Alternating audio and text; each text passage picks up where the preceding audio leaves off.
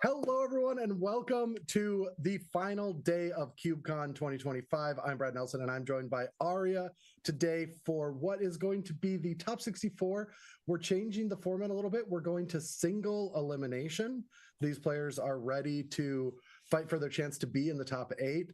And we've got such an exciting Cube coming this next round. So for anyone at home that doesn't know what Cube is a curated list of cards that people put into draft packs and they draft with their friends. You can find it on Magic Online in the Vintage Cube and Magic Arena with other various sorts of cubes. But here in Madison, Wisconsin, they go hard. And for the last 3 or 4 years now, there has been a massive cube tournament with just a large assortment of different variations of cubes. If you're ever interested in checking that out, I am going to find that link to all of the different decks because I've been exploring all of these different cubes. So Aria, I do have to ask you though, do you have a lot of experience with Cube? I have cubed so much. I love playing Vintage Cube online. I love playing various other cubes online. I'm one of those people who weirdly likes cubing like a little bit competitively, trying to win. So like commentating this event, top 64 is kind of perfect for me. And then I work at Wizards, and if there's one thing designers love, it's building their own cubes. So there's probably like 7 or 8 cubes friends of mine have. It's way more than that actually, because people have like 2 each. So there's like somewhere in the 10 to 15 cubes of people I know have in rotation. So I feel like I end up cube drafting a lot. That is amazing. Yeah. So this was the entire structure. There was 4 days of competition, just an entire huge, amazing convention of people coming together. But we are down to that top 64 now. So there are going to be 8 different cubes for 64 players. And then the winner of each of those is going to go into that top 8 draft, which is the Vintage Cube, actually. So I am a little jealous not getting to do the Vintage Cube, but we're kind of close to that with this because we get to do what is called the Old Border Cube, which I've got enough gray in my beard now that I recognize a lot of these cards. But yeah, so this entire weekend, we've had such an amazing cast of commentators. Last night, I was able to host alongside Gabriel Nassif when we went through the Control Cube. So that was actually just kind of a masterclass, getting to ask Gabriel a lot of those tough decisions, which was a whole lot of fun. But yeah, and we're all here because we are raising money for the Suicide Prevention American Foundation. So exclamation donate in the chat. I'll get that for everyone, a link in there. And there's a lot of rewards. So you can donate or you can look through and pick up a lot of these cool and interesting things. The thing that I'm most interested in is that CubeCon 2025 table mat. And so after this, I'm going to look into it. I said I would last night, but we went a little long with the Control Cube not shocking. And I immediately turned the lights off and went upstairs, had to take care of some dogs. But yeah, so for this cube in particular, we are doing the Old Border foil cube, which is, at first I was like, wait, foils and coverage, that's a challenge, right? But at least they're Old Border, so it's not cards that I won't recognize all the new variations of cards. That's my struggle. But I'm pretty sure that you might have a challenge with cards from the early 2000s and even earlier in the 1990s. Yeah, it's recognizing the cards maybe going to be a bit difficult. I talk a lot about Magic, so I know a lot about cards, but this is definitely harkening back to an era before even before I was playing like professional or competitive Magic. And if you start going like really far back, like if you go to the early end of this cube, there's literally some cards in there from like the mid 90s and like before I was born. So I'm gonna have a bit of a hard time recognizing the cards by art, but of course I know the names of all the classics, and I'm really excited to see this like kind of snapshot of time for this cube that is like harkens back to this era from before I even played Magic. I would be shocked that you wouldn't know like 80 or 90% of these cards, in all honesty, because a lot of them have seen play in competitive formats that you might have been interested in or you've seen throughout the years. But yeah, so a little bit more about this cube. It is not just cards from Onslaught and before, because that's when the borders changed. Any cards that got an upgrade to an old border are also in here. Even some of the cards like in MH3, like Rishadan Dockhand. So we are going to be following Jarvis Yu, who we got to see get a 2-1 close to winning the final draft yesterday in the control. He just piloted a mono blue deck to perfection and is sifting through. So what we see right there is a Mirari's Wake, an extremely powerful card. It is not only an anthem for +1/+1 on all of your creatures, but it also is a mana flare for you. So you're allowed to tap lands for an additional mana. Yeah, and it's gonna be interesting to see like how this draft compares to a lot of our normal cubes, like a lot of our cubes that include more like modern cards. Where there's a lot of stuff that's there's a lot of stuff that way back in the day was super powerful, but there's a whole space of effects that have like gotten a lot stronger in recent years. And Mirari's Wake is like kind of one of that sort of those sort of effects, right? Where it's like the scaling, like builds in the late game kind of constructive effect that there weren't very many strong ones off back then. Most of the stuff then was like more more sort of like direct 1-for-1, direct interaction focused, and so like it's a pretty limited effect in a cube like this, so it makes a lot of sense to see Jarvis pick that early. Yeah, and speaking of limited effects from back then, we saw the second pick of Route. Do you know that one? I believe that is a board wipe. I know because it was in dual decks I played with when I was first learning Magic. Yeah, well, whoever just put that on coverage, I guess that's probably not when. I don't even know if I'm able to call that up or not. But yeah, for 2 more mana, it can be an instant, which is a really cool. And then a Stroke of Genius. So potentially going really hard into this Wake strategy. And there are cards in this that you can get that Mirari's Wake. So right there, the Academy Rector, I was going to say, is a great pickup right now, just being able to give you that consistency for that Wake deck. Yeah, there's a like kind of a very coherent set of like 2 or 3 picks, like Rector or Stroke plus Board Wipe plus Mirari's Wake. That's telling you what to do. Any 2 of these 3 cards works really nicely together. Yeah, and it is interesting because these players, it's not like the top 128 draft where you got to play all 3 rounds, and if you won 2 of your 3 matches, you get to move on. Here you have to 3-0. So there's only one player leaving this table going to the top 8. And those decisions, can be very interesting. Do you go for consistency or do you go for that really big payoff? And so we might see players having to make those decisions.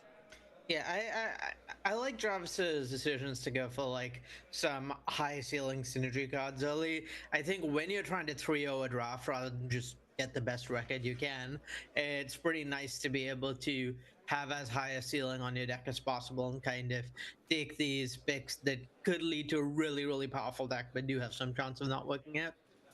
Yeah, one of the things that I often did too many times during my pro career was I did well on day 1 of a pro tour, and I'm sitting at the draft in day 2, and after looking at pack 1, it just looks like a fresh pack, and I was like, oh no, something went wrong.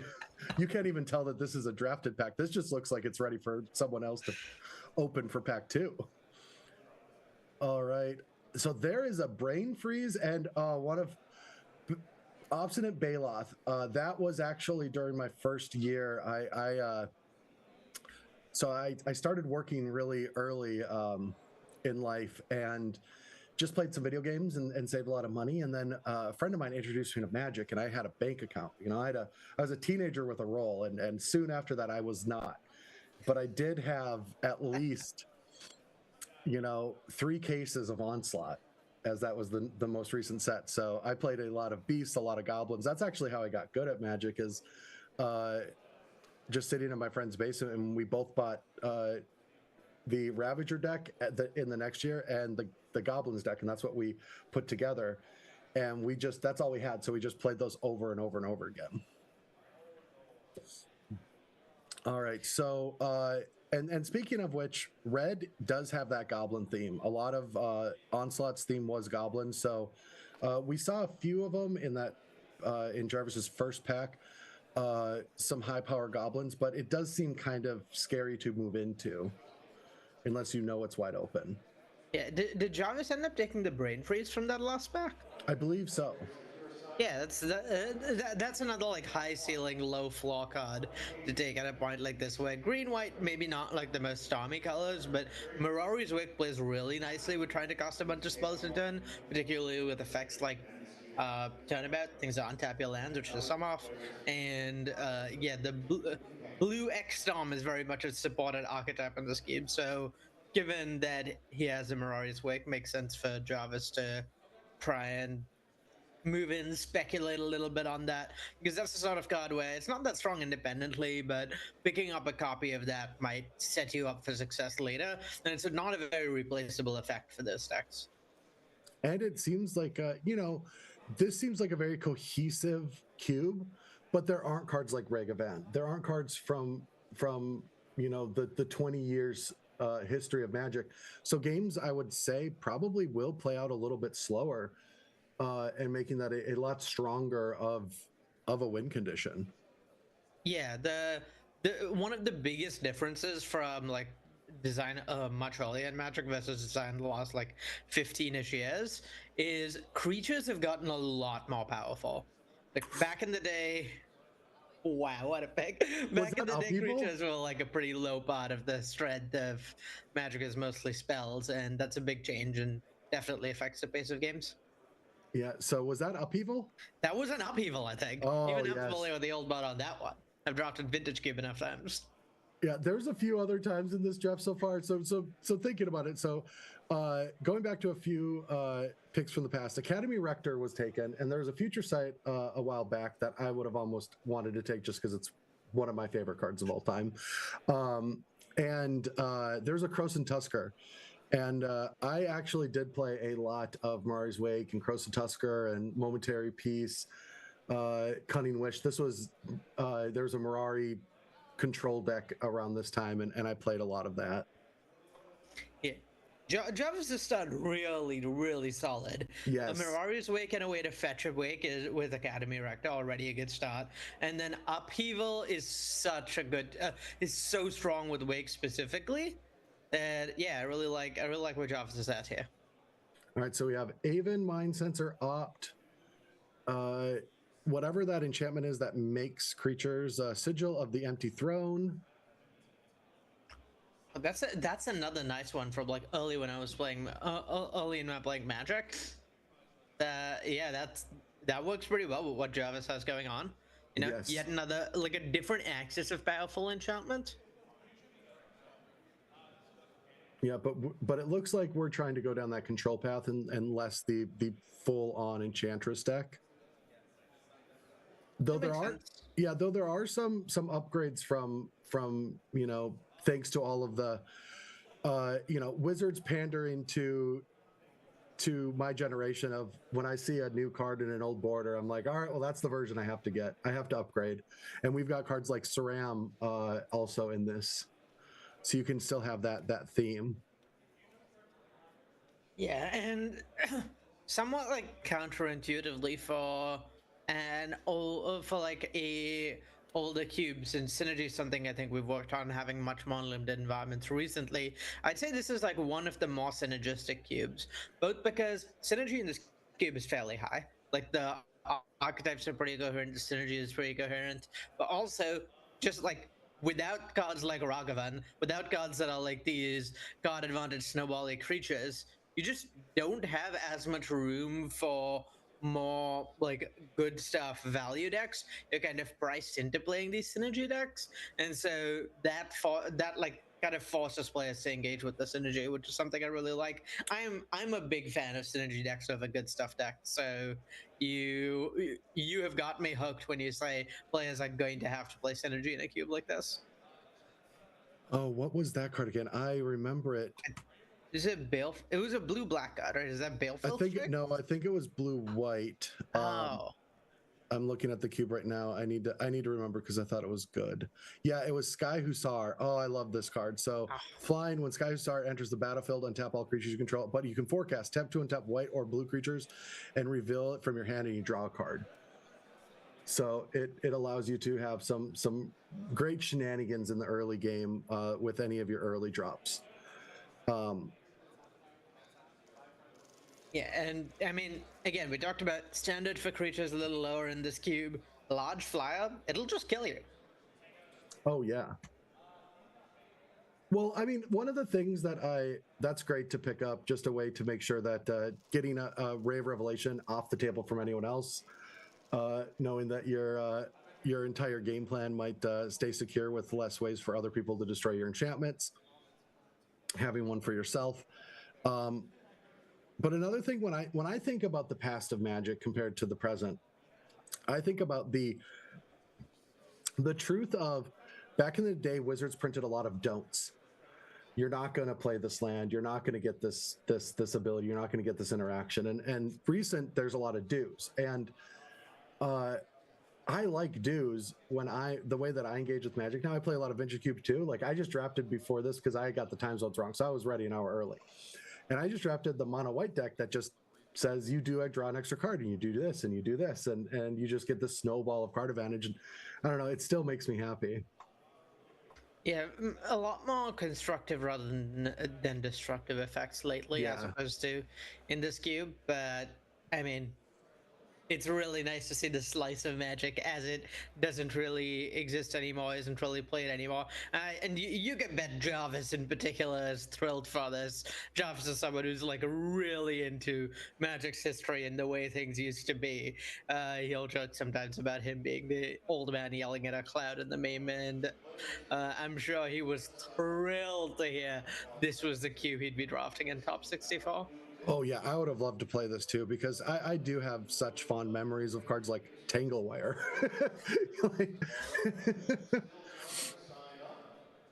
That is not the type of card that you make friends with in this day and age. And we see Jarvis's first pack. We've got Absorb. We've got what looks to be a very good blue-white control shell right now with a splash of that Mirari's Wake. And I really like what's going on here. The nice thing about Mirari's Wake is that like it bumps your creatures. It can be part of a more creature-focused strategy, but also most control decks like having 12 mana on turn 6. So you know. Oh yeah, untapping with this card, you just get to do whatever you want. Yeah, it's gonna be interesting. It's gonna be interesting to see whether Jarvis is able to pick up anything else that works with the Academy Rector to sort of like provide some sort of fork where this Rector can both get him a powerful threat and get him a mana engine, because currently it can only do the latter.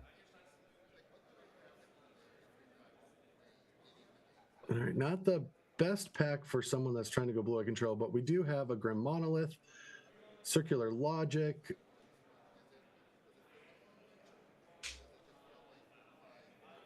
Yeah, kind of interested to see how much Jarvis leans into that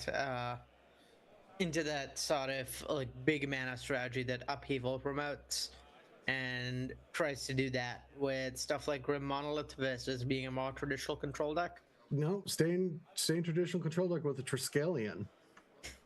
Now that's an old school one. That is old. Yeah.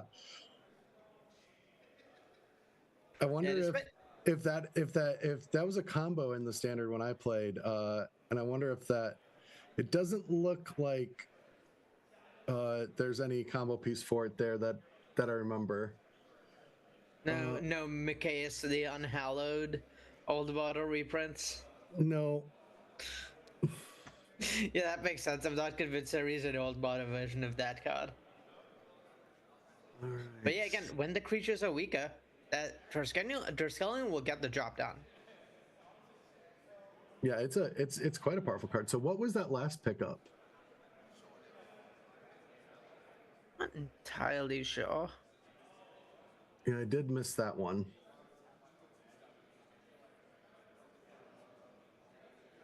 If only Jarvis was just angled a little bit further to the camera.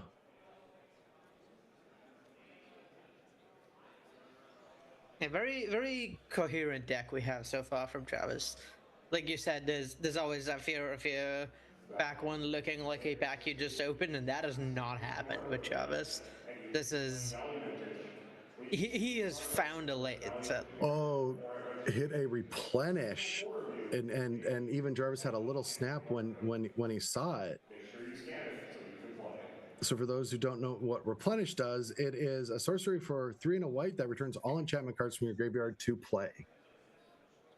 Yeah, replenish is called out as like a pretty strong part of the whole like package in this in these colors. Like the blue, white, green decks are called out as like having these controlling enchantment and like synergies, and specifically running replenish. So definitely a supported theme for Jarvis to be doing in these colors, even if his deck isn't the best setup for it right now. Yeah, easy pickup here. Brushlands already has a strategy in place. Not a lot in the pack to worry about for hating or for the deck, so let's just get some fixing. I think it's really important when you have a 3-color deck to start aggressively prioritizing fixing to make sure your deck is functional. So yeah, I really like picking up the Brushland there. Particularly given how once one player's on a 3-color deck, they kind of skew a lot of the draft board around them. Like, say I'm to your right and I'm picking 3 colors. There's going to be like slightly shallower. All 3 of those colors are going to be slightly shallower. So if you're any of those, you're kind of incentivized to go into another color as well. So it can have this sort of cascading effect on the draft, depending on the sort of cards you're taking and how many people are trying to do this. So I like evaluating that fixing is really important in a spot like this. Yeah, well, what we saw picked up right now, oh, that's also one of my favorites, is a Battle Screech, also to go with that Sky Hussar. But we did take a card that we have to take, which is Treachery. Just an unbelievably powerful card. Yeah. It is, 3 and a blue, still something, and get my lands back. Yeah, it's basically a free mind control. Sometimes it's stuff like Mirari's Wake. It's more than a free mind control. It's a mind control plus a ritual. And this is like this has got to be one of like the power outliers in this cube, right? Like in Treachery has historically been one of the more powerful cards in Vintage Cube. So certainly in a cube that is like much more restrictive in the space of what it has, Treachery only gets stronger, particularly with all these effects it synergizes with untapping lands, stuff like Academy, Rector. So yeah, a really, really nice pickup for Travis. And another huge pickup there was that Tundra. Found that Tundra, found that dual land. So now any fetch land that is either blue or white will be able to find both colors, both base colors. And is that a Powder Keg and a Mind Stone? Yeah, Powder Keg is one that's from before my time, so I can't say I'm familiar, but I know what Mind Stone does. Oh, Powder Keg is it is the engineered explosive of days past. It is 2 colorless. At the beginning of your upkeep, you may put a fuse counter on Powder Keg, and then you can tap, sack, and destroy everything with that many Powder Kegs on it. I see. A good effect to have access to when you're playing a more controlling deck. But it is slow. That certainly true.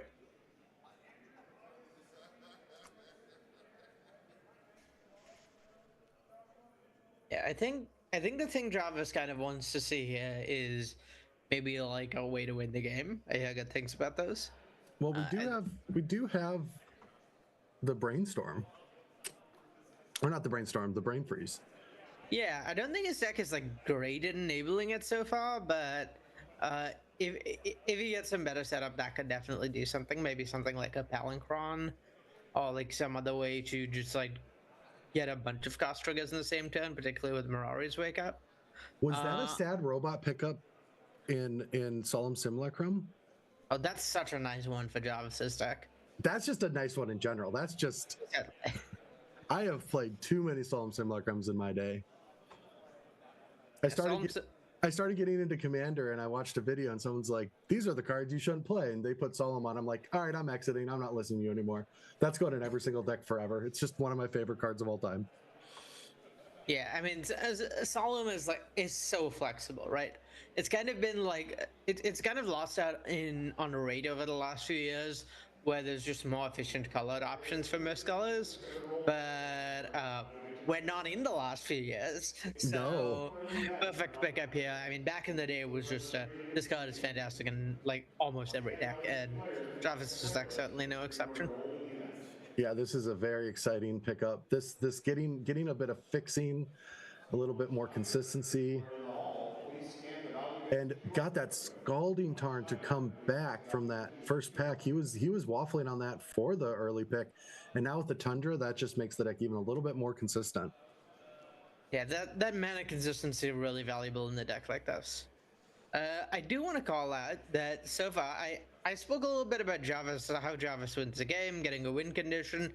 That's not technically necessary because in addition to the duels, there is a one card in this cube that breaks the multiples rule, and it's Gaia's Blessing to specifically make like a win condition less control a more viable option. I believe somewhere in this cube there is a card that is Gaia's Blessing that when you draft it, you get 2 copies of it instead of just one. The one break to the singleton rule. And I'm somewhat curious whether Jarvis will end up in a deck that tries to kind of win with that, an upheaval and route, and not really bothering to, actually kill your opponent, letting decking did do he that pick that instead. up? I think he might have, I'm not sure. I'm not super familiar with what the art looks like. If I had to guess, that was a quick deep analysis pick. Another nice one. Yeah, just very coherent control strategy. I think Jarvis is like a little light on interaction to go with the card draw. Like we've seen a few different card draw spells. We have Route as a really powerful piece of interaction, but not much beyond that. So very much what he'll be looking for from. It is so sad to see a Battle Screech go that late. It pains me. Yeah, that card's no joke. No, it is not. I've played with it against it in Pauper. I've played with it against it in various cubes and limited environments. One of my favorite MH1 cards. So, MH1? I think that's just yes, yeah. It is, and that's a testament to how good it was back then as well. Yeah, it's good enough to like hold up to modern heuristics for creature generation. So, it certainly seems extremely powerful when you get an older format like this. Yeah, and actually, one of the last cards I just want to make a shout out to Days Past. There's a Mutilate in the packs, and I don't know if you know what Mutilate does. It's a board wipe for swamps. All creatures get -1/-1 equal to the number of swamps. But I remember when I saw that card in the first year that I was playing, I was like, "This is the game for me." It was just like the horror elements, just getting to see all the different art, and that was the card that really showed me what Magic actually can be, from not just the game mechanics, but from the actual lore and aesthetics of it. Yeah, a lot of this old school art does a really good job capturing the various, no, not just one vision, but like the various axes of Magic art and flavor. Unfortunately, while Travis would love a board wipe, I don't think Mutilate is gonna cut it in this deck. Oh, it will not. No, there's really just Wrath of God left as great board wipes, but there's also a lot of great enchantments that can also protect you. Picking up things like Solitary Confinement and strategies to build around that. Yeah, I'm not sure what Jarvis's like efficient 1-for-1 interaction looks like at this point that he could pick up. But that's kind of another thing he wants. Just like counter magic removal spells would be nice. I think he passed a Mystic Snake in pack 1 that didn't wiggle, so it's probably someone at least in those colors. All right, Exalted Angel. There's that Saram and a Rishadan Port. So Exalted Angel was in those OG decks. It does feel like if you don't need to interact with some of the smaller creatures hitting you, maybe thinking about Grisly Fate. 3 colors, double green, make 2 bears, but if you have Threshold, it's 4 instead, and the card also has flashback. That's a lot of bears. Yeah, taking Exalted Angel, that was that card was an all-star back in the day. Yeah, at this point, Jarvis is shaping up to be like somewhere between slow mid range and control, where it does look to win games with just like really powerful threats some amount of the time. We've got a Psychic Blast as some interaction, a Werebear, Llanowar Elves. Jarvis missing out on the opportunity for a sweet bear type all deck.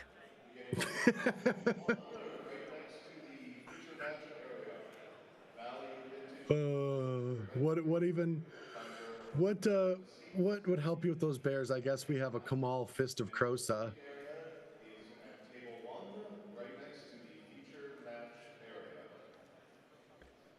All right, gonna go with the Llanowar Elves. Kind of a fork in the road there for Jarvis, where options are ramp spell to play into this like more mid-rangey creature based deck versus brainstorm to play into this more interaction and control deck.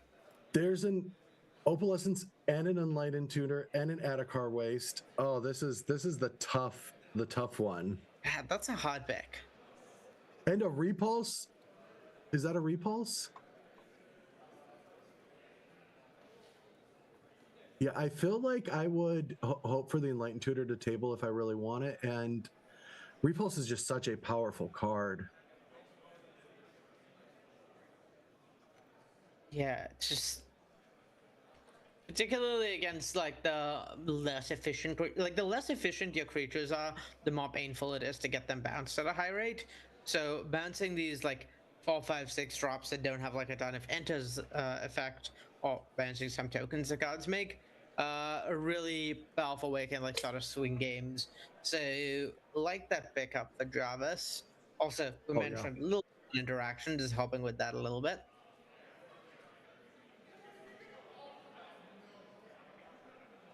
Oh, I even missed the Plow Under pickup. That's Plow Under, right? It might be. Gosh, that's one of the cards that, like, I remember sort of getting me into Cube, like seeing Vintage Cube and seeing, oh, you can double Stone Radio Boat on like turn 3. Okay, this is the format for me. I don't get to do this normally. I do feel like cards like Plow Under are that fork in the road. It's like, you now work at Wizards because you didn't say, I don't want to do that. I'll just stick to my casual, like my casual games. I'm not going to play with this card. Yeah, it's a pretty prime example of the difference between, for me, between having my designer hat on versus having my player hat on. I know the things that I like are not necessarily the best for the game. All right, so Seal of Primordium, Akroma, Wild Growth. Or that's Seal of Cleansing. Seal of Primordia is the green one, but same card, time shifted.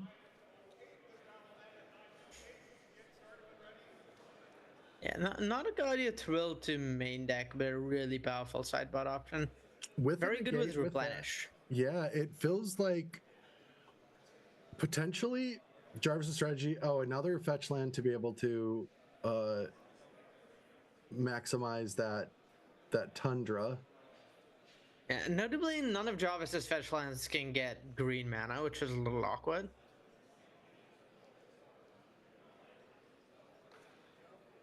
Maybe they can. Maybe that wasn't Tundra. Yeah, I think Jarvis took like a red-green fetcher duel there. No, that was Wooded Foothills for sure. Yeah. Okay. So. But I'm just wondering if there is if it wasn't Tundra, it was actually Savannah that he picked up. Ooh, Wall of Blossoms. And I think that's an Enchantress's presence. It is. Tough pick for Jarvis. Talk about Fox in the road. There's a lot of like, which of these 2 or 3 directions are you really going to structure your deck in? I feel like there's not a ton for that. I guess maybe there is, but Wall of Blossoms, it's just those consistencies, you know, something that you can play on turn 2, get something on the board. I think there was a quick enchantment count from Jarvis. Hoping that Wild Growth comes back. Yeah, we saw him kind of look at like a red-white duel. be like a Sacred Foundry, and Yavimaya Coast. Yeah, like you get in some pretty interesting spots with a bunch of fetches in your deck.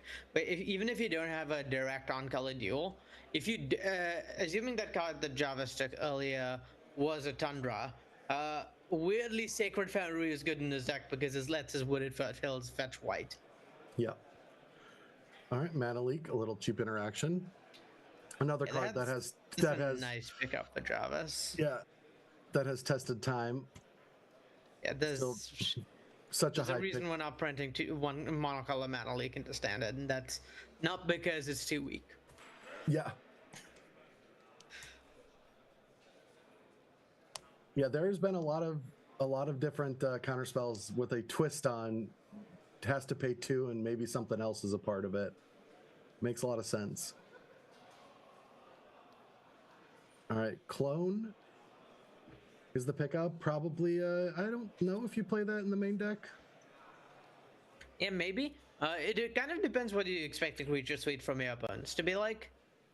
Certainly, I don't think Jarvis's deck is like super exciting to copy stuff from. There's only a few powerful threats, but if you expect your opponents to be running a bunch of like big dumb creatures, then Clone is kind of a pretty good card to help win those games. Yeah, it does seem like Jarvis has prioritized enchantment and artifact removal. And I'm just taking a look through the cube because I'm wondering, you know, there are definitely cards that, you know, by taking them, the 7 players can't use them against Jarvis, and you do have to win the draft pod, right? I believe there's a little bit more coming through. All right.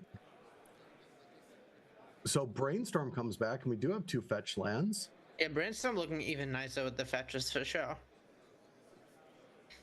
I think the last time we saw Jarvis had like 1 fetch maybe, but yeah, 2nd fetch does a lot. Brainstorm is a fine to medium cantrip, is like a medium to medium minus cantrip when you don't have any ways of shuffling your deck, but as soon as you have like a couple of ways of shuffling your deck, it becomes the best cantrip ever printed, assuming you don't count Ancestral Recall. Yeah, and even there, we still have those situational times, like an Academy Rector being able to brainstorm, potentially put something back into your deck. You're right. You heard it here first. Brainstorm more powerful than Ancestral Recall. Oh, I'm not saying no.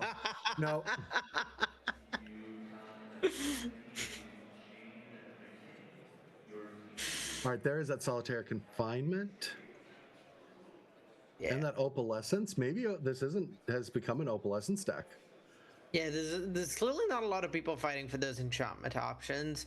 It's not clear to me that Jarvis has the density of them to make for like a really strong Enchantress deck. Like this is still fundamentally like a mid-rangey, like sort of control-y deck, but there might be like an enchantment package in there. Oh, and an Eternal Dragon? That's a blast of the past. I hear all these stories from my coworkers and friends about what playing with that card was like. Oh, it was good. It was a lot of fun to play with. It'll win you the game on its own eventually, sort of. So.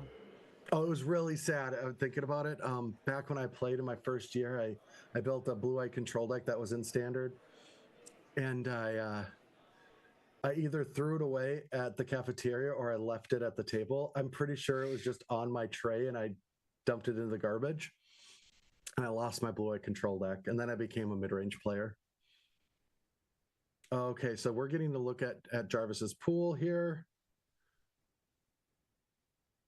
Yeah, definitely playing bands, definitely playing like a lot of the more controlling stuff. It's not clear to me whether the enchantment package is going to get that or not, particularly with the cards among it that are like kind of not the most impressive always or in all situations. Something like Opalescence, really good sometimes, and not just like a generically strong card. So yeah, I need to figure out what the card in column 2, row 2 is. Parallax Tide. Oh, now that's what I've been trying. Well, that's a card. Yep. What? I I kept being sad that Parallax Dinos never read Cube what Parallax Wave was. Yeah, okay. Yeah, let's put Armageddon back in too. Why don't we? And get that blow under. If I had a nickel for every like randomly powerful land destruction effect in Jarvis's deck, I'd actually have like 3 nickels. That's like that and Blow Under and Upheaval. Like there's a lot of land destruction. There is. You better not be missing land drops against Jarvis, let me tell you. Yeah, you better stay aggressive. Be aggressive. Be that goblin deck that was going around the table, which I don't think anyone is. But yeah, let's take a look again what we're here for. We are raising money for the American Foundation for Suicide Prevention. And that's what we've been doing all week long. So please take a look here. I'll get the link in chat for you. You can look through all the cool rewards that you can pick up. But with that, I think we are going to be taking a short break before we get to round 1. And so let's take a short break, and we'll be back hopefully watching Jarvis with this Mirari's Weight Control deck, which is a complete blast of the past, exactly when I started Magic. I can't wait to see what happens. Hey, what's up, y'all? My name is Harrison, also known as IsItSkill. I'm from Milwaukee, Wisconsin, and I'm excited to tell you about my Epic Experiment Cube that'll be at this year's CubeCon. This is a splashy Spellslinger environment where each drafter starts their draft with 2 copies of Epic Experiment. Their inclusion in your deck is optional, but it is encouraged, and it's supported by a unique density of instants, sorceries, and premium mana fixing. This is a color-skewed cube that leans towards red, blue, and green, but there are plenty of powerful white and black cards to pull you into those colors. Now let me tell you about some of my favorite archetypes that you might see. Okay, for archetypes we have your classic burn deck, a package that I like to call Spelltwine Reanimator, Go Wide Token Aggro, your classic Control Shell, Go Tall tokens with Populate, Domain Ramp, Flashback Synergies, and Self-Mill Deck Looping featuring Laboratory Maniac. All of these archetypes use Epic Experiment in one way or another to support them, and there's also packages of other micro synergies that are present, including Madness, Amass, Food, Crimes, Dragons, and Graveyard Lands. So what is the modular cube? Well, it's all about the modular ability. No, that's a lie. There is a lot of cards that care about counters in this cube, however, but that's not all it's about. No, it's actually called modular because normally there's a few different modules that can be mixed in, but in this CubeCon version, though, you don't have to worry about that. It's just about the archetypes, the synergies, of which there's a lot of emergent synergies, things that overlap across the archetypes. Lots of cards, both familiar and unfamiliar, that you can mash together into something new, hopefully. Yeah, here you'll see things like slivers, both the old ones and the new ones. You'll even see them in duplicates and across all 5 colors. You'll see some pretty big power outliers, but recontextualized in a way that they won't run away with the game. You'll see a few of the weaker conspiracies and several alternate win conditions. You'll find that removal is good, but it's not great. The multicolored cards should all be fairly obvious signposts that'll pull you in a specific direction.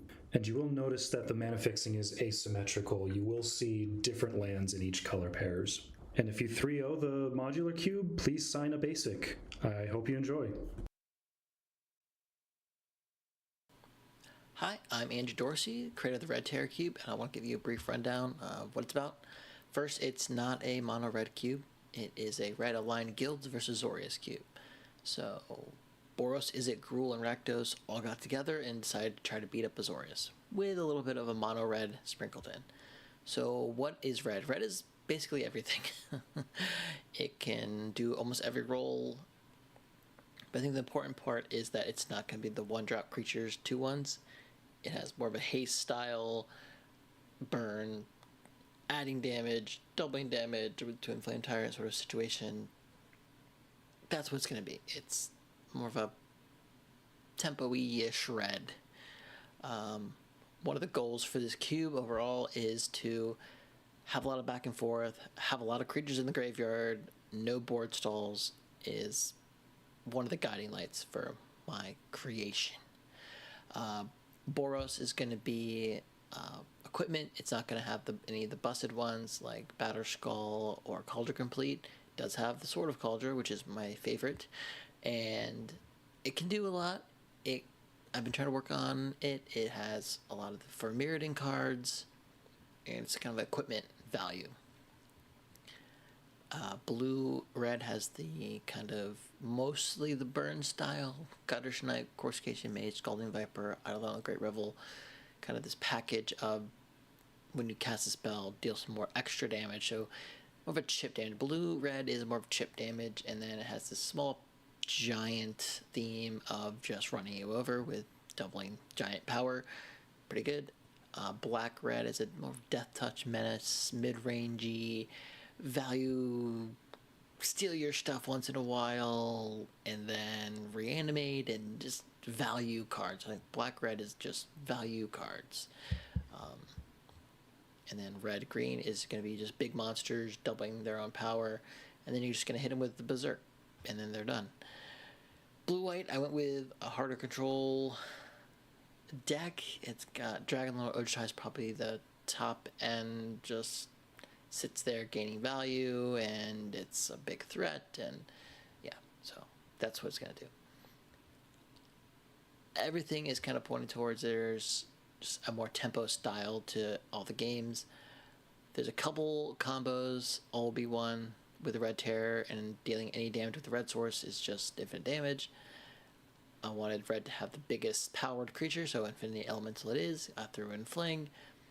There's some other kind of combo-y cards, but these are kind of 4 one-turn kill combos. You get them, then you win. I like combos, so there you go. I hope you guys, everyone that wants to play, enjoys themselves. So see you there. Hi, CubeCon. My name's Brian. Hello, everyone. We are back for round 1. I'm Brad Nelson. I'm joined by Arya, all the way from coast to coast. I'm on the east, you're on the west, and you're up very early for this top 64 of CubeCon. Yeah, it was. I will admit that I got less sleep than I normally like to, but oh my god, has it been worth it? I love Gaussian Cube. That is amazing. Yeah. So we are about to get into Jarvis's match, but before that, we want to throw up the American Foundation for Suicide Prevention. What we're all here for, we are getting donations for suicide prevention. You can check chat here. I will throw that link in. You can get that, but also there's rewards. So you can get some cool merch from the CubeCon 2025, including my favorite, which is the full table playmat that is completely psychedelic. I love that. Is that a custom art for the event itself? Yeah, that is impressive. Yeah, that is custom art for the event itself. That is just beautiful. And if you could chip in just a little bit, even if you don't want to donate up to the incentives I can't afford to right now, this is a cause that's really like personally impactful to a lot of us working at this event, and it would mean a lot. All right, so we've got Benjamin White's on the right, playing green-white beatdown Enchantress, with Jarvis Yu on the left, playing Bant, pretty much enchantment control. Yeah, I think we might have like a slight mistake in the names. There are 2 Benjamins in this pod, and this is a different Benjamin. Oh, yeah, Benjamin it is. Yeah, it's Benjamin Wagner. Yeah. I was thinking for a second, I was like, there's a mask, but I'm not sure that. I guess I haven't seen Whites in a couple of years, but I haven't seen Whites. It checks out 3 days. Yeah, I would be shocked if the parents have changed that much. That's good. Yeah. So Benjamin played Aven Mind Sensor at end of turn. That's going to stop any search shenanigans or make Jarvis need to be lucky. But luckily, Jarvis got that rampant growth down early. Yeah, Jarvis does still have 2 fetches that have somewhat limited targets in his deck, so may miss if he's looking at the top 4, and does have Academy Rector, so Mind Sense are pretty relevant in this matchup. All right. So that Wasteland took out the Colosseum and Elvish Mystic down, missing a land drop.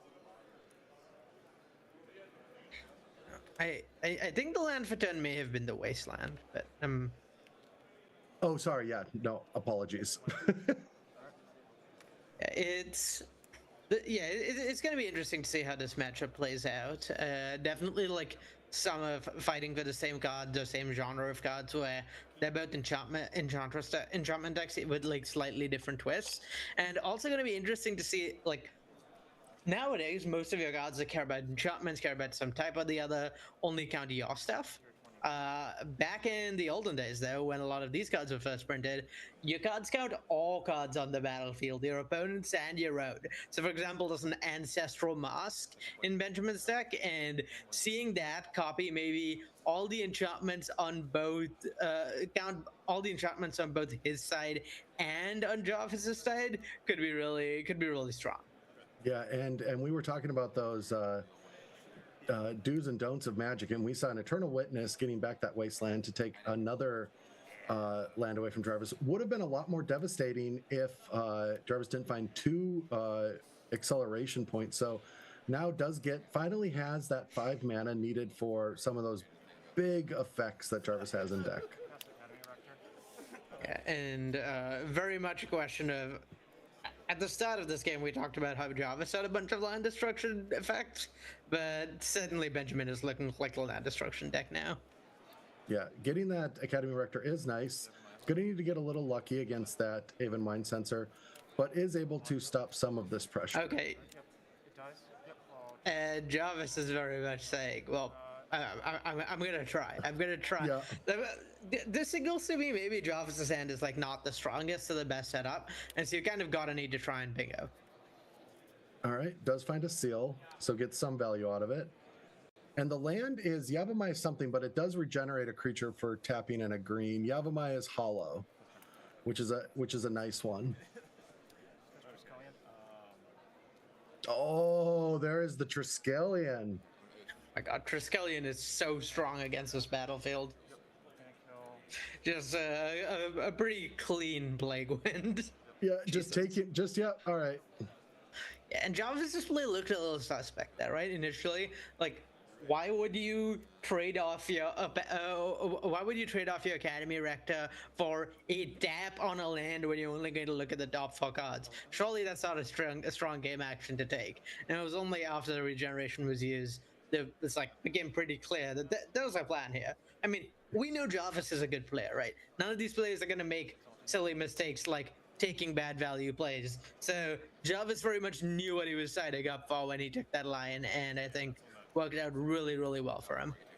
Yeah, and just seeing, the one thing that we're talking about is the old border foil cube, which makes this even so much more beautiful. And seeing that foil Exalted Angel, my inner child is healing right now. All right, so we see Call of the Herd get flashed back and is attacking into an Exalted Angel.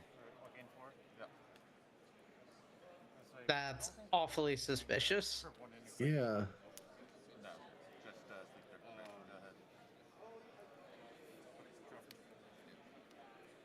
Yeah, kind of don't have access to like the full list for Benjamin's deck, and I'm somewhat curious to see like what the reasoning is there, what like is playing around or playing into, because I mean it could all be these that players didn't get here by being bad at Magic. So no, but the other thing is, it's very hard to race an Exalted Angel, and so maybe you're saying, hey, I just have to hope that Jarvis thinks that I have a pump spell, and this is worth. Oh yeah, that might make sense. Just going for something of a bluff attack.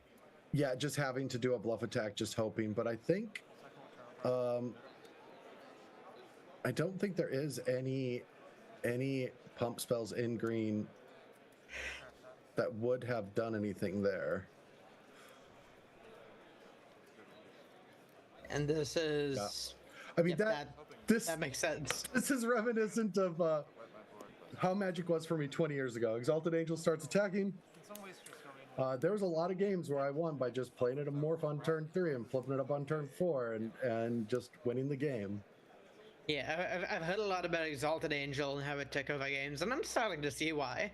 Just Flying Lifelink is tough to beat. Yeah, actually, while the players are looking through and sideboarding, I'll tell a fun story. So this was back in my first month of playing Magic. Oh no, it's going too fast. All right, we'll have to hold off on it. I hope it's your game. Oh. All right. So Ben starts off with the planes, and Jarvis is getting that ramp action. That's the problem. See, I always have a problem. So it wasn't a Wooded Foothills; it was a Stomping Grounds that was picked up. I see. It's hard to tell with the red green. Yeah. Suntel Hawk on the other side. I think that's Suntel Hawk. Yes. Okay, so that Stomping Grounds actually makes Jarvis's meta look even better than we thought it was before, because that's fully just 3 different colors that Scalding Taunt can get. The red toss lets it get Stomping Ground, and there's already a Tundra, so that's just, this is a land of any color now, which is really powerful. Yeah, I'm gonna make a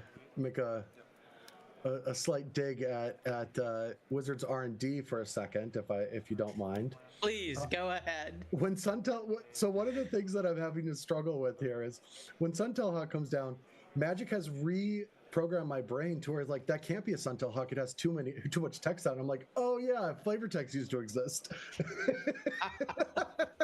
I was like, what is that ability? That is a lot of an ability on a 1-drop. The cool ability Suntail Hawk has is having sick ass flavor text. Yeah.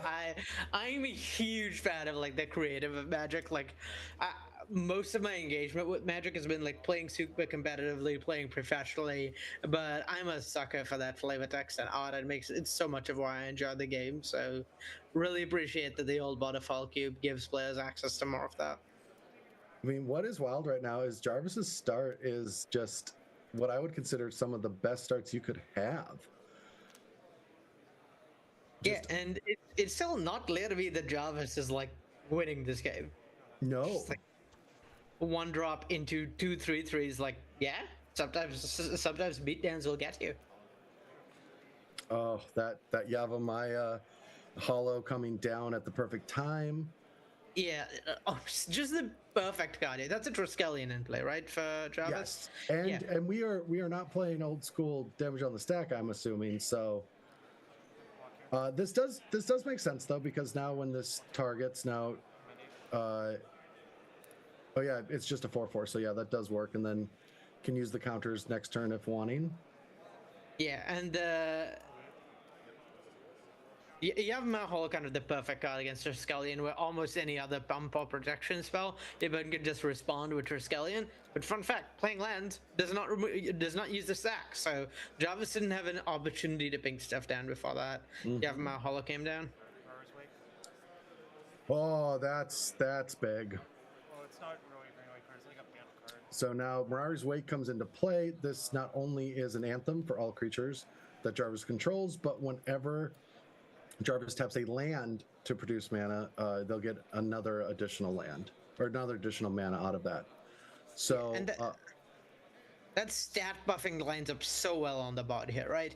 Now the Solemn Simulacrum can trade with a 3/3. Now the Triskelion can use a counter and still be able to block a 3/3. Like the numbers just line up perfectly for Jarvis. He went from being like in a pretty tough spot to being reasonably well off.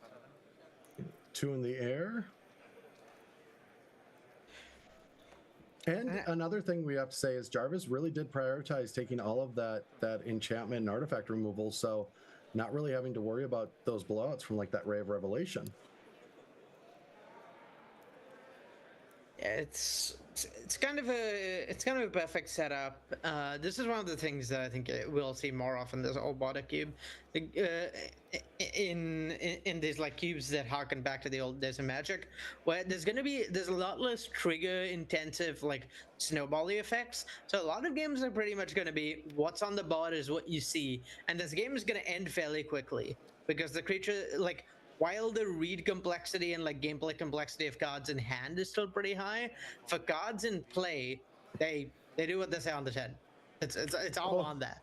So, I know what's happening here. There's only one god in Jarvis's deck that makes you count the amount of mana you're floating. Oh, this is interesting. This has got to be upheaval, right? No, it is just. Oh yeah, it's treachery. Okay, it's treachery means you don't really need the upheaval. I can't imagine Jarvis uses all this mana unless it's treachery into upheaval. Eternal Dragon.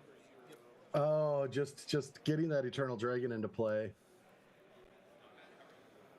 Classic treachery out of Suntail Hawk moment. And with that little shuffle, I saw Absorb as well. So this is just locked up. Yeah, this game looks really over then.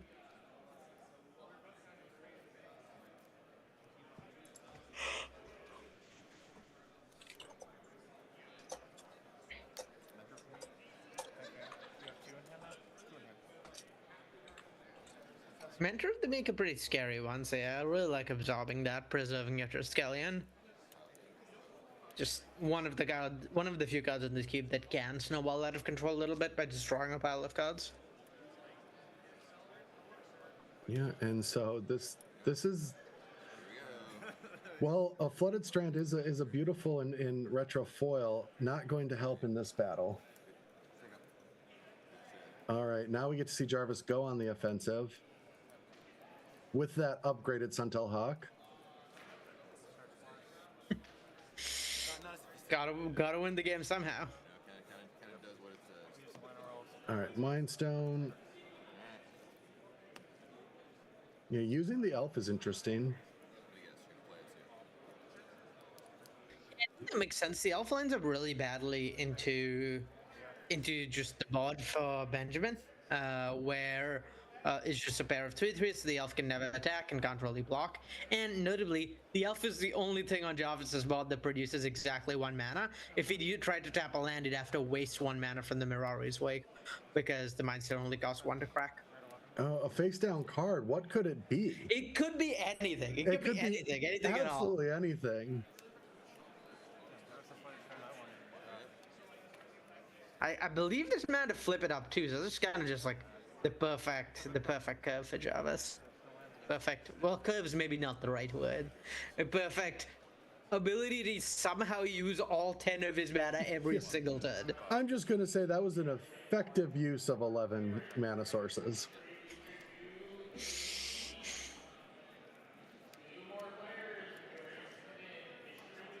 In Benjamin's seat, you got to be thinking, how am I winning this game? Like, what are my outs? Because I don't even think it's that. It's how do I not lose next turn?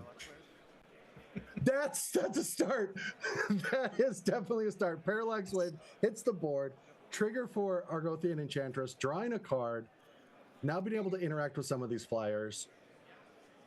Yeah, I think that answers the question. The way this game is on is Parallax Wave buys time, and then you kind of draw out of it with the Enchantress. No Seal of Cleansing type effects of Benjamin's own. So there's not going to be any of the kind of nasty activate Parallax Wave like a bunch of times, target your board, and then destroy it in response to your stuff is gone forever.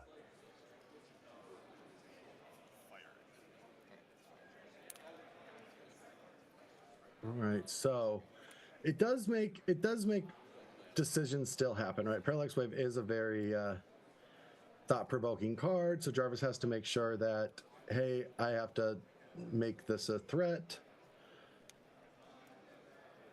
Yeah, you gotta start pressuring that Parallax Wave, sort of forcing Benjamin to use it, just so that you get your creatures back sooner. You get to set up in a position where you can apply pressure sooner rather than later. And Jarvis's life total is not high. No. All right. Playing Intuition. Okay. Oh, so, and this can get Ray of Revelation if that has to be in the deck now. So I'd say maybe like a Ray of Revelation, Upheaval, and Route maybe. I mean maybe. I think anything really just gets the job done here. Just any good stuff. Just being able to have that Ray of Revelation if Jarvis boarded it in. Yeah. Nope, not there. What is that blue card? I think it's Repulse. Is it Collective Restraint? It is Collective Restraint and Oh. Repulse.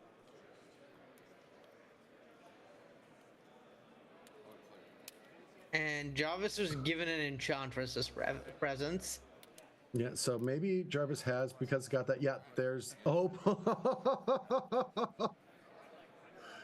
there's that Opalescence. That Parallax Wave is not long for this world. It is. Opalescence is double-sided, right? Yes, Opalescence is power. It's each other global enchantment is a creature with power and toughness equal to the converted mana cost. It's still an enchantment.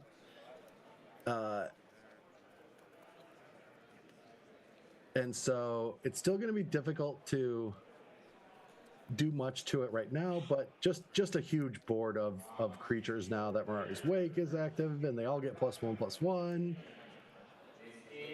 Yeah. Unfortunately, the Driskelion is 1 point short of actually being able to kill that Parallax Wave. But it does mean no attacks with it, really.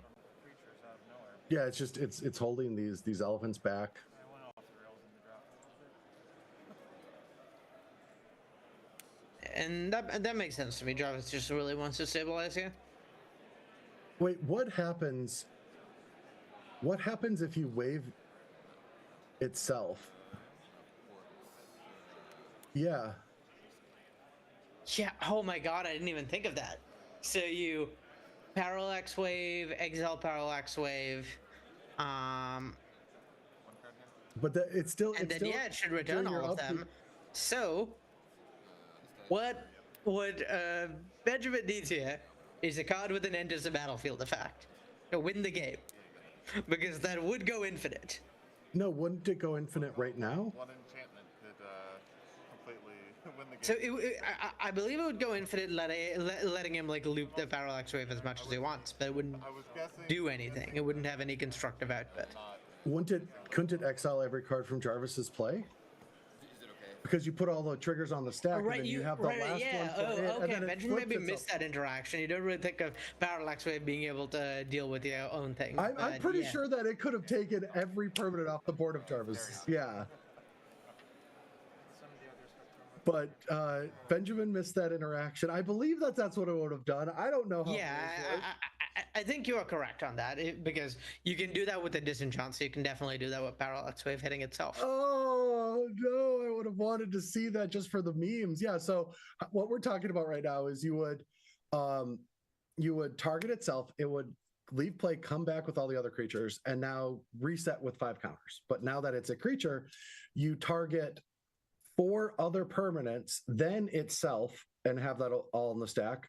So the first trigger will resolve, exiling it and bringing it back, and then exile 4 of Jarvis's creatures. Yeah, And and because because it's templated like these effects used to be. Like nowadays, when we make cards like this, like Banishing Light, they exile until this leaves the battlefield. So there's no like stacking triggers sequencing. A Parallax Wave has 2 separate abilities: one that exiles a creature, another one that returns all the creatures exiled with it. So if it leaves play before the exile target creature resolves, those creatures are just never coming back. Because it's considered a different card. It has the same name, but it's just a different card. So Legally distinct Parallax Wave 2. yes, and so that could have gotten every permanent, eventually targeting the Opalescence at the end and flipping itself. So the board would have reset with a Parallax Wave at 5 with Jarvis having nothing, but did not see it. That would have been fun to watch. But anyway, we move on, and we are going to once again be showing you the KubeCon 2025. The reason why we're doing this, we are raising money for the American Foundation for Suicide Prevention. It's a wonderful cause, and if you have any ability to donate for this, please do so, and look at all the rewards that we have. But we are moving to a break. Thank you, Arya, for the first of what hopefully we're going to get to see 4 additional matches in this cube. I can't wait. We're going to take a quick break, and then we'll be back for another match in round 1. Hey, what's up, y'all? My name is Harrison, also known as Is It Skill. I'm from Milwaukee, Wisconsin, and I'm excited to tell you about my Epic Experiment Cube that'll be at this year's CubeCon. This is a splashy Spellslinger environment where each drafter starts their draft with 2 copies of Epic Experiment. Their inclusion in your deck is optional, but it is encouraged, and it's supported by a unique density of instants, sorceries, and premium mana fixing. There's a color-skewed cube that leans towards red, blue, and green, but there are plenty of powerful white and black cards to pull you into those colors. Now let me tell you about some of my favorite archetypes that you might see. Okay, for archetypes, we have your classic burn deck, a package that I like to call Spelltwine Reanimator,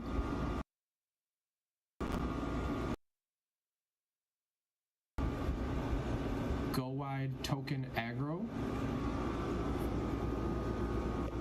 your classic Control Shell, Go Tall tokens with Populate, Domain Ramp, Flashback Synergies, and Self-Mill deck looping featuring Laboratory Maniac. All of these archetypes use Epic Experiment in one way or another to support them, and there's also packages of other micro synergies that are present, including Madness, Amass, Food, Crimes, Dragons, and Graveyard Lands. So what is the modular cube? Well, it's all about the modular ability. No, that's a lie. There is a lot of cards that care about counters in this cube, however, but that's not all it's about. No, it's actually called modular because normally there's a few different modules that can be mixed in, but in this CubeCon version, though, you don't have to worry about that. It's just about the archetypes, the synergies, of which there's a lot of emergent synergies, things that overlap across the archetypes. Lots of cards, both familiar and unfamiliar, that you can mash together into something new, hopefully. Yeah, here you'll see things like slivers, both the old ones and the new ones. You'll even see them in duplicates and across all 5 colors. You'll see some pretty big power outliers, but recontextualized in a way that they won't run away with the game. You'll see a few of the weaker conspiracies and several alternate win conditions. You'll find that removal is good, but it's not great. The multicolored cards should all be fairly obvious signposts that'll pull you in a specific direction. And you will notice that the mana fixing is asymmetrical. You will see different lands in each color pairs. And if you 3-0 the modular cube, please sign a basic. I hope you enjoy. Hi, I'm Andrew Dorsey, creator of the Red Terror Cube, and I want to give you a brief rundown of what it's about. First, it's not a mono red cube. It is a red aligned guilds versus Azorius cube. So, Boros, Izzet, Gruul, and Rakdos all got together and decided to try to beat up Azorius, with a little bit of a mono red sprinkled in. So, what is red? Red is basically everything. It can do almost every role, but I think the important part is that it's not going to be the 1-drop creatures 2/1s. It has more of a haste style, burn, adding damage, doubling damage to inflame tyrant sort of situation. That's what it's going to be. It's more of a tempo-y-ish red. One of the goals for this cube overall is to have a lot of back and forth, have a lot of creatures in the graveyard, no board stalls is one of the guiding lights for my creation. Boros is going to be equipment. It's not going to have any of the busted ones like Batterskull or Cauldron Complete. It does have the Sword of Cauldron, which is my favorite, and it can do a lot. I've been trying to work on it. It has a lot of the Mirrodin cards, and it's kind of equipment value. Blue-red has the kind of mostly the burn style, Gutter Snipe, Coruscation Mage, Scalding Viper, Eidolon, Great Revel, kind of this package of when you cast a spell, deal some more extra damage, so more of a chip damage. Blue-red is more of chip damage, and then it has this small giant theme of just running you over with doubling giant power. Pretty good. Black red is a more death touch menace, mid rangey, value, steal your stuff once in a while, and then reanimate and just value cards. I think black red is just value cards.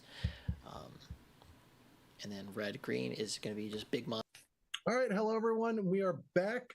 I'm Brad Nelson. I'm joined by Arya. We are commentating the foil retro border cube, and we got to watch Jarvis put on a masterclass, honestly, of draft into play. That was just an impressive start.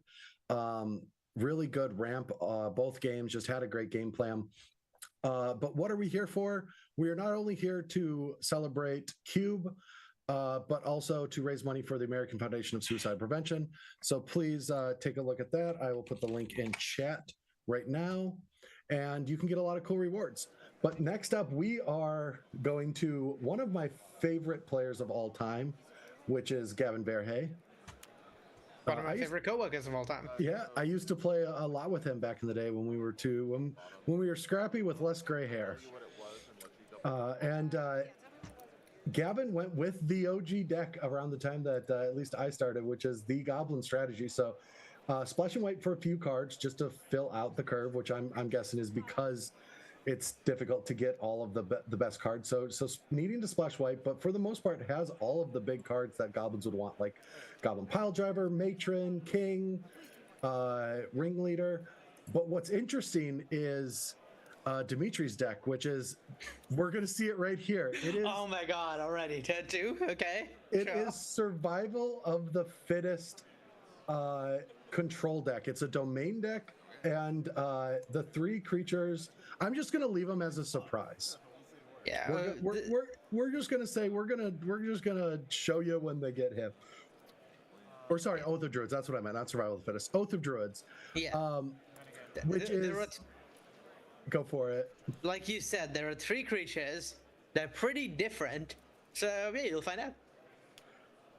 Yeah, this Gavin has to be like, oh no. Being on the draw against Oath of Druids is, yeah, you can even see it in just the way, just on Devlin. It's like, I don't know how to beat this card. It is so impossible for a creature deck. All right, Mog Fanatic comes in, and now here's the decision. Does Gavin just sacrifice the Mog Fanatic and just start building a board and trying to find some kind of line of getting a Goblin Piledriver and winning through 2 turns? Because yeah, I'm not sure. Like, Gavin's deck is certainly not one that can win without engaging in combat a bit, so he's gonna need to trigger that out at some point, but he does have control. He can just sacrifice a Fanatic and kind of play a waiting game if he wants to. I mean, it really depends on what's the makeup of Gavin's hand, but I would think that it somewhat needs to happen. But also, your opponent already just played 2 duels and an Oath of Druids. This just looks like a pre-constructed deck. Yeah, this is kind of the Christmas land start.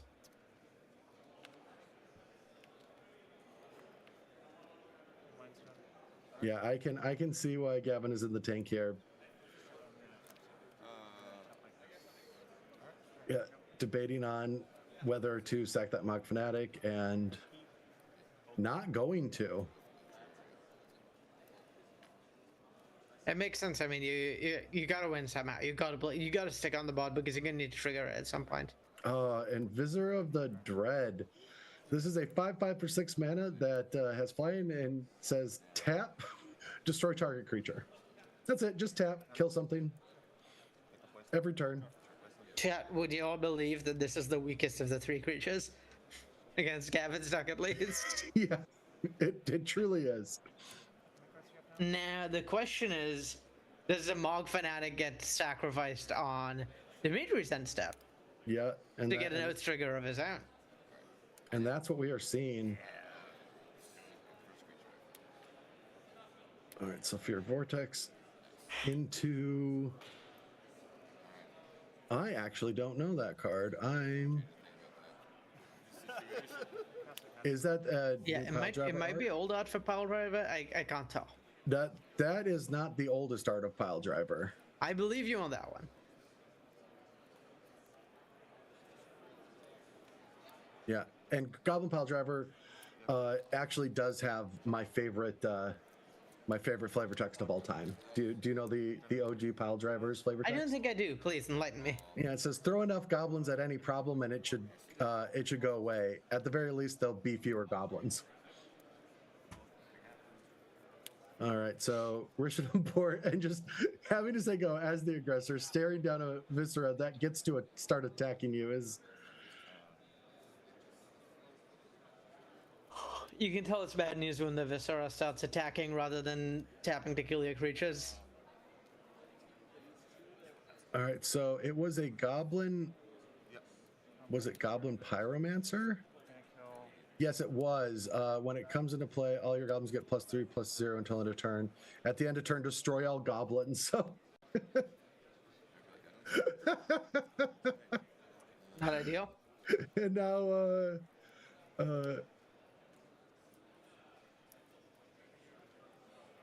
all right, a Skirk Drill Sergeant, some more value. You have 2 in hand now? 2 in hand. Yeah, and the question Gavin's got to be thinking of is, okay, how do I win from here? Like, what is the sequence of turns where I manage to get there? I think it involves applying as much pressure as possible and trying to deck Dimitri with the Oath of Druids after hopefully he has been on the back foot. I would not say it is a good plan, but it certainly seems like the only one. No, that does make sense. Just saying, hey, maybe I'll be able to deck my opponent. Yeah, and maybe Gavin thinks that he can. It's like, I don't think you have. Oh can- boy. Yep, never mind. And would you believe that is also the worst Yes. option of two? I believe that is the second best of the remaining 2 options in Gavin's deck. Oh, all right. 5 more in. Gavin drops to 10. Yep. 16 or 20 reverse. Yeah, it's I don't really see a path out from here for Gavin. Just extremely clear victory next turn. Goodness, I call my mind's down. All right. What could possibly happen? If Goblin War Chief was in Gavin's deck, then possibly with no interaction, but sadly did not pick that one up. That would have been a necessity. Yeah, I think going wide was probably how Gavin wins here.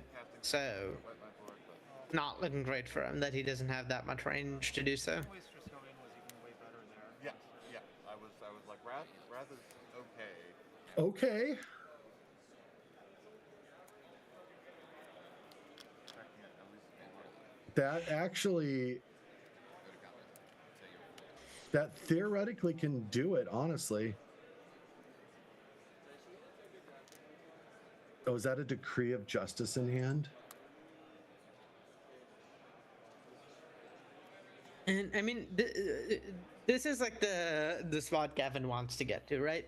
Where applied some pressure. To be clear, not a good spot, but applied some pressure to Dimitri, which is what you want to be doing, and put Dimitri in a spot where, okay, he can't do it anymore. Sure, like hitting his last and best creature would be good, but if it's in like the bottom card of his deck or in the bottom 2 cards of his deck, he's just dead.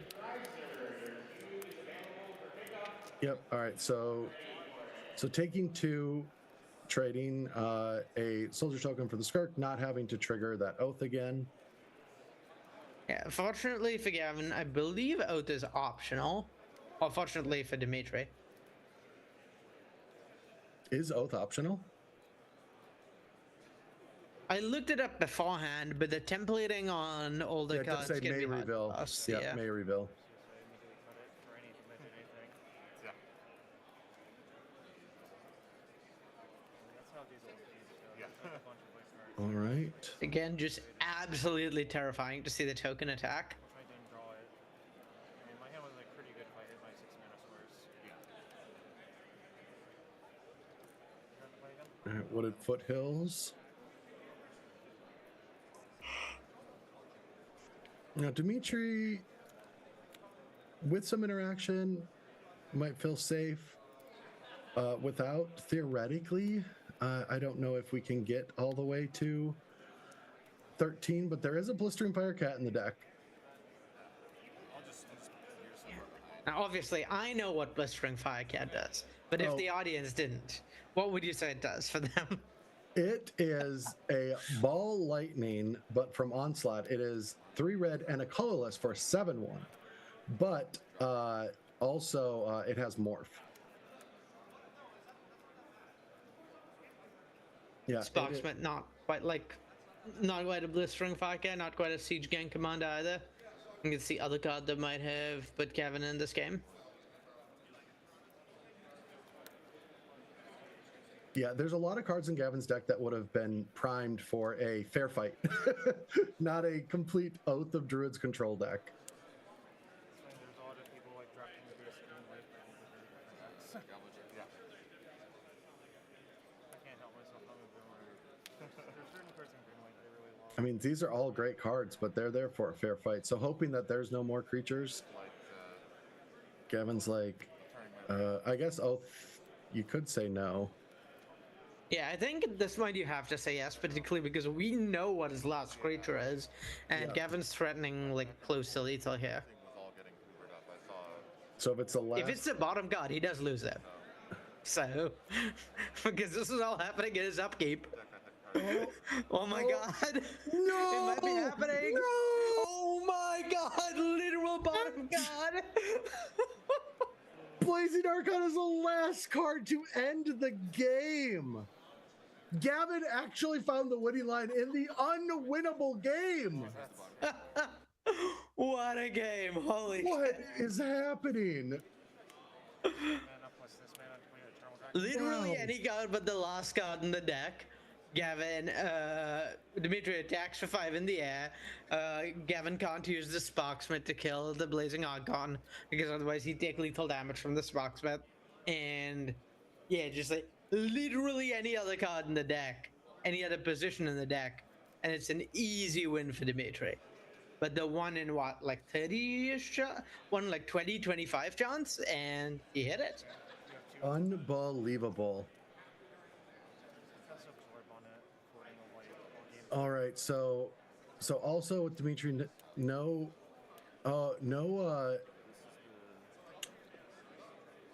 Oath this game this early, and we see the Goblin Pile Driver. All right, so we're gonna see it. We're gonna see Enlightened Tutor now on turn 2, going to find that Oath. Yeah, I kind of wonder whether Dimitri just held the Enlightened Tutor until it was a creature down. I'm not sure when and whose turn this is happening. Like, it's possible that the Enlightened Tutor was available last turn, but happened not to get cast. Use mana or else subtract my spell. That's interesting. Yep. Looks like that's what happened. I guess you're just saying I'm gonna force you to do this instead of just playing this Drago build-up game. Yeah, that makes sense. There's no real reason to reveal that the Enlightened Tutor is coming on any turn before. Well, you can play the Oath anyway. You don't really want to play the Oath into existing creatures from Gavin. Or into no existing creatures, rather. Yeah. All right. So we see Goblin King coming down, which is gives all goblins +1/+1 and Mountain Walk, which Taiga is a mountain. Yeah, Mountain Walk might be very relevant here, unless of course there's a Blazing Archon hit, in which case Mountain Walk might be completely irrelevant here. Balefire Dragon's not a good one, that's for sure. Oh, not good for Gavin, that is. If Yeah, Dimitri and- gets to untap and attack with that, Gavin's in so much trouble. Just for viewers at home, the life totals aren't accurate right now. We've got Gavin at 20 and Dimitri at 18. Yeah, that sounds right to me.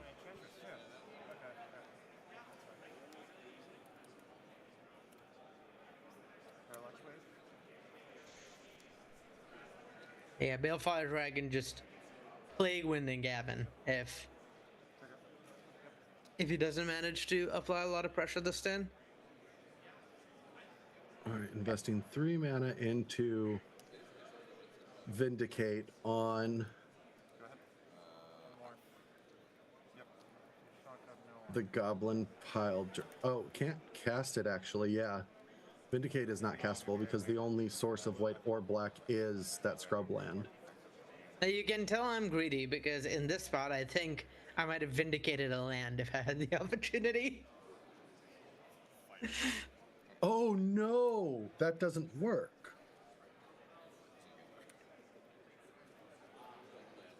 That's a Goblin King, right? Oh yeah, that shouldn't kill the pile driver. Good point. Yeah, so that Goblin Pile Driver should still be in play. I'm not sure if that was caught.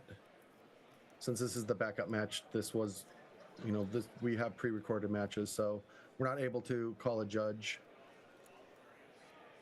Since the players are stopping, maybe. Yeah, I will say, I don't think it's gonna matter that much. If if Gavin does not find a removal spell for that Balefire Dragon, his entire board is just dead. Unless there was, there's no real way to spawn a bunch of goblins and give them haste, or the game would be over. Like if with Goblin Warchief in deck, this would have been potential lethal. Pile Driver is just a very messed up card. Along with Skirk Prospector, I played a lot of goblins. So you could do a lot of wacky things. Yeah, while I didn't play goblins while it was existed back in standard and such, I have played quite a bit of goblins on arena and historic, and a lot of the cards on there are reprints.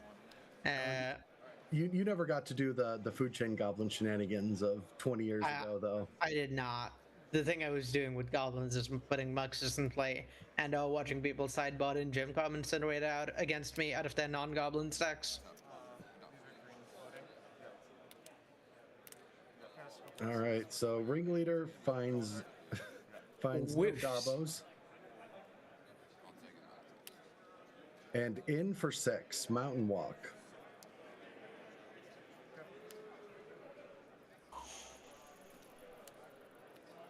I think the question for Dimitri, sort of a similar question to last time. Oh, no, what? Is that not a Goblin King? That might not be a Goblin King. But it looks like Goblin King, because also all goblins get +1/+1 on Mountain Walk. Is that not a Taiga? Yeah, I think that might not be a Taiga is what's happening here. Well, but it cast a red spell last. Oh yeah, no, so that can't be it. Well, I will excuse some players, but not Gavin Verhey. yeah, I'll give Gavin a hard time about this when he's back in the office. Yeah, I will say, Goblin King. Let me take a look at the card. Yeah, Goblin King does not have Mountain Walk, so that part's fine. Because it gives you other goblins Mountain Walk, not itself. Oh, is it errated? Yes. Well, original Goblin King was, fun Oh, fact, Lord, not it a was a goblin. Oh.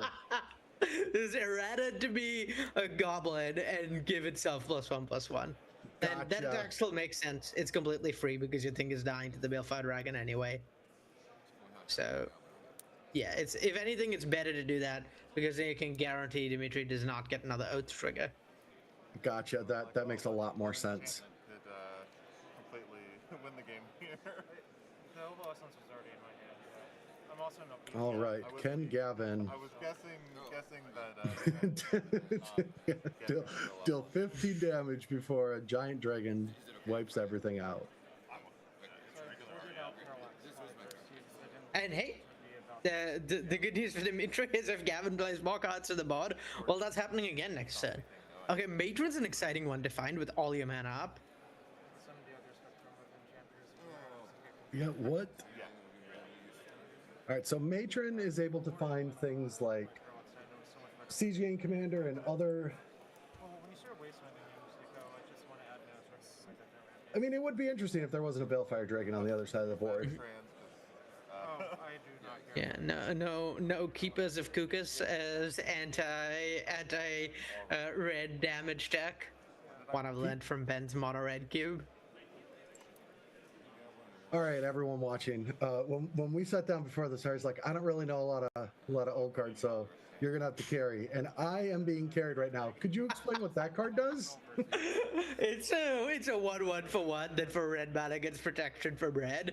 It's one of the most debated cards in Ben's cube because in a mono red cube, it's really strong to have protection from red. But also, it is a 1/1 for one.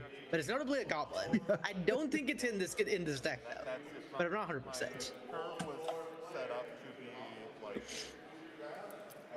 Yeah, just hearing that reminds me of Carmen and wanting to play the one thing I would never go toe to toe with is the mental magic. I was like, no, I will not play with you. You don't want to go up against Carmen at that. No. That is a waste of both of our time.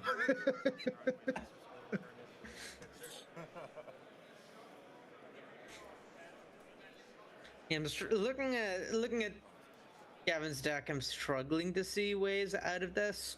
So is he.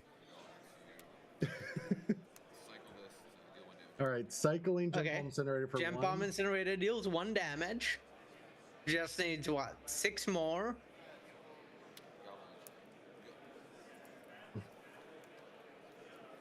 All right, not enough. Yeah, I have to imagine the Gem Bomb Incinerator is dealt damage because Gavin was like, I need to cantrip. Maybe there's something in my deck that saves me. Yep, going down the same game plan of hoping any trigger of Oath would lose Dimitri the game, which learned the lesson. All right, going to sacrifice that Legionnaire to deal 2. Gavin's going to 1.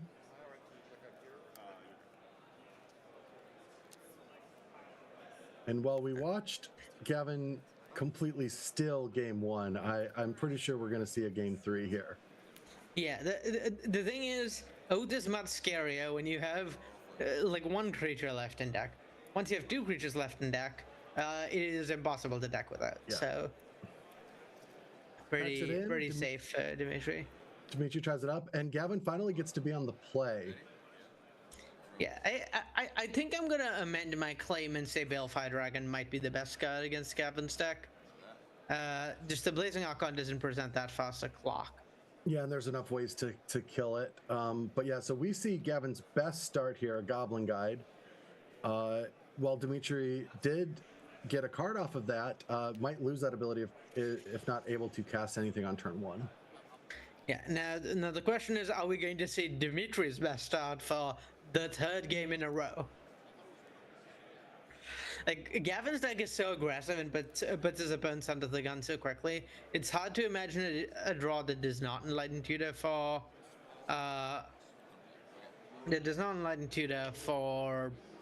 Oath of Druids is really keeping up, particularly with something like a Goblin Guide. So Dimitri has like a turn to find something that matters. All this like land destruction, what was it?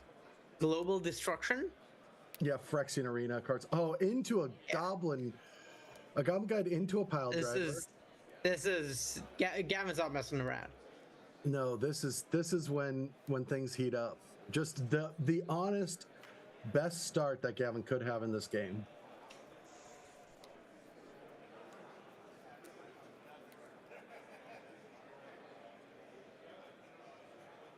All right, so yeah, I mean, Dimitri isn't slamming the deck's namesake, Oath of Druid, so... Yeah, looking at Dimitri's deck, the one board wipe I see is Initial Steed. But yeah, it's a little mana intensive, and notably, he hasn't played it yet, so, you know, he probably doesn't have it. Yeah, and I'm curious what that Utopia Sprawl named. If I remember correctly, you have to choose a color. Yep. That might be, is that a Utopia Sprawl or a Wild Growth? The Wild Growth, I believe, is in Jarvis's deck, so I believe sounds like it's a Utopia Sprawl then. All right, discarding City of Traders, but we did see a very slow hand. Yeah, discarding the hand size against Goblin Guide feels so brutal. Not only do I not get to cast my spell, I'm also dying because I haven't cast any spells against a 1-mana 2/2 haste. Yeah, and I do believe Dimitri has a Swords to Plowshare, but now sees a Battle Screech on top. And if that Utopia Sprawl didn't name white, would have to fetch. Yeah, going to. Yeah, Battle Screech are really not what you want to be drawing in this spot anyway, so that makes sense to me.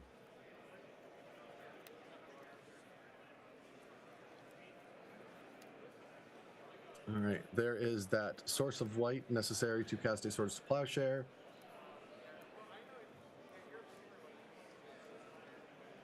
And just getting that Goblin Pile Driver off the board, such a scary card. Yeah, now the question for me, I think, is like what they have as follow-up.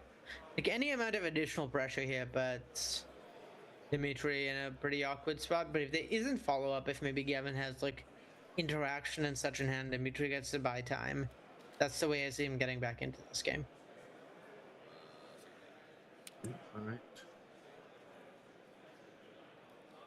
Playing one of those. Oh, it looks like a Goblin Legionnaire potentially. It is. And a pass. So things are slowing down a little bit.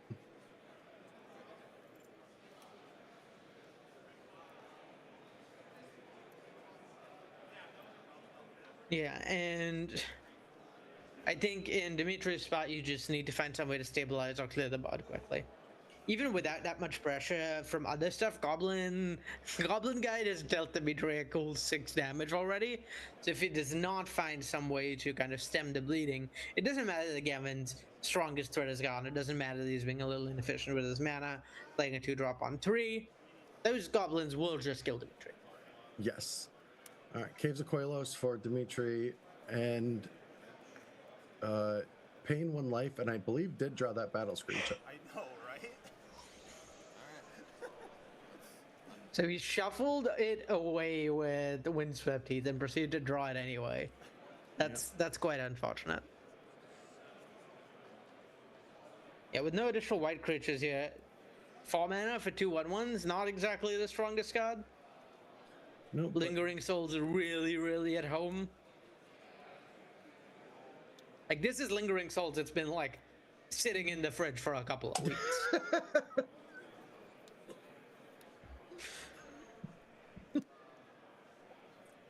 Oh, wow. All right, so Goblin Guide triggers again. And there is a Volcanic Hammer. Oh, I haven't thought about that card in a while. Yeah, I suspect I'm not going to cut it here. You just really enlightened Tutor for Oaths to be able to close the game soon. Well, I mean, things are getting a little bit slower here. And with that, being able to deal with one of these threats, the Dimitri looks like things are stabilizing. All right, the birds go down. And 3 mana for a Matron. Ooh, interesting. While Matron is like a little scary, the fact that it's not something that's killing Dimitri right now is something he's got to be grateful for. Yeah, so... Particularly given there's no Watchy for anything to get. Yeah, Gavin might be stuck on 3, but I still think maybe Ringleader would be an excellent choice here. Yeah, I could also see like Siege Gang if he had more mana. There's some way to present lethal burn. But yeah, being stuck on 3. Probably don't want to get a 5-drop.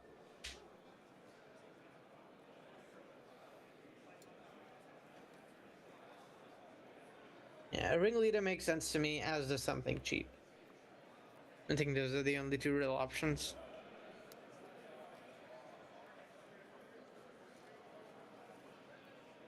Going for the king. Yeah, that makes sense. Just applies the most pressure of any card. Yeah, and can't be blocked. Yeah, that's also true. Making the Goblin Guide and the Matron unblockable. Yeah, it can be blocked. I've recently learned this, but the other creatures won't be able to get blocked. Yeah, it's a really clean 2-turn clock too. You play it, you get in for 5, through any blockers if there are any, and then next turn you're threatening lethal either by killing blockers and getting in with the king itself, or by having one of the many ways of a little bit of face damage that Gavin's deck has. What a beautiful mana base, though. All right, Indeed. buy you 5 mana. Okay, this is interesting. All right, so this is Ordered Migration. Make a 1/1 blue bird creature token with flying for each basic that you control, which to me looks like there are 5 or 4. That's a lot of 1/1s that cannot block creatures with Mountain Walk. But more importantly, are blue, so can't flashback that Battle Screech. Also true. And I forgot What about we're saying is these are really not helping deal with the Gavin is killing you problem that much. That is true. Yeah, that Mountain Walk is going to be able to deal 5 automatically, and with a glimpse into Gavin's hand with that Lightning Helix, things are looking quite dire. Yeah, Helix in hand means this game looks like really, really bad for Dimitri. Even if this Goblin King is dealt with, at any point over the course of this game, if you take 3 chip damage, somehow you're dead, and that's pretty tough. Yeah, and without any impressive life gain cards that like a Thrag Tusk, which I do believe does it have an old border. If it doesn't, can we work on that? Because that is one of my favorites. Yeah, I'd say it's more of a medium school card than an old school card, but Oh, you thank certainly have my vote. Thank you for saying that. I do appreciate it. All right, so those goblins are coming in. They have Mountain Walk.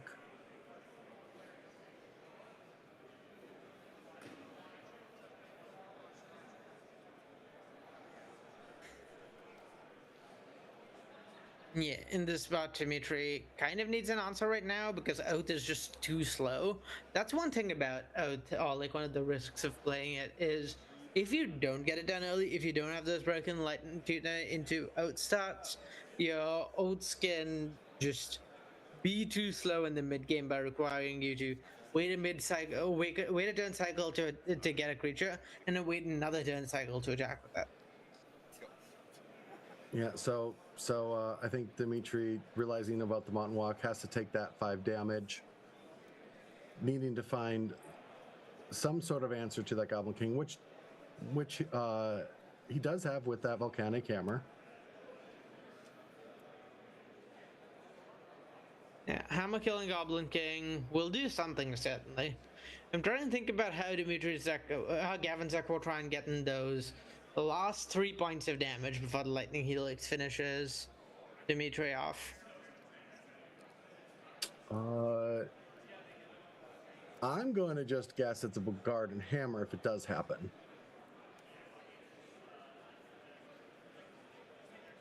All right, so tapping 4. Ooh, getting the locks in. Icy Manipulator. Yeah, Ice is really strong when Gavin's stuck on land drops. Oh, and that was a top-decked... that was a top-decked Goblin Sharpshooter. That is one of my favorite cards. So it doesn't untap normally, but whenever a creature dies, it gets to untap, and it deals 1 damage. So that can bring down every single token on Dimitri's side of the board. Yes, I wonder, does Sharpshooter go players or just creatures? It does players as well. Okay, so we could also see some sort of like attempt to close with Sharpshooters after plus Lightning Helix for 6 damage. Okay, we are seeing Benevolent Bodyguard giving protection from blue, attack with that Goblin Guide. Do we have life totals accurate? We might not. I think Dimitri's life total is 4. Oh, 6, sorry. Well, 4 now, I guess. Yeah, I do too, but it seems very aggressive instead of just playing that Sharpshooter. Yeah, I don't know whether Gavin has many ways of dealing 1 in his deck, because this gets Dimitri to 4, Lightning Helix gets him to 1, and then any way of dealing 1 ends the game, so it's just a question of finding one of those. Also, it's maybe quite like a Moth possible that Fanatic. Gavin recognizes this is the last chance he has to, like, actually get in for damage through combat, across all those blockers in different colors, so might as well get them now and try and save the and then try and find a way to do 1 damage later. As well as maybe try and bait a removal spell on something other than the sharpshooter if you can. Oh, big hit here.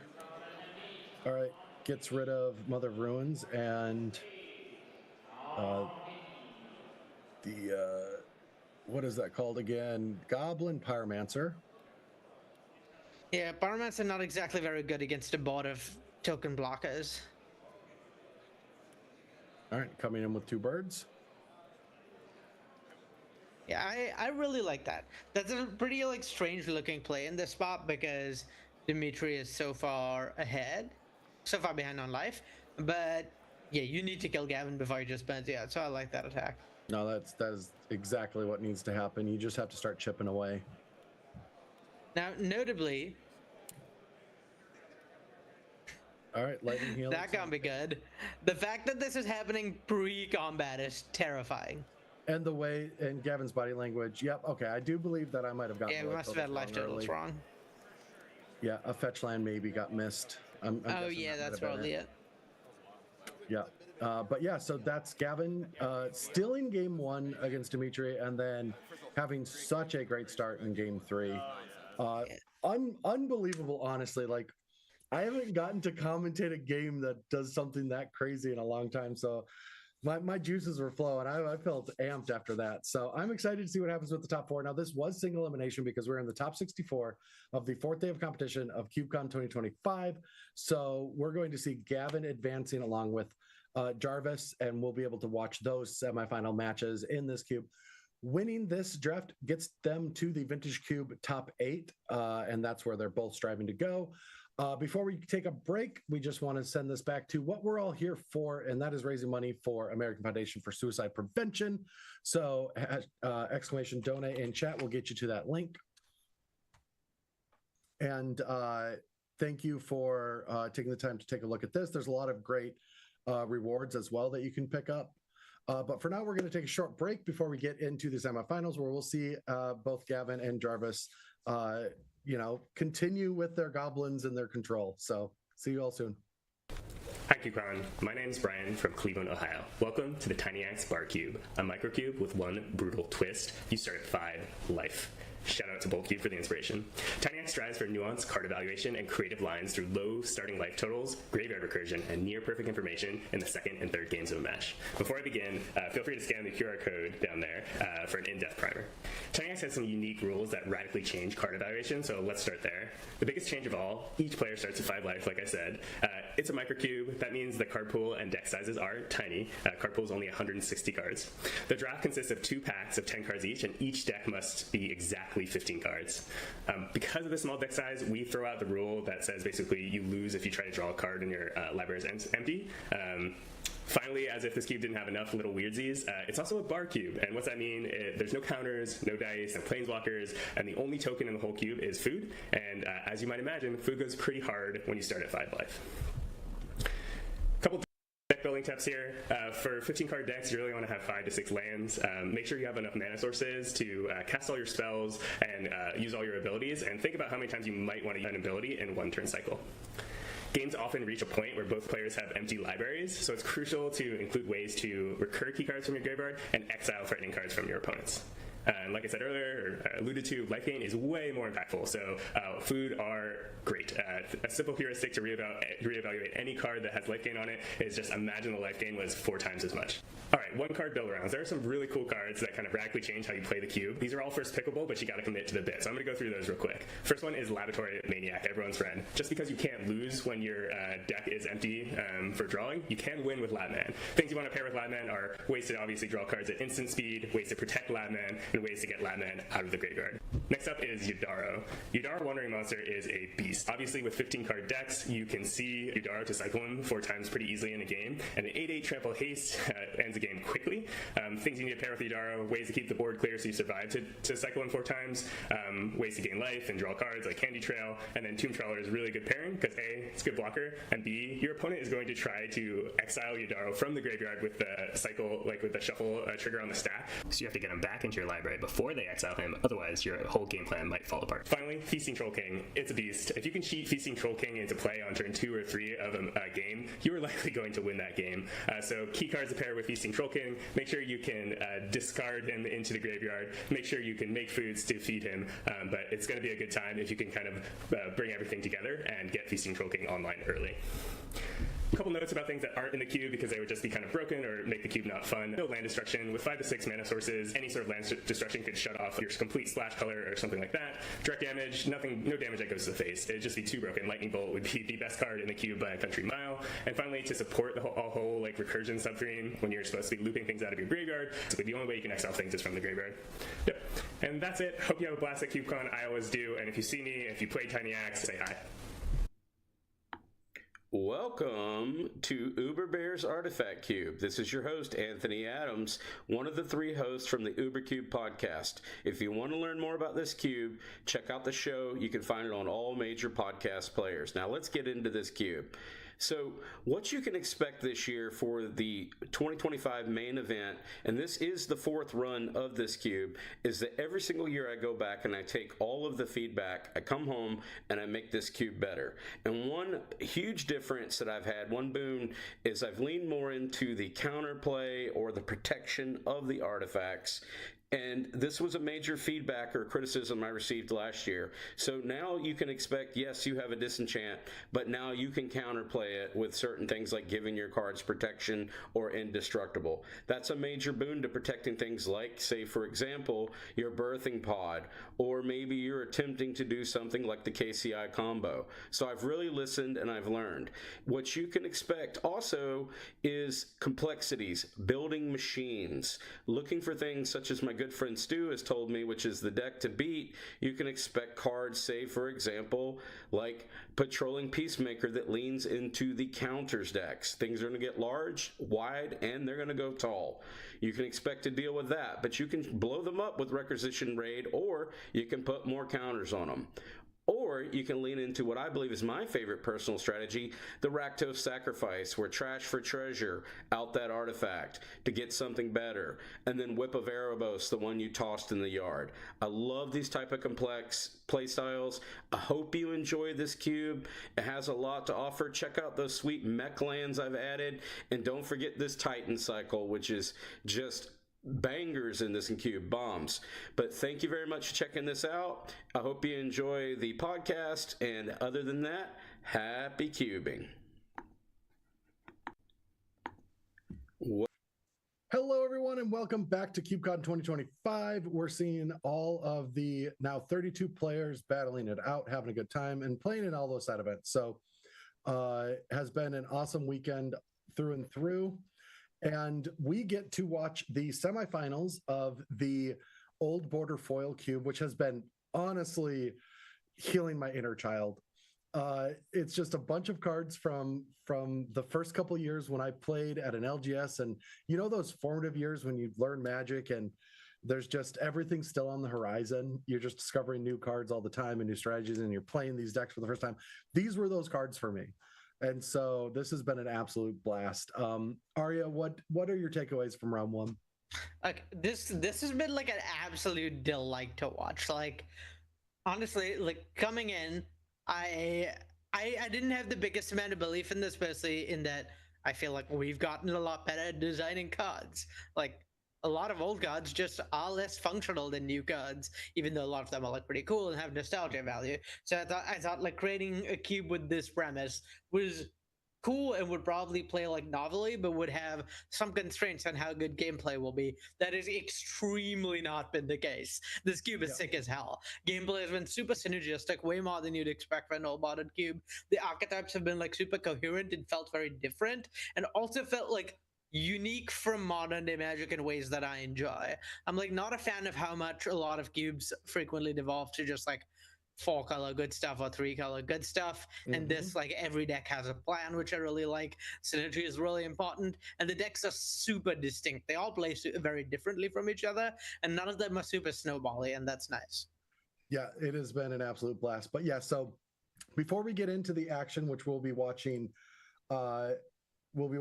Gavin in this first match, and Ben White's we have to take a minute to show what we're all doing here. We are here for American Foundation for Suicide Prevention. So exclamation donation in the chat. We'll get you to this link. There's a lot of great rewards that you can take a look at. So that link, exclamation donate, will get you to all of these different rewards that you can get from this KubeCon, distinct, unique art, along with a lot of cool cards and playmats and other things. But let's get into the action here, because we get to watch where Gavin goes. Gavin, to me, is on borrowed time at this point, sneaking through to play against Benjamin White's in this match. Now, I haven't taken a look at Benjamin White's deck yet. Oh, you're gonna love this one. All right, so taking a quick look at it. Where is it? Oh, there it is. All right. Oh, it is blue-black control. Oh, this is gonna be fantastic. This is like old school, like blue black control. We're talking Shadow Mage Infiltrator, literal Morphling, probably a weaker without damage on the stack, but you know, such is life. And a small like reanimation package with Sundering Titan, Ascendant Evinkar, and then Living Death and Animate Dead. Yeah, I love the something of a reanimator, and we've got Gavin starting off with Mother of Ruins to protect a army of goblins betraying humans this time around. Goblin Guide going in alone for 1 damage, Goblin Pile Driver, and Goblin Sharpshooter comes down again. Gavin was ready for the creature matchups, not really hitting them. Yeah, this is very much not what this matchup is about. The fact that Ben has not played any spells in the first few turns, a little bit concerning. The heat is coming with a Goblin Matron off the top, hitting 1, 2 goblins in total. We're getting a Spark Mage and looks like a Goblin Guide. Yeah, I would not be surprised at all to see a Living Death here on Ben's next turn. Like, it's unlikely he keeps the hand without any reason to, like, without much aggression, any reason to, like, any ability to interact in the early game, but that a really strong reason to. And Living Death is one of those cards. It's really, really good against Gavin. It's also possible he kept a handful of spot removal and Mother of Ruins is blanking all of it. Send that Goblin. Yes, send that Sharpshooter. All right, so that Goblin Sharpshooter won't untap unless the creature dies. But is going to be able to get that Pile Driver up to a 5/2, dealing a total of casual 8 damage. 8 damage on turn 4. Yep. 2 mana 5/5 creature, no big deal, no big deal. All right.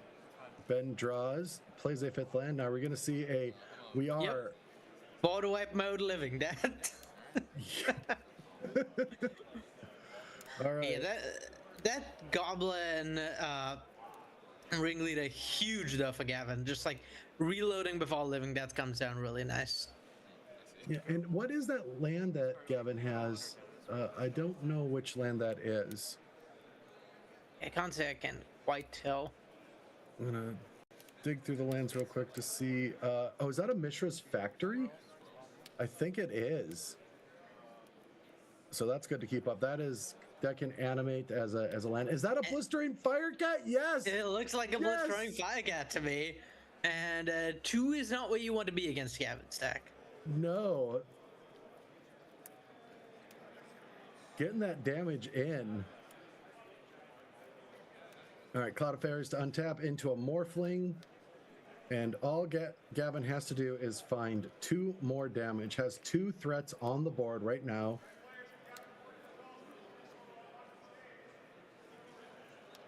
Based on the amount of time it's taking, I'm guessing that's not a Lightning Helix off the top.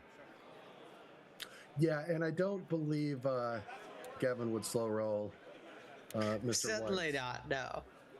Yeah, I have slow rolled friends in Grand Prix before because I'm that kind of person. It's certainly not beyond like conception, given Gavin and Ben both work together, know each other really well. Oh, is that the 7th card for a Barbarian Ring to win the game? Nice. Oh, Wow. Okay. So Gavin Stills game one. Well, not Stills, just absolutely dominates game one. Is on the Multi 5 though.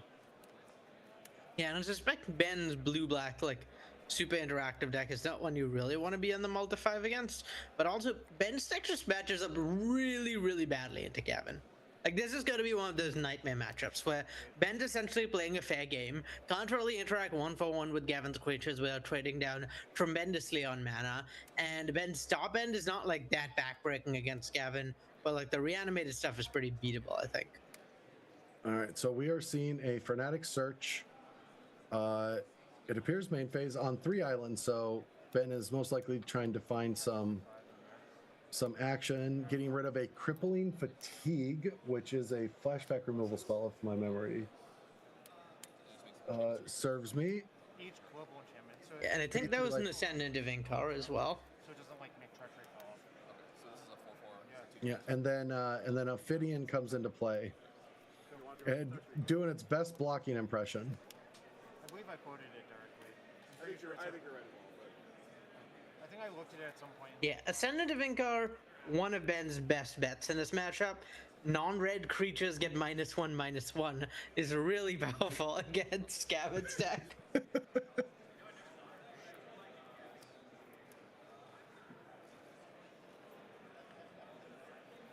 Which card is that I'm looking? It's a 6-mana 5/5. It's in graveyard, I think. Oh, yeah. No, Yeah, is that what that card is? I can't really tell. Oh, But- no, it is. It is. It looks a bit like it, yeah. Yeah. It's one of Ben's 2 reanimation targets. It's that and Sundering Titan. And Gavin's deck can function pretty well on low land counts. Cannot function all that well on low creature counts. No, yeah, I actually do think the card in graveyard is Crippling Fatigue, which is target creature gets -2/-2 for sorcery, and then payback is colorless, black, and 3 life. So it does not have that Ascendant yet.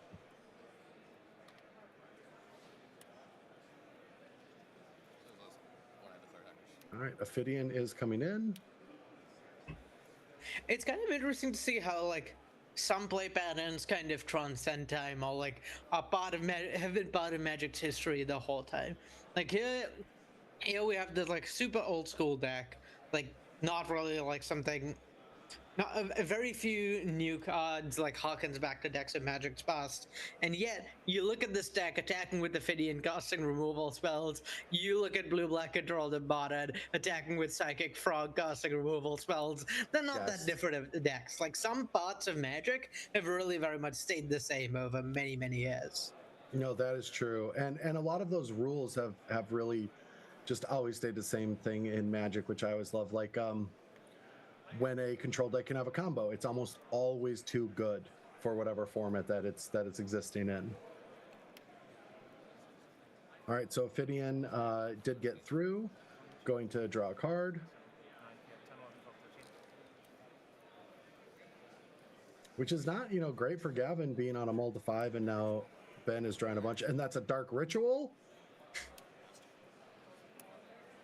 And a Masticore. Oh, this is an old goodie. I feel like I remember this doing something with discarding cards and killing creatures. So you have to discard a card every upkeep to keep it alive. If you do that, it destroys creatures all game long. And so that could be a strategy for Ben as things go, just being able to pick off all of these threats, regenerate. It is a menace for a creature deck like Gavin's. Yeah, it's in your main phase. The mana empties when it has to be. Yeah, it's Does that make sense? looking kind of tough. Like, this ping from the Masticore just held up already. And yeah, it's only gonna get worse from here. Ben hasn't taken that much damage. So yeah, tough spot for Gavin. This is kind of how the ideal game goes in this matchup for Ben, I think, is Gavin doesn't have that much early pressure, and then Ben kind of takes over the game with card advantage. Yeah, and to answer Martin in chat on what do the trophies mean, throughout the entire tournament, that's how many cubes these players have won, that they have 3-0 in their own pods. So while we are in the elimination phase of it, you still have those bragging rights. Yeah. If there's a way to win the game, it could be a Sulfuric Vortex. Yeah, Vortex is probably the sort of thing Gavin needs. The problem is I'm not actually convinced that Gavin is winning this race anymore. Like the Vortex is symmetrical. It's gonna deal damage to Gavin and to Ben. And so there's some chance this Vortex just kills Gavin, or does not really help with the strength of Ben's board. Now, as we saw from Gavin last round, if there's a chance Gavin's going to go for it this draft, not giving up any of those little edges, just wanting to try to win every single game. So that's the plan. We're going to try to burn out and survive 7 turns. Doesn't seem great against the engine of I'm going to mow down all your creatures with my Manticore and keep cards with my Ophidian. Seems like a good synergistic combo here. Yeah, I think Gavin's only hope is just like spamming creatures and hoping that can't be good. Sorry, I think that's Faceless Butcher. Yeah, I think that got put in there. It potentially because still stuck on 1 swamp. Yeah, the fact that Ben's other cards are like clearly better than that, though, even though he needed to draw land for that, cannot bode well for Gavin. Yeah, all right, so Mastercore dealing with that creature, Legionnaire preventing 2 of that damage, still drawing a card with Ophidian.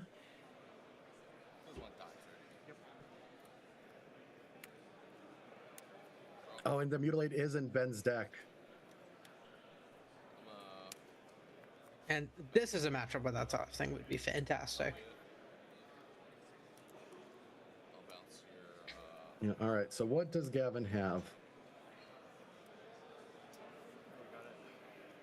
Sneak some damage in with the factory.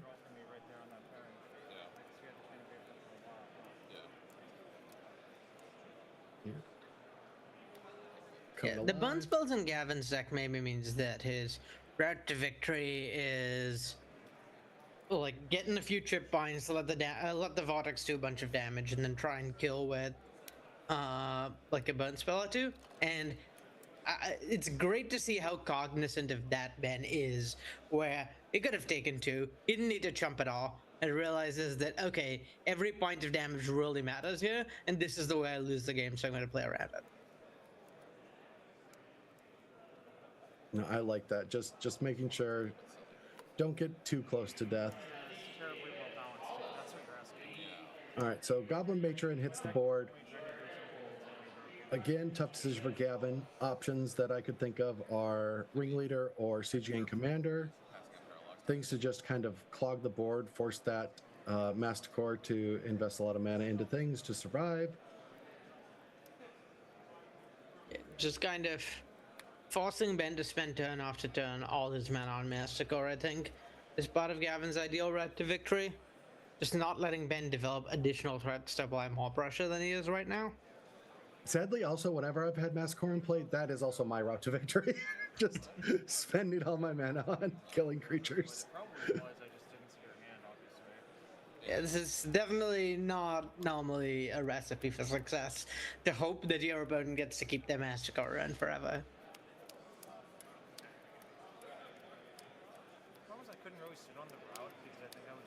All right, yeah, goes for Siege Gang Commander, All-Star from Scourge. 5 mana for a Goblin investment of a 2/2. Not great on the surface, but when it comes into play, you get 3 additional 1/1 Goblins to play, and then for colorless and red, you can sacrifice a Goblin to deal 2 damage. Yeah, it's going to be tough given the commander's not going to stick around for long. He'll probably be killed by the Mastercore, and here we're looking at what, like 4 more damage to Gavin plus 2 from the Vortex. So we're getting dangerously close to the game just kind of ending out of nowhere.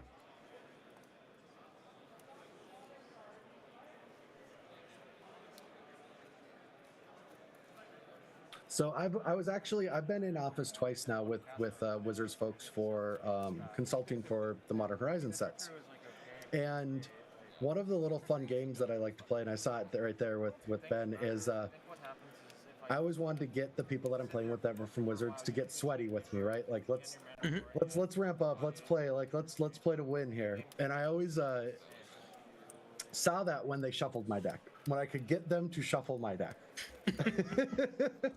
Get them back to their old days of competitive Magic, and then I'm like, all right, I got you where I want you.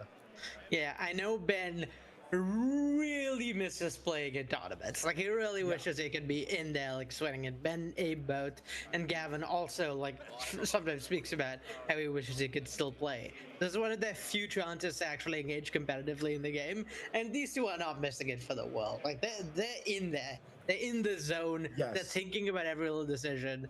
Like, that is who they are right now. Yeah, it was always unfair though to continue that story for just 1 second. Is whenever I would I got someone in it the last time I was there, and they're like, that card's not that good. I'm like, well, I'll beat you with it, and I beat them with it, and then the next day they just change the card. I'm like, that's not fair. It's like, that's hey, at least I waited till the next day. The most notorious changes are the ones that happen in the middle of a game. Yeah, that'd be a lot. Okay, I think this guy is. I think this guy should do this other thing. Now your hand is unkeepable. Yeah. All right, so an old bordered card, but not actually that old. I believe that is that a Violent Tumor? No, that I actually don't know what that card is. The one from Ben. Yeah. Oh, I got it. Morbid Opportunist. Whenever one or more creatures dies, draw a card. Oh, that is. Yep. That is more recent. Yeah, that card is great. Yeah, limited All-Star. Best card in its environment by like an order of magnitude. All right, well that's a Blistering Firecat, dropping Ben to 7, and then to 5. So we're a Lightning Helix away, right? Yeah, we're a Lightning 5 Helix on away. upkeep, 3 from Helix, another 2 on upkeep. That's all Gavin needs. Yeah, Gavin just needs to find 3 damage here. Meanwhile, Ben is, I believe, just like also 1-ish turn away from ending the game. That's 4 damage here to 6, 2 off the Sulfuric Vortex to 4, and they can probably find a way to get in for 2.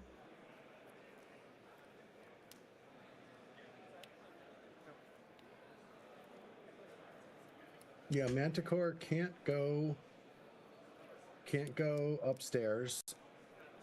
Let me double check that. I'm pretty sure that is. It cannot go upstairs. I did check that. Yeah.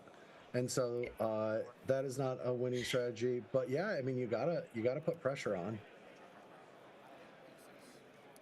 Yeah, and the fact that Ophidian, unlike newer versions of this effect, doesn't actually deal damage in the game when it draws you a card means that Ben's clock has been like a little slower than normal.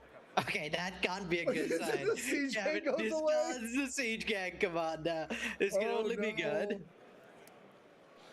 All right, down to 4. Gavin draws. Is it going to be a Lightning Helix off the top?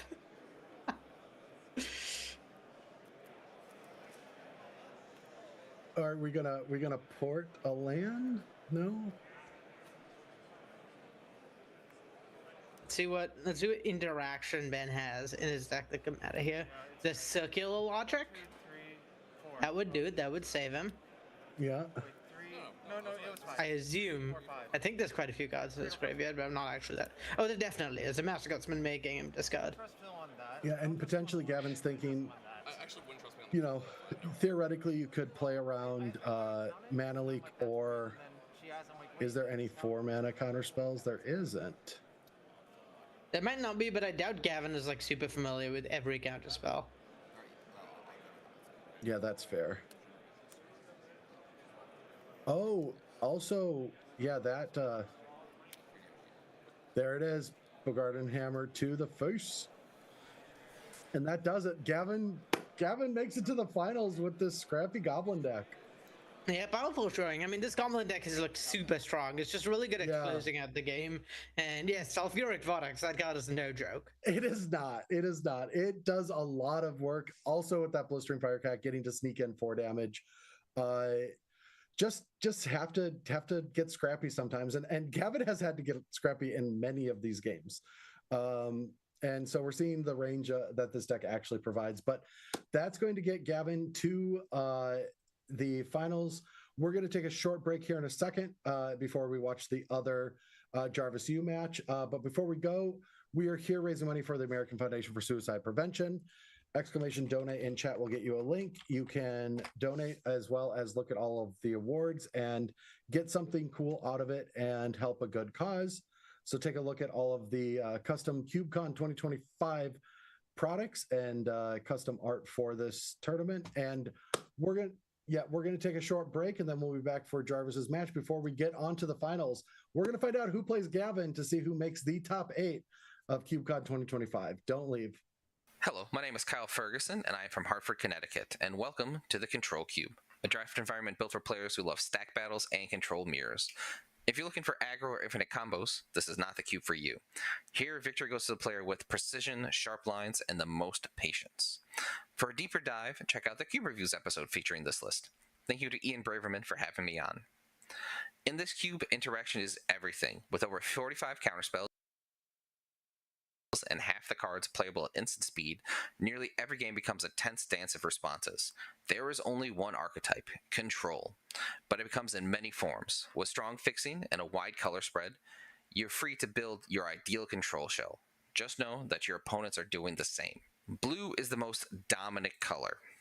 With 90 mono blue cards and most of the multicolors being blue, it has the most tools available to it. There are iconic control cards like Cryptic Command, Blue Sun Zenith, Spell Pierce, and Force of Will that are present, and blue offers you a flexible approach to managing your opponent.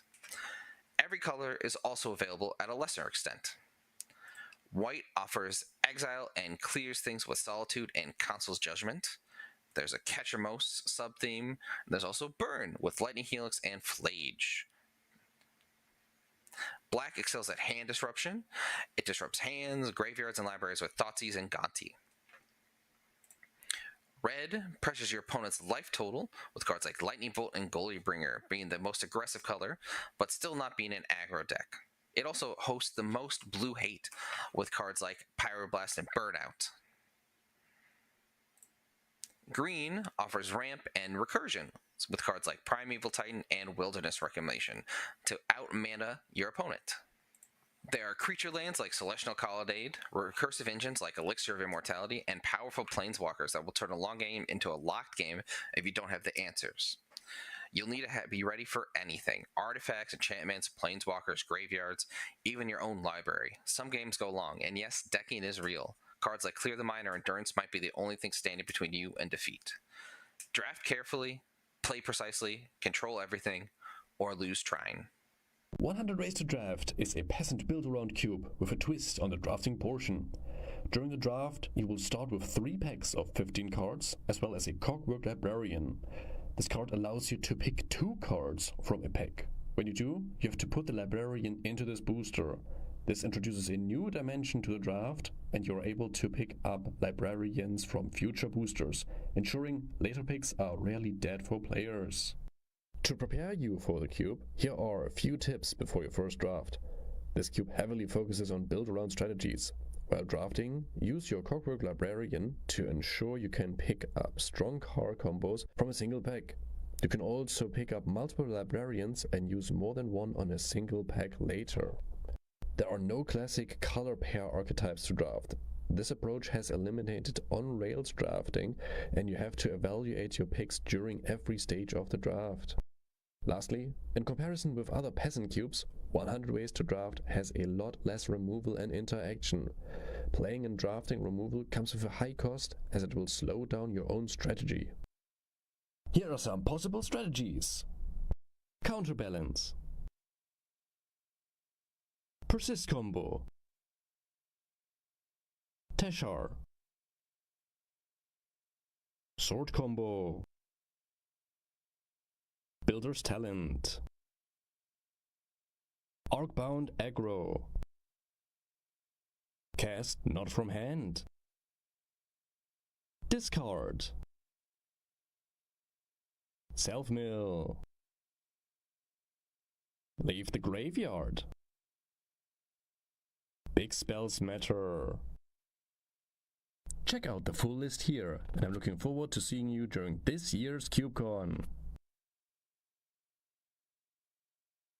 Book sale, book sale, book sale, and a Brooding Saga here at KubeCon 2025.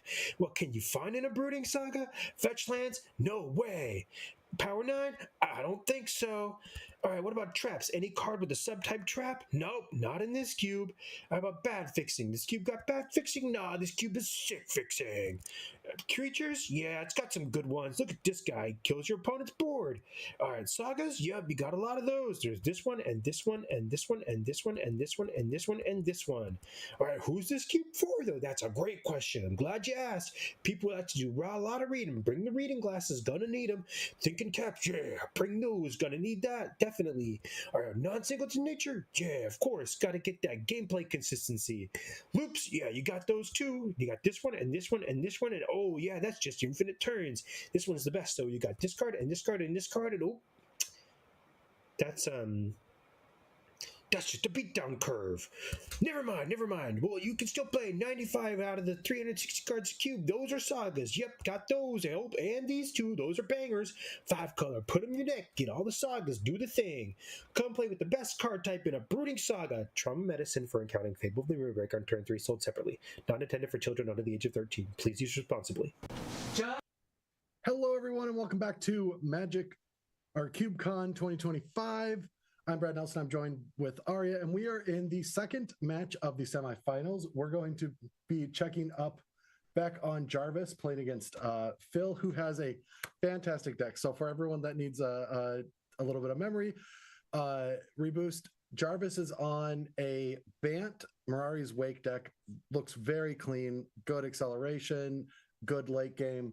But Phil has come to battle with something that could compete, which is just my two favorite colors in Magic, which is just a Simic mid-range, lots of cards with a lot of text. And back then there weren't a lot of cards that had a ton of text. And so, but got to put something together that has opposition, a lot of cool synergies, and I can't wait to see that. But before we get into the action, let's head over to see where we're at for the money that we are raising for American Foundation for Suicide Prevention. This is what we're all doing here. This is what all the commentators have been here, bringing all this awesome cube action to you from Madison. And if you're interested in looking at all the rewards, a lot of great playmats and things that you can get in here as well. Also donating to a great cause. Go check that out. The link is in the chat right now. But without further ado, let's get back to some Jarvis U action against Phil. Wow, Phil has 4 wins this weekend. That's the most I've seen so far of any player. I believe that means Phil has not lost a game of Magic. A match of Magic. I believe this is their 5th draw from the event, like the players for this round. And is that true? Well, I guess I could just use that. We're going to get a confirmation on this to see how many drafts, but if that's true, that is unbelievably impressive. Yeah.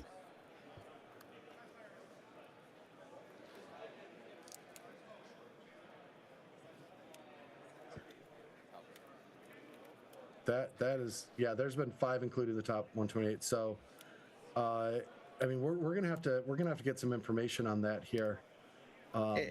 It sounds like Phil has won somewhere between all and almost all of his matches. Yeah, I mean, a lot of games of Magic. All right, so we see a Grim Monolith. It has to be one of the most powerful cards in this cube. It's still one of the most powerful cards even in a vintage cube. And Jarvis has great mana already, all 3 colors. But let's see what Phil can do with this massive acceleration potential here. And this matchup is going to be a bit of a slugfest, I bet. These players are playing sort of like grindy, rampy decks, but playing like blue-green base, have some ramp, have some like splashy top end, but not top end that like literally ends the game immediately. Just like that one pretty can. Strong. All right, that is a Saproling Burst. Saproling Burst? This is the other fading card that we've seen. So this gets 7 counters. I don't think there's a Fires of Yavimaya, at least, in Phil's deck. So this card's, all right, it's on screen. But yeah, so this can get Oh, and is that a cradle?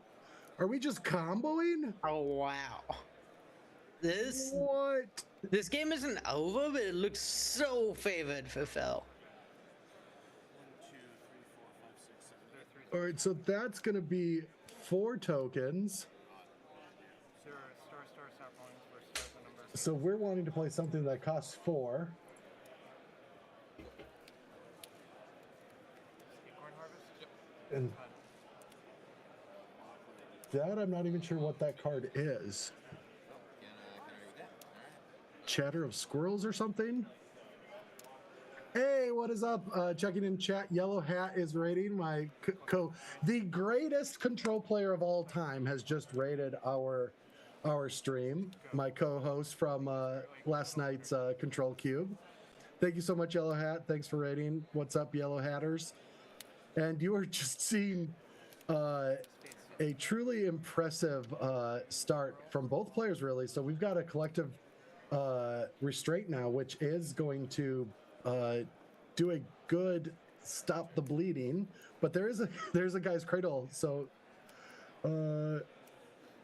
unless their controller pays X for each, checking where X is the number of basic land types. Yeah, so 3 mana to get anything through.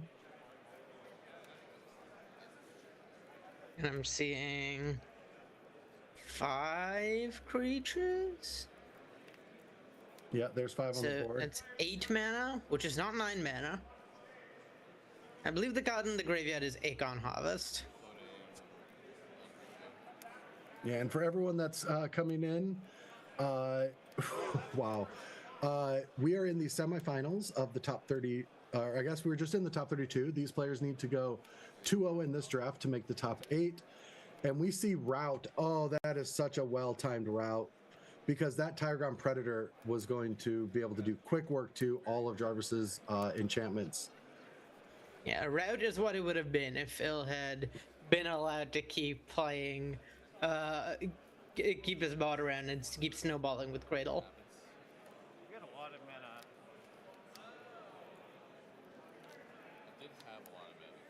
Yeah, and so Phil had a lot of explosions, but Jarvis was able to maintain because of that route, and now just has a great defensive card in play as well.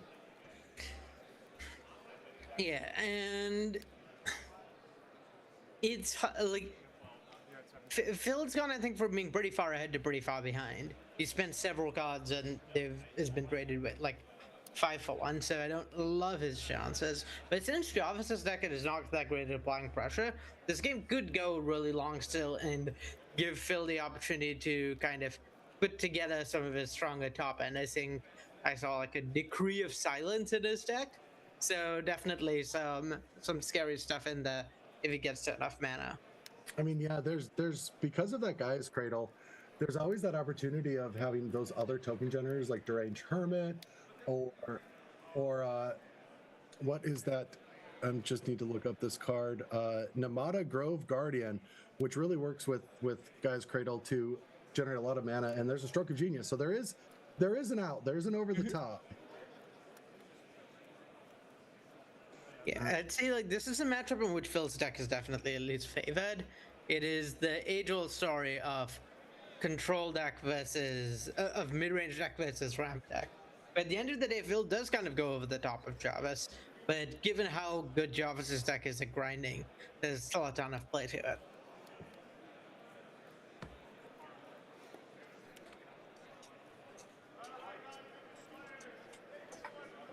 All right, so we see Phil untapping and just saying go. Gotta feel good if you're in Jarvis's seat. Yeah, this does signal to me that like maybe Phil has a counterspell or something, because not attacking with the tokens while you have, and leaving a bunch of mana up rather than attacking and paying for. I guess I don't know how large those tokens are. But there's also the wanting to get that Grim Monolith untapped. Oh right, yeah, that too. To reset for maybe another outburst turn, just getting a lot of things into play using that Cradle. Stroke of Genius for 6 perchance.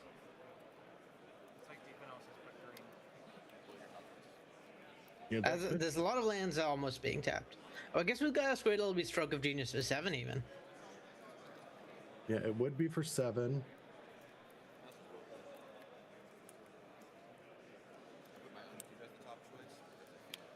All right, just getting that angel in and just saying, or that dragon, and there it is. Casual 7 gods drawn, no big deal, no big deal. Yeah, just kind of like a will, but for me.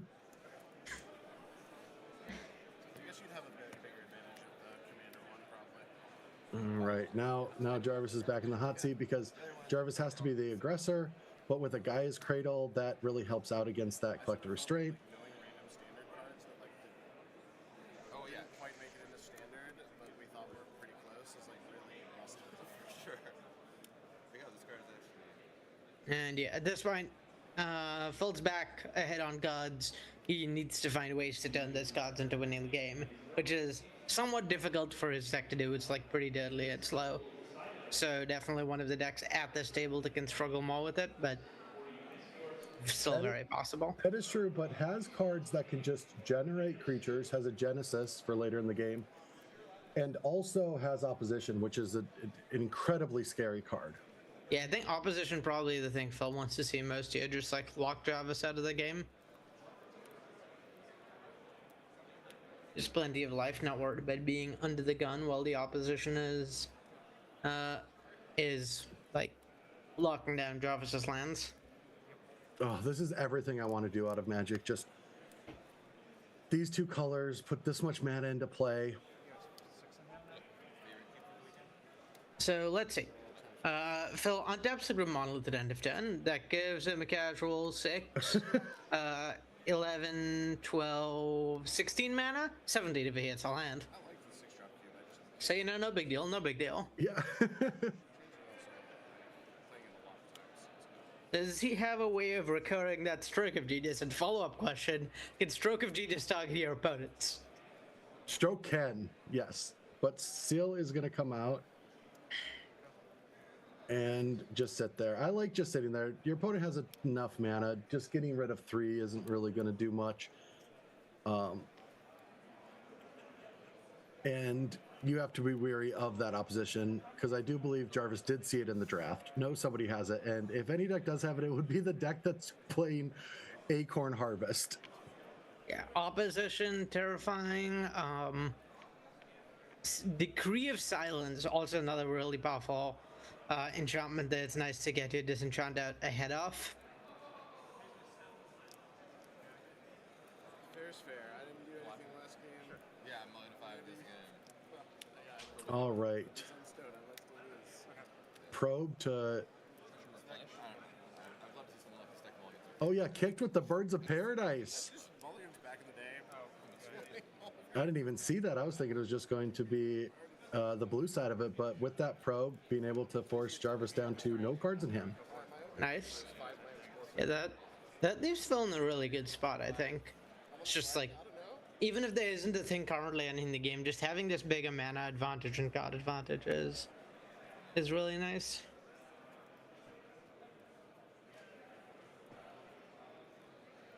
Yeah, let's see what's happening now. More mana getting tapped for 5.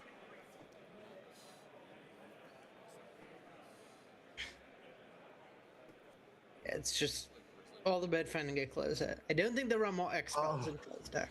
Oh, that sequencing was so great, because now that's a Grizzly Fate with Threshold. That's 4 bears. Yeah, just a whole woodland worth of animals on Phil's side. Yeah, and could just tap that guy's Cradle to get 4 more bears, but instead going with that giant symbiote. Just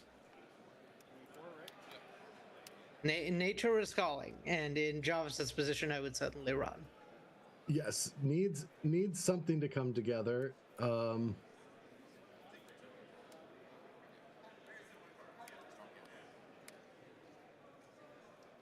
Yeah, the Timeless Dragon I think is like 1 saving grace, just like a large flyer or something. Maybe that plus drawing an Exalted Angel or something of the sort could allow him to clock Phil sufficiently well to like kind of end the game before it goes super long. Yeah, plays that Opalescence, so that will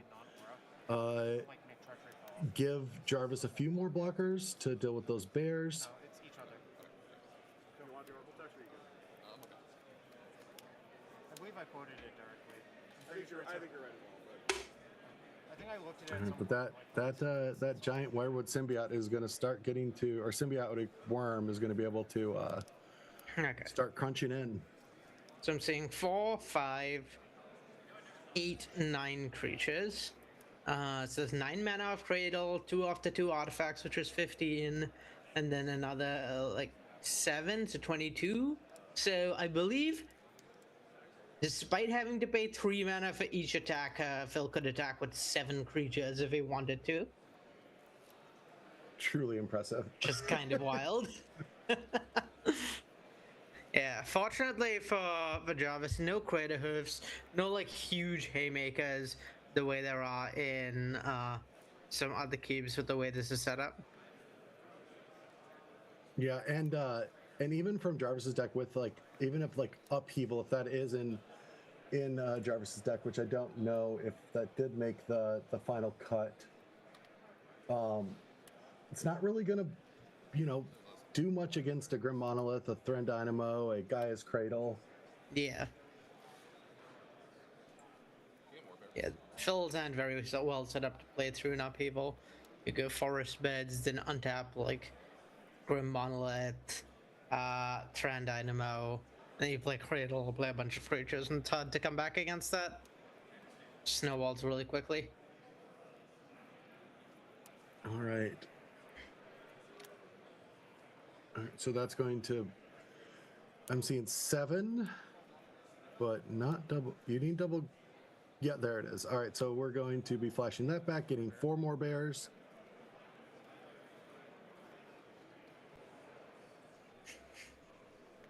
Yeah, this board is starting to become unbearable.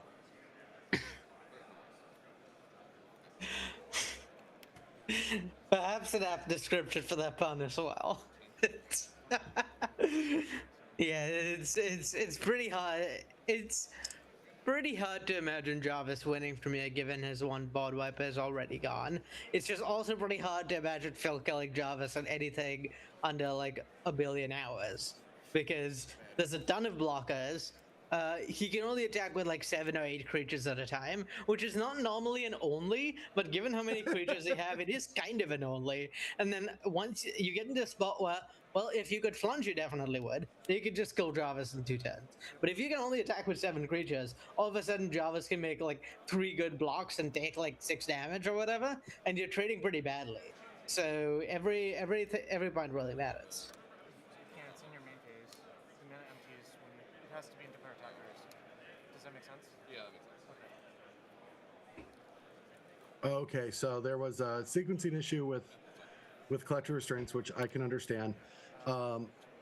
Phil was thinking, I can just tap this Cradle, put this creature in, and then use the rest of the mana to attack, but that's not, you're going to lose all of it. But did just tap the other 3, saying, that's fine, I've got enough. Yavimaya, I believe that's Yavimaya Druid, or what's that card called? Whatever it is, it's also one of my all-time favorites. Yeah, Yavimaya Elder. Such a great card for, that was that back in my day, that was when I learned about green value. This is one of those cards in the original duel decks I played with that like really taught me a lot about the game. We found our answer to the Gaia's Cradle. A temporary one, however. I'm gonna put a bunch of abilities on this. Yeah, I'm kind of hoping we get to see some Nimada guys.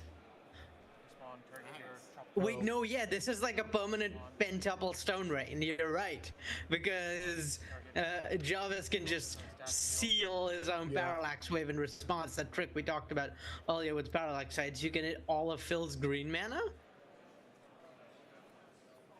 Yeah, that is interesting.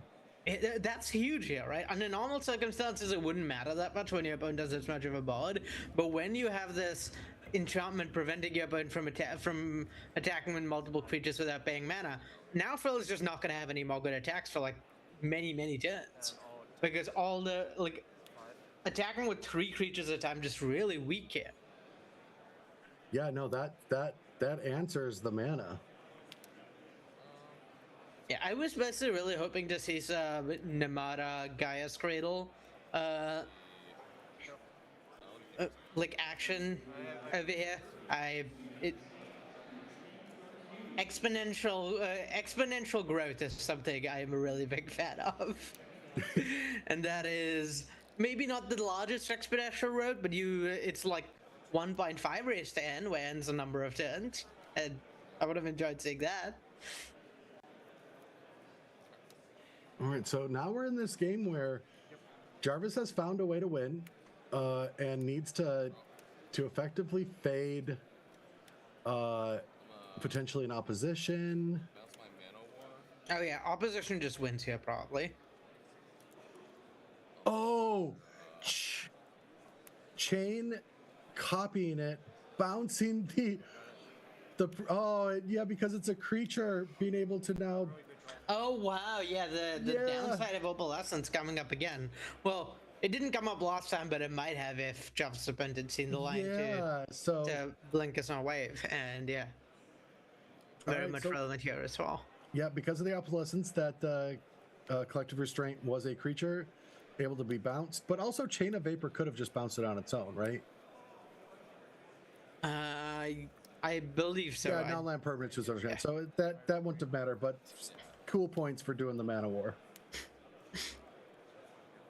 There is no better start in Magic than a 7th edition foil Birds of Paradise. I am just saying it. That is the best ultimate start in Magic. It's a gorgeous art. It's no Volcanic Island. And that card that's being played is a Temporal Spring. Return target permanent to the top of its owner's library. Oh, permanent? Yes. Yeah, wow, Jarvis is not the only one playing Stone Rage there, I can say. I'm starting to sense a trend in the blue and green cards in this cube, and the sort of permanents they're good at interacting with. With this, Plow Under, Parallax Tide, there's something going on there. Yeah, and what's interesting, a little bit of information, is Jarvis allowed the card to go on top and then searched with that Eternal Dragon, so knowing that did not want to redraw that Stomping Grounds. All right, Chatter making a 1-1 or 2-1-1 Squirrels. Getting that guy's Cradle started. There's a morph, and I do love me an Exalted Angel, but Guy's Cradle is just a bit more powerful. Ever so just a slightly. little, just ever so slightly. And this is yet another spot where opposition just ends the game here, right? If that's what's in hand. Or it's just another kicked probe. I mean, it's not good for Jarvis.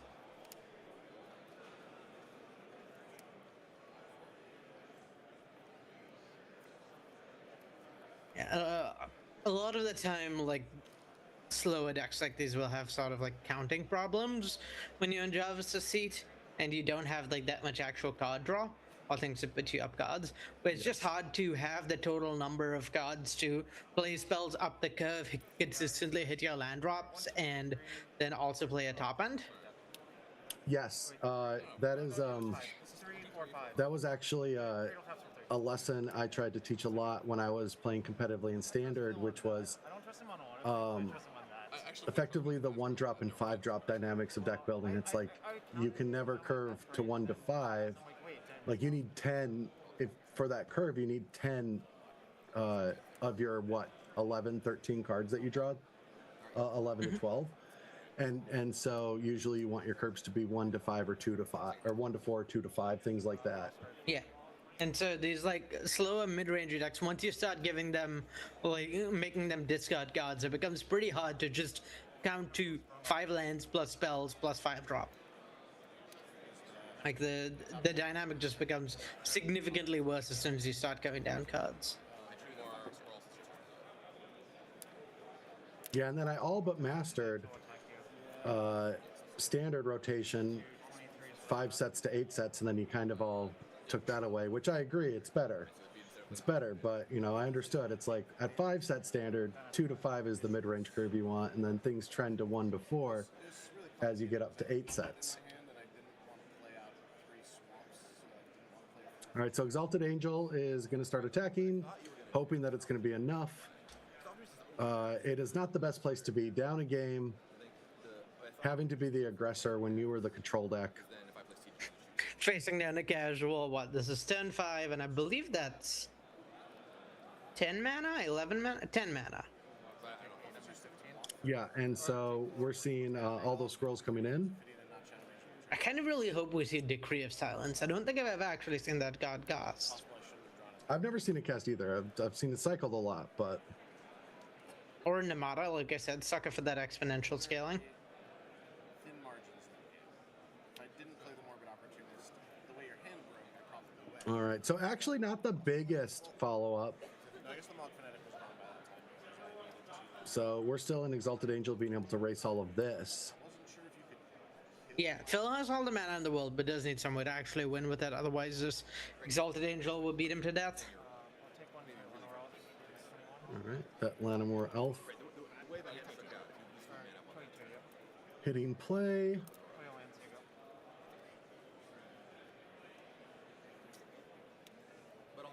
All right, so going to Phil's turn. There's a lot of good draws here. Opposition wins, Decree of Silence, and Stroke of Genius nearly win. Nemata nearly wins. It makes you wonder, I guess, if... Makes you wonder, I guess, if... Yeah, fun fact, that decree is in hand. Wow, okay. Yeah, it being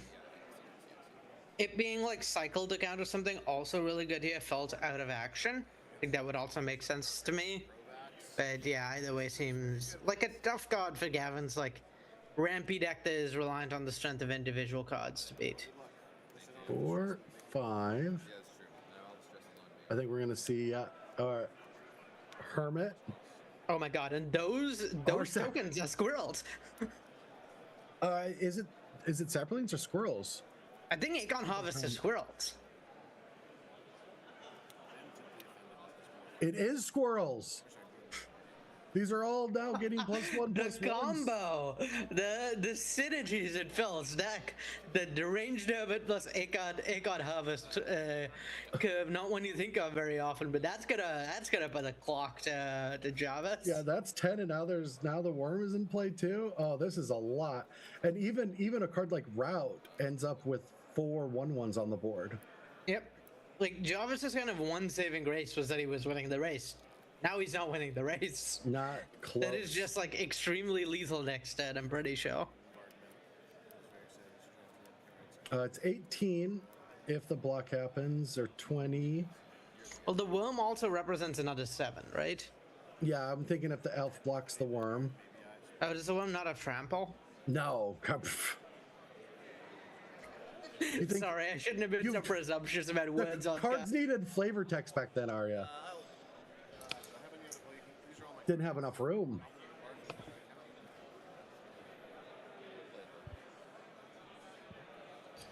One card that did was Sylvos. That's one of my old school favorites. Yeah, do you want to know what my first trade ever in Magic was? It was Pluto Delta for a Sylvos. I'm the one giving away the Pluto Delta. Sorry, I lost my mic for a minute there. Oh, okay. But yeah. But yeah, so we see the guy's Cradle paying the upkeep on the Hermit. I think Arya might have lost a little internet. And we're seeing a big old attack in. All right, you're back. All right.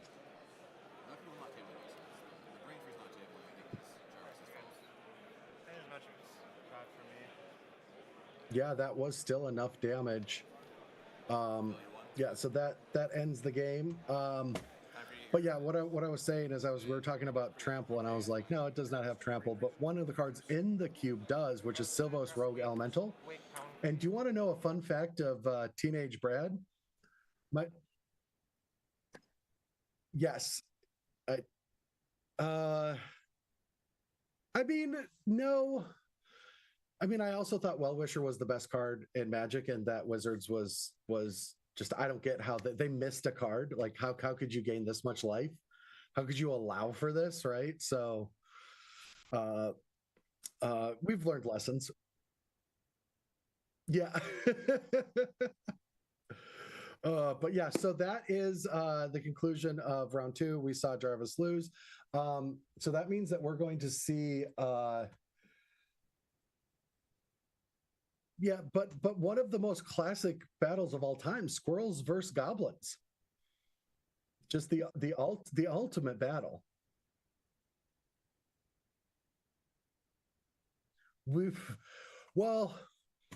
MH2 does exist now, but not in this cube. Not in this cube. So we will see what happens. Yeah, and it does seem like we're going to figure out the technical issue with Arya. And for now, we're going to go take a break so it doesn't look like that I'm just talking to myself. But yeah. All right, you should be able to hear Arya now. Let's get a test in. Great. Chat, can you hear me? Because I'm excited to cast some Squirrels versus Goblins. Yes, some Squirrels versus Goblins action.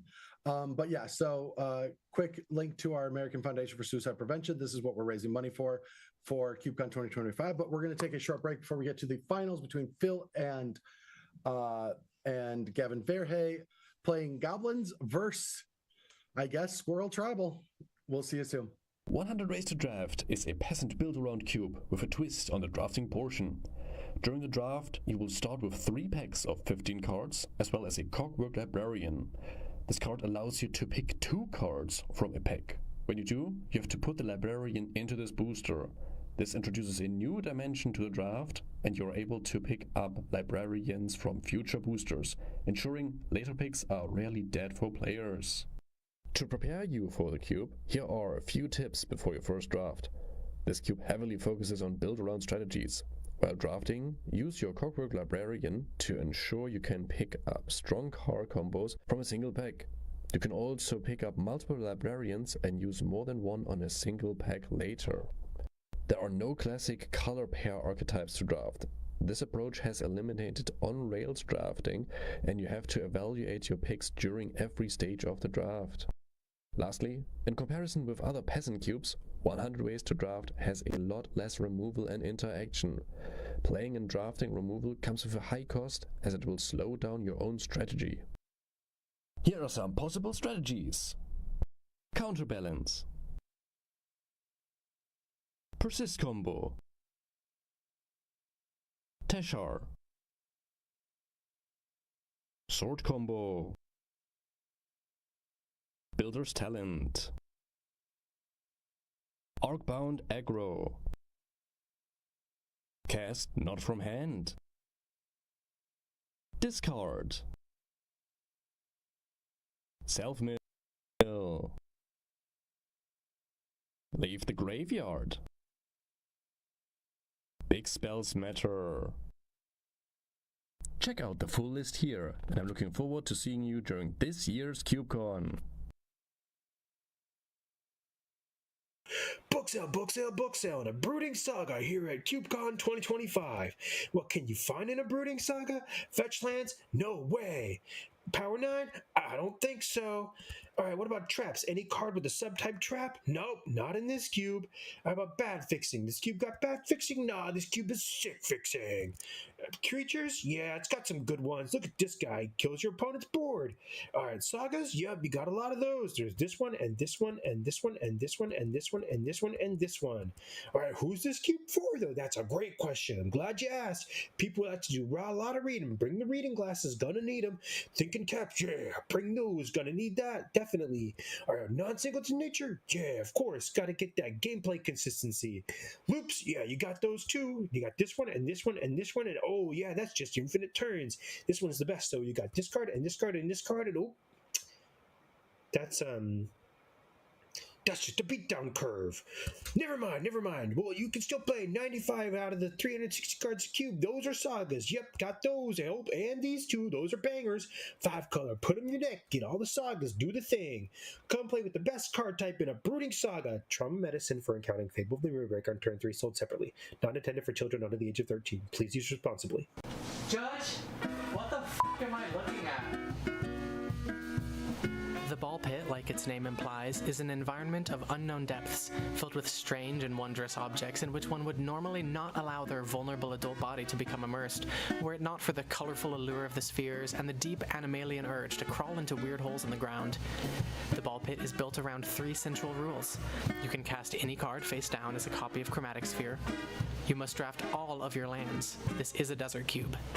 You will draft a total of 60 cards, which form your final deck. No cuts, no sideboards. Because remember, you can always cycle a card by playing it face down as a copy of Chromatic Sphere. Gameplay-wise, the ball pit is a cube where most of your colored mana comes from cracking spheres, where most of your removal is aimed at resonant power outliers, and where most of your victories come from catching your opponent off guard with hard-fought value.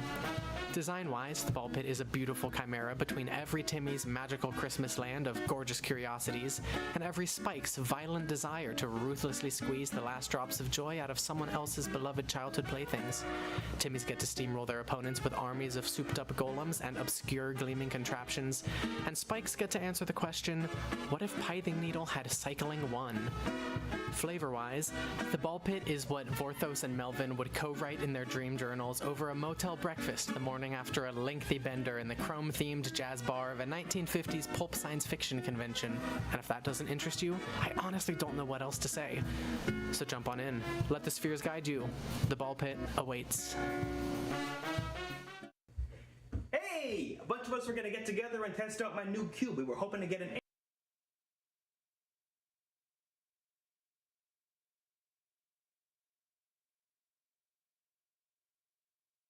There is a vote going on, so exclamation vote will let you know vote for which cube of these 3 you're going to want to see on Magic Online. Now, I love this kind of stuff. I haven't dug through these decks yet, but after I'm done with coverage area, I am going to be digging in and voting myself. So in the chat, exclamation vote, you're going to get to pick between A Study in Harmony, Truly Maddening Tempo, and Enchanted Evening. Unbelievably great names of cubes. I can't wait to dig in to see what they're all about. All right, and here we are seeing all the action happening. Oh, there is a Zach Hill even there. I need to go here. That's yeah, that is awesome. Seeing just who's there of all of the people that I haven't seen in a decade. Madison really has found a way to bring the community of Cube together in Madison. I have loved my time here. Thank you so much to the team for inviting me to commentate. It's been a couple years. I've been a bit rusty, but I've been enjoying my time. So thank you, chat, for hanging out with us. And Arya, we've got a finals, and maybe one of the biggest names in Magic, Gavin Verhey, playing old school Goblin aggro against Phil's Simic good stuff deck. We saw Cradle do a lot of great things. We'll step into the action in just a second, but I just want to hear about our fundraising for American Foundation for Suicide Prevention. Exclamation donate in the chat. You're going to be able to take a look at all these cool rewards that you can get from here. Some awesome play mats, just a ton of variety of different things that you could get as rewards and also help a good cause. So please take a look at this when you have time. But now let's get into the action. While our players are getting set up, Arya, how do you think this match is going to play? So I think it's going to be like pretty pushed in one direction or the other pretty quickly. I think the Goblins deck is really favored. Really good at getting to the ground, being low to the ground. Phil's deck doesn't exactly have a lot of removal for it. And then you look at things like Shopsmith, Goblin Sharpshooter, like a bunch of pingers are really, really good against Phil's deck. So a lot of stuff that lines up very well. But Phil's deck does have Gaia's Cradle. Very easily the single most powerful card in the cube. So you could have these snowbally games where Phil's deck wins as well. Just either way, it's gonna be fast. Yeah, and so we did see Phil mulligan to 5, start with an island, Goblin Guide not giving any extra value. And like you said, goblins, cards like Sparksmith and Sharpshooter, these are all-stars against creatures. And Gavin's had to weather a lot of storm playing against control decks. And so getting to be on the play, the game's over. Anyone that has ever played against creature decks, against a Sparksmith, it's just a phenomenal Magic card. Well, the game's really over because Phil missed his second land. Yes. Yeah, like sitting down, mulling to 5, seeing Goblin Guide turn one, going, well, at least it undoes my mulligan, and then see smell off the top is brutal. All right. Well, hopefully the players have enough time to finish this match because it is timed. Yeah, I don't know. 59 minutes. You think we could support another 2 of those? Hard to say. Yeah, it'd be difficult. All right. So both players are keeping 7 this time. No Birds of Paradise for Phil. But we do see a Mog Fanatic, another great card that would have been able to deal with that Birds. All right. Overgrown Tomb coming into play tapped. All right. 1 damage from a Fanatic. Rishadan Port, and going to just tap down a land. Yeah, and that's a pretty nice play because you can tell Phil probably doesn't have a 2-drop. If he did, he'd just have shocked in the land last turn to play it. So knowing that, like, tapping the thing down with your Rishadan Pot is essentially buying you a whole turn, it makes it a pretty strong action to take.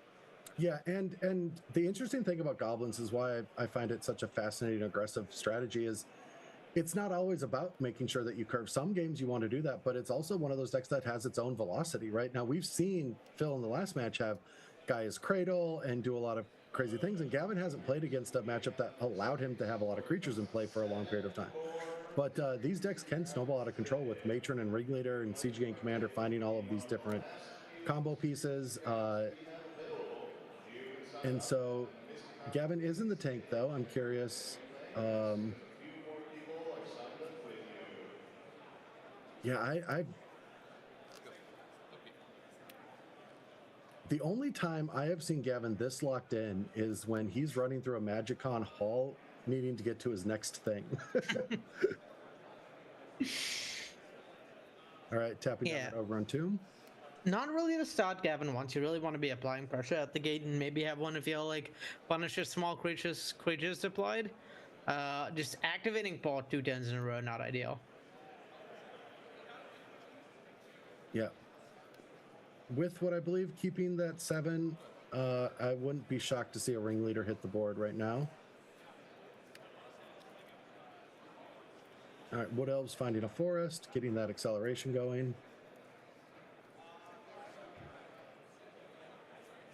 And Gavin is running out of time to like put Phil on the back foot. Like before too long, Phil's late game will take over. So in Gavin's City, you really need to find stuff to deploy quickly. Yes. Yeah, it's going to be important for Gavin to have a decent turn right here.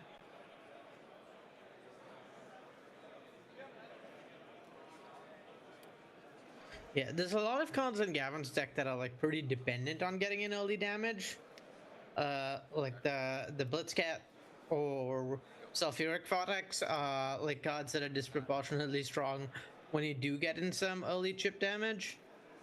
So yeah, just not having gotten in that much kind of puts Gavin on the back foot because now he has all these draws in his deck that are a lot weaker than if he had applied some early pressure. You really see the difference in when this deck draws Goblin Guide and doesn't in terms of amount of damage it gets in early. It's really night and day. Well, that is going to put some roadblocks on that Mog Fanatic. Yeah, Gavin would really like to see a Sharpshooter here. The Fanatic itself does line up pretty well into Hermit, which is nice.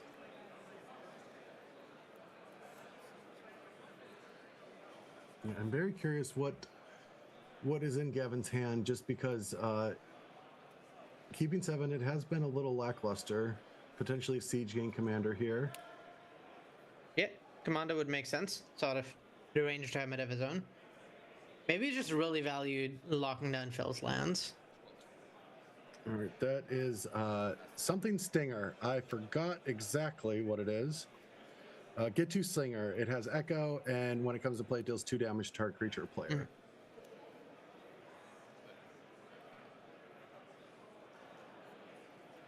All right, so I like this because that Monk Fanatic can still deal with that Deranged Hermit. Oh, Gaia's Cradle does hit the board. Yeah, Cradle is tough there. I think Gavin was about to get a bunch out of essentially like time walking Phil, forcing him to pay for that druid and then picking it down. But yeah, Cradle undoes really like any damage in terms of amount of mana that Phil is producing. I suppose Rishadan Pot does do a pretty good job keeping Cradle tapped down the early game. Yep. Now it seems like a necessity in case there's some massive spell. Stroke of Genius is the only real thing that Phil can do with it to get a lot of value. So yeah, gonna get rid of that Hermit to get all those scrolls back to a 1/1. Pass the turn, hit that. Oh, there it is! That is another Stroke of Genius for 7. Yeah, this is very much the other sort of game we were talking about, the one where Phil runs away with it. And it's hard to imagine Gavin coming back from here. A lot of his threats are really scary. Sting Scourge or Sharpshooter. Just take a turn cycle to get going, and Phil is paid to get to untap with having drawn 7 cards last turn. So one has to assume his deck can do something here that basically locks up the game. Yeah, now correct me if I'm wrong. I did forget though. Is Blistering Firecat a 7/1 or 17/1? I think it's just a 7/1, unfortunately. Okay, that's not going to be enough then. All right, so Phil plays an MH2 Rishadan Port meme card in Rishadan Dockhand. Has the same ability as Rishadan Port, but is a 1/2 Merfolk.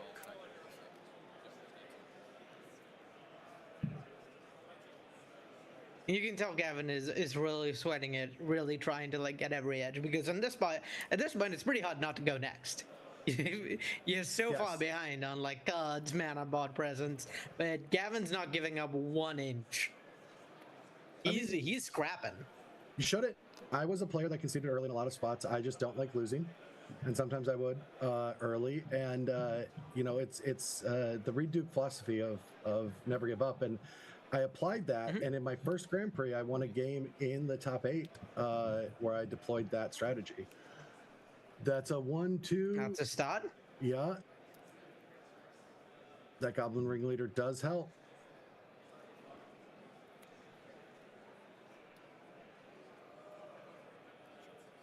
All right, and getting that Sharpshooter play. Now this could completely change the game. Yeah, if there's not an answer to the Sharpshooter from Phil, then Gavin might still be pretty live here. And looking at the deck list, we know that the only answer to it, true answer would be a Mana War for a single turn. So this turn would have to be a Waterfront Bouncer and a Mana War to just keep it locked for the rest of the game. Yeah, or a Mana War hold up Mystic Snake. Yep.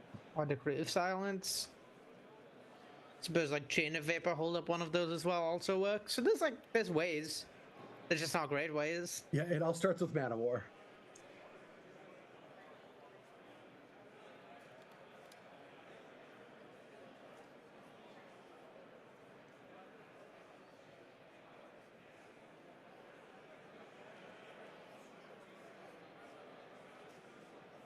Or it's that card. That is, yeah, I forgot about Temporal. Temporal Spring. So Temporal Spring is able to put it on top of the library. Yeah, still not a permanent answer. Still needs a counterspell of some sort. But might be enough time to make some action happen. Opposition could also theoretically just keep Gavin's mana locked down. Yeah. Decree of Silence would probably be a game here. That also will do it. Treadwind Rider, that is an old classic. Yeah. Yeah, so this is a card that's going to allow Phil to tap it along with 2 other creatures and return a permanent to their owner's hand every turn. So that will isolate that Goblin Sharpshooter. Yeah. Phil is very much playing cards we would not make today typo. In terms of tap all your lands, bounce 6 creatures turn over turn, put a land card on top of your deck.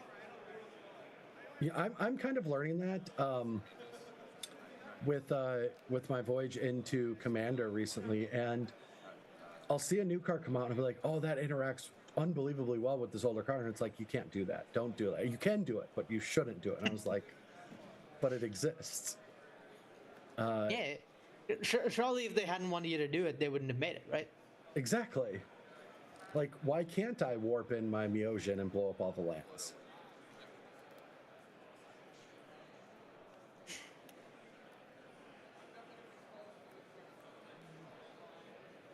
All right, so we do see a Barbarian Ring, which we're 4 cards away from Threshold to allow that to happen, but finding some way to get that Treadwind Rider off the board is going to be quite important.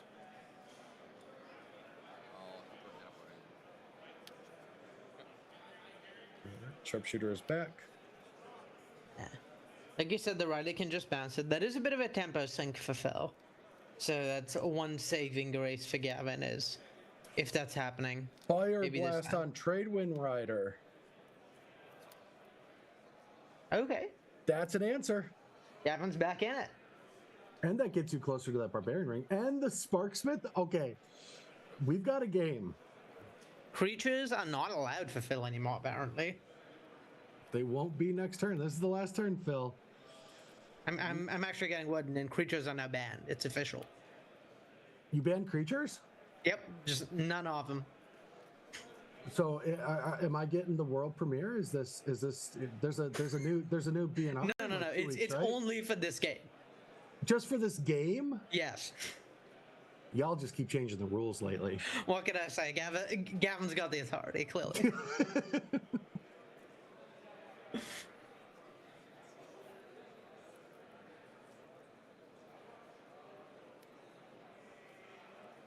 All right. This seems like the probe.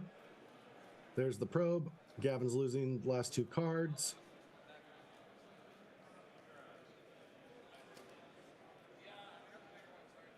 Interesting.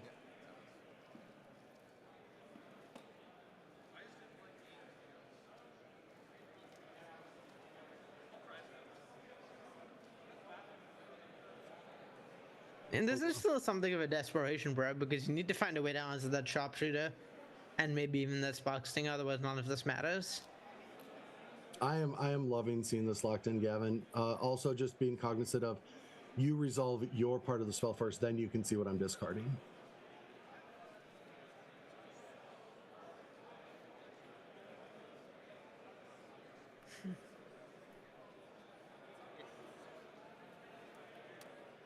All right, Lightning Helix and the Pyromancer going to the graveyard. And those are both among Gavin's sources of like direct or burst damage, so it's good for Phil to know those are no longer available or something he has to play around. Pretty useful information. And I can see why Gavin waited on discarding those until Phil had finished resolving his spot. All right, 5 green in the pool.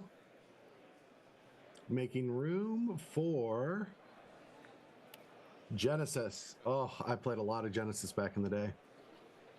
So this is Genesis is nice, but I really hope Phil isn't attached to his board here. Oh yeah, because it's not going to be attached to the battlefield a bunch longer.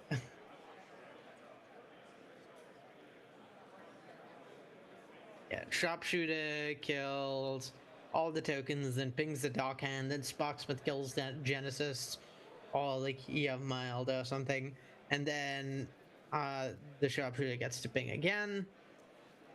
And I believe that the Slinger isn't a goblin, so Sparksmith plus that Sharpshooter will be able to deal with the Genesis. So without the ring, one creature could live on board. Okay. Wow. One whole creature, probably not the most terrifying for Gavin on the spot. It's kind of interesting how the game in which he's drawn Sharpshooter is playing almost like a control deck, where it didn't really matter what happened in the early game, the late game is what it's all about for him. Oh yeah, I mean that's what. Honestly, like I said, I said earlier, when I started Magic, I Onslaught, Mirrored, and Standard.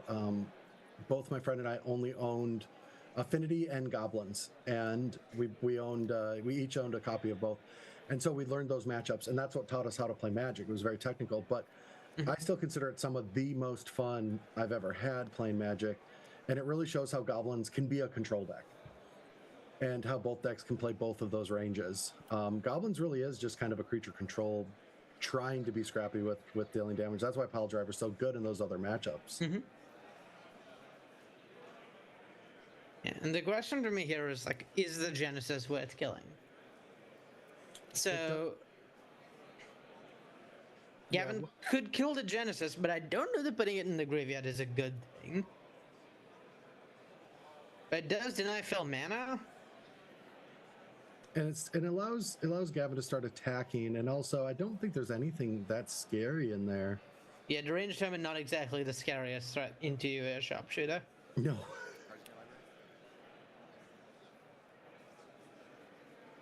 Cards in deck count? What is happening? Gavin's thinking about everything. I think Gavin was maybe wondering, is it possible for Phil to kill me in time? And with like this prison-esque lock I've assembled. Yeah. All right, there it is. And now those ringleaders are free to start swinging. Or those 2/2/2s. Yeah, and that damage adds up pretty quickly.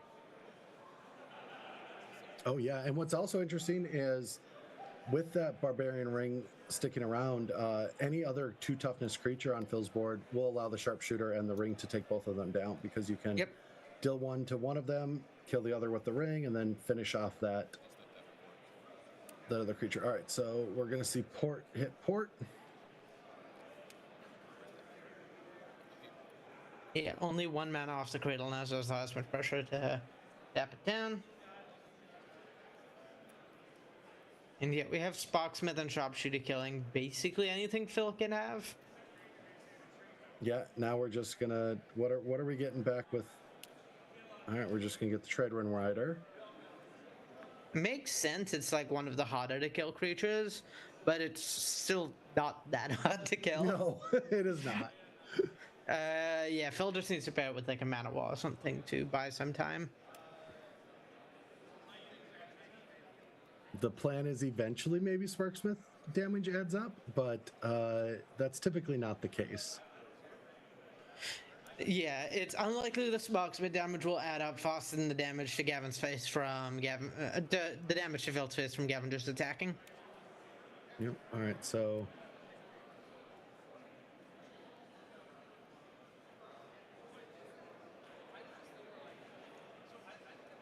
All right. There's the rider.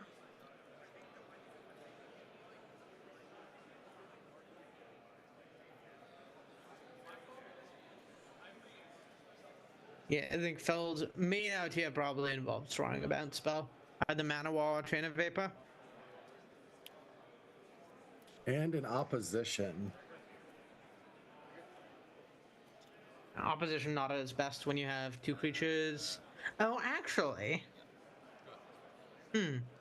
So what Phil could do here is on his turn, tap the Pinger, because that one doesn't untap during your untap step, right? And then Gavin only has 3 goblins and can't kill the Treadwind Rider. There is the ring still. Right, yeah. And I assume Gavin has Threshold? Yes. Okay, yeah, that makes it pretty tough.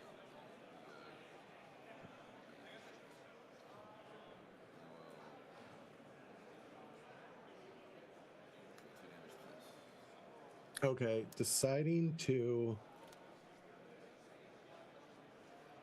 kill that. Okay, now Phil can do that, right? Now he can tap the Pinger. Yes. Oh, I guess it's gonna untap when the ring trigger resolves. So you'd have to tap the Pinger like end of turn with this Treadwind Rider. It's not a great spot to be in, either way. Yeah, that's what would have had to have happened.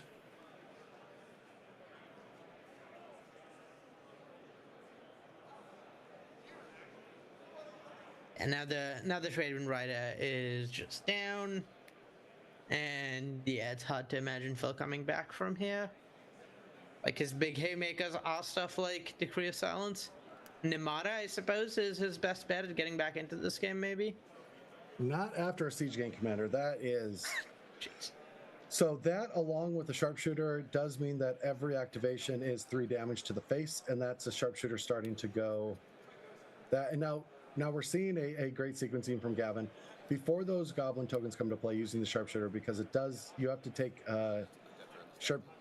Sparksmith does deal damage to you for each Goblin you control, so trigger on the stack, make 3 Goblins, so Gavin only takes 4. And then in for 2. This game is starting to look a bit like a foregone conclusion. Yeah, I don't think there's anything in Phil's deck that can really get out of this. Yeah, that should just very easily be lethal next turn with all the mana Gavin has. And no upheaval or something of this out from Phil to like start over. Yeah, opposition not very good without creatures. Yeah, which is very impressive because this still is a game where Gavin was not doing a lot in the early game, had a lot of blowouts early, and just finally found the 2 Goblins that can really take the game home. Yeah, I mean, testament to the long game power of this Goblin stack Gavin has drafted. Just, it was the open deck. We saw a bunch of the cards going late. Gavin identified the open lane, and he really got rewarded for it. Like, his deck is so cohesive. We're getting a question on where can one get those tokens? Well, I don't know. Well, you said put the tokens on, or where can one put his hands on those tokens? CubeCon 2026. Be sure to follow along for next year. You could play this cube most likely next year. All right, getting back Deranged Hermit.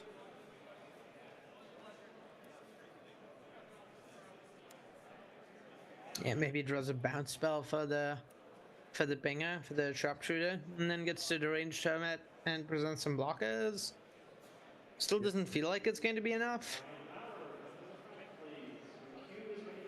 Yeah, potentially Mana War to hope something can happen, but you also have that Siege Gang that will just eventually win the game. Yeah, even Hermit here, plus Mana War. Okay, there's a Mana War. Yeah. But, oh, and Gavin misses the opportunity to ping Phil's face with that. Yeah. And that's huge, right? Because if Phil goes to 8, then 4 Siege Gang activations just kills him. Yeah, in fact, with the number of creatures in play... Even as it stands, he might just be dead on board. There's... what, 7 attackers? 11's not quite enough. I think that puts Phil to 1. There's the Birds of Paradise. And finally the Hermit with 4 more squirrels entering the battlefield. Okay, that's definitely enough blockers to not be dead here. I mean, it's still 2-turn lethal with the Siege Gang, but... Yeah. Yeah, it is 2-turn lethal, but actually, end of Gavin's turn, Phil just taps down everything Gavin has. If the Sparksmith gets activated, that's like 3 damage to Gavin's face. 4 damage? More than... It's a lot of damage to Gavin's face. And so Gavin suddenly has to start throwing creatures at Phil's creatures to not die. Yep. This is a hell of a game. Oh, right. Those were tokens, not lands. So Gavin didn't have the ability to do 8 damage anyway. No. So maybe he didn't actually have outs here to have lethal this turn, though could have gotten a little closer. All right, let's see what happens, because now with that Genesis, things are actually kind of heating up. All right, so one at a time, tapping things down. Tap for red, I'm guessing.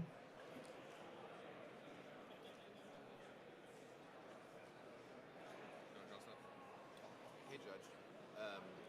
Does Phil can maybe like do the thing where you tap a land and upkeep, and then to make sure everyone doesn't float too much mana and use all the mana, tap another land and draw step. Yeah, what's actually Something like interesting right that. here is Gavin's asking a judge, I think, a question, and it's a great timing thing. Gavin during his upkeep said pass, right? So Phil said tap your mountain. He tapped for red, and then Phil's like, I'm done with things, which means that Gavin just does lose that mountain. Doesn't get to use that red source of mana because of how passing priority works.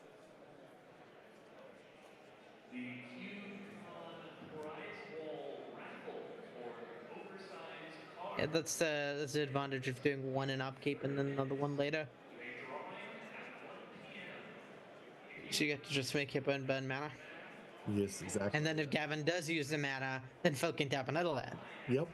Give him one mana floating. So there's really not a good solution there. Opposition is such a brutal card, and Phil is playing it really well. Have you thought about putting opposition in any of your starters?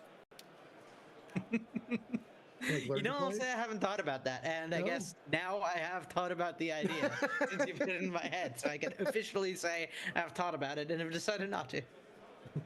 Who would I message to try to get that into, the next pre-cons? I don't know who led the last set of pre-cons. I tried it. I would say I'm like 95% sure it doesn't float, but myself, I'm gonna. All right, so maybe they're still waiting for a judge call, or Gavin's in the tank, but has not drawn. So I think they're waiting to get back word on what's happening to that red source. Yeah, so I guess this is a good time to talk about like what the path to victory looks like for both these players.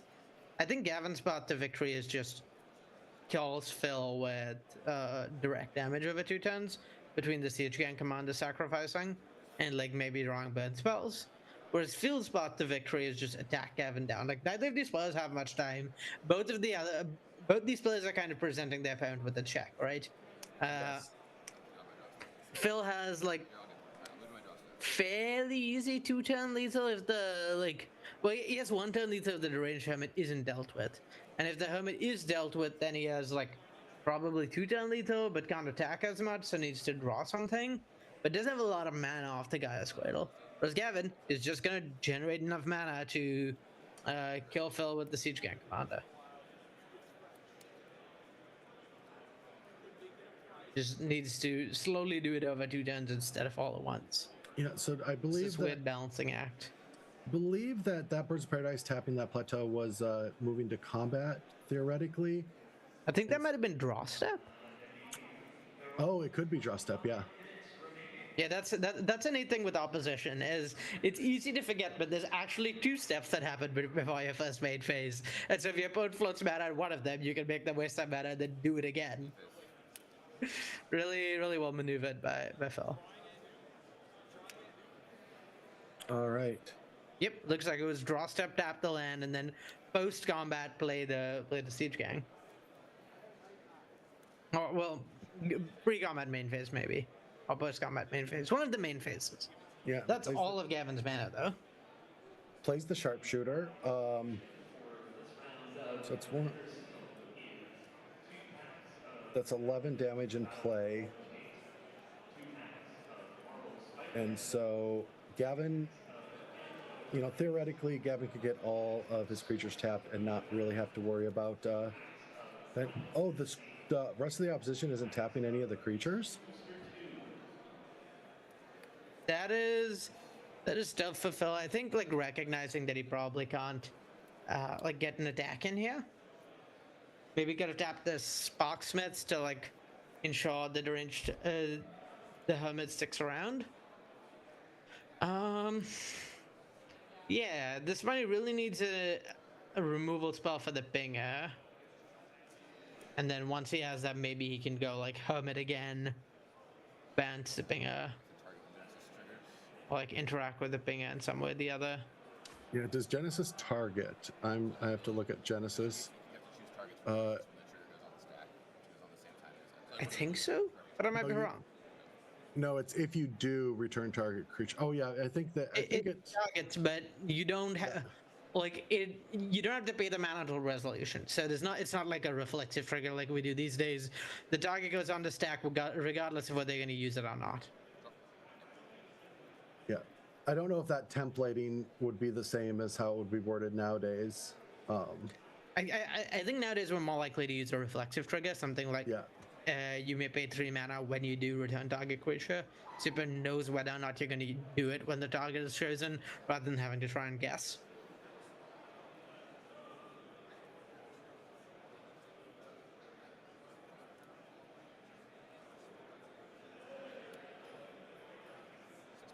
All right, so Cradle for 6.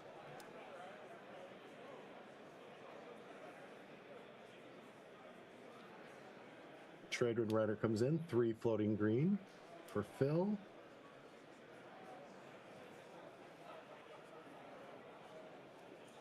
Yeah, and he just really needs interaction.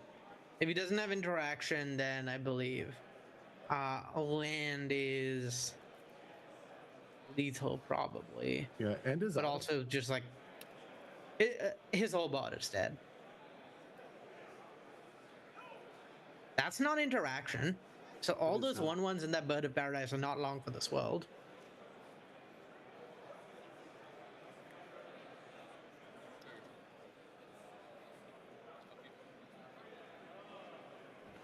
All right, so now that Sharpshooter is untapped and active.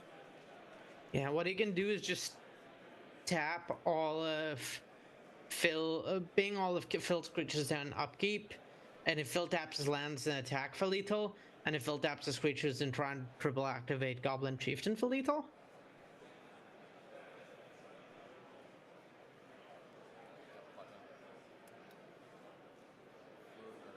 All right, tapping that plateau.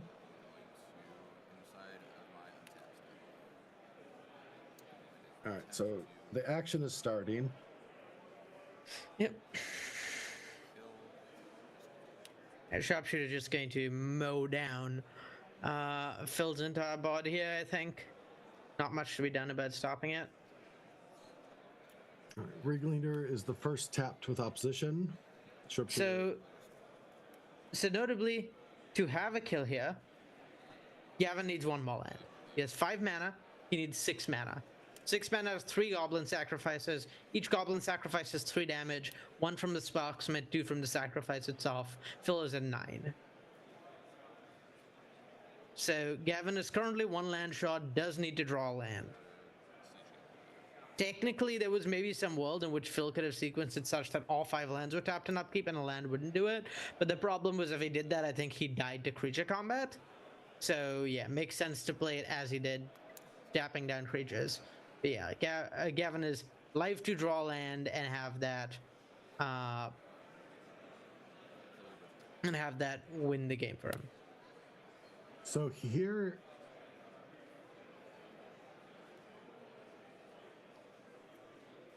interesting. So you have a mana floating. Do you just hope to draw that land and tap another land and one of those tapped goblins to deal 3 to Phil's face? I think so. I think I like going face here. The creatures left are Tradewind Rider, Mana War. What's the... I don't know what the blue creature is near the top of Phil's board. Phil has opposition. Oh, Tyrant Predator. It's a 2/3 for colorless blue-green. Oh, right. The thing I thought was a creature is the opposition. Okay, yeah. Okay, gotcha. Yeah, so it's 3 to face. There's some chance there's just lethal anyway for Gavin through attacks. Yeah, funnily enough, this turn it would have been exactly lethal if Gavin dealt that 1 when it originally got bounced. Okay, just going for board control. Yeah, opting to play it slower. Also acceptable. I don't think Phil can really win without creatures.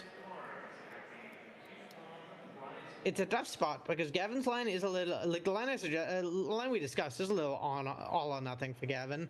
If he misses a land drop, he has sacrifice material for like very little tangible gain.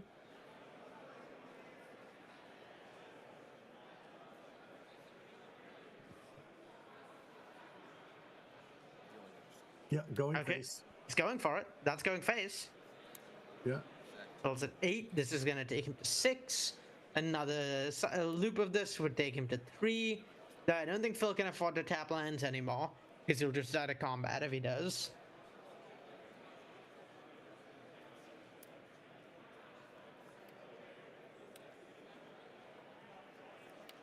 All right, doesn't seem like you haven't hit the land. I don't think so, though he could also just be counting.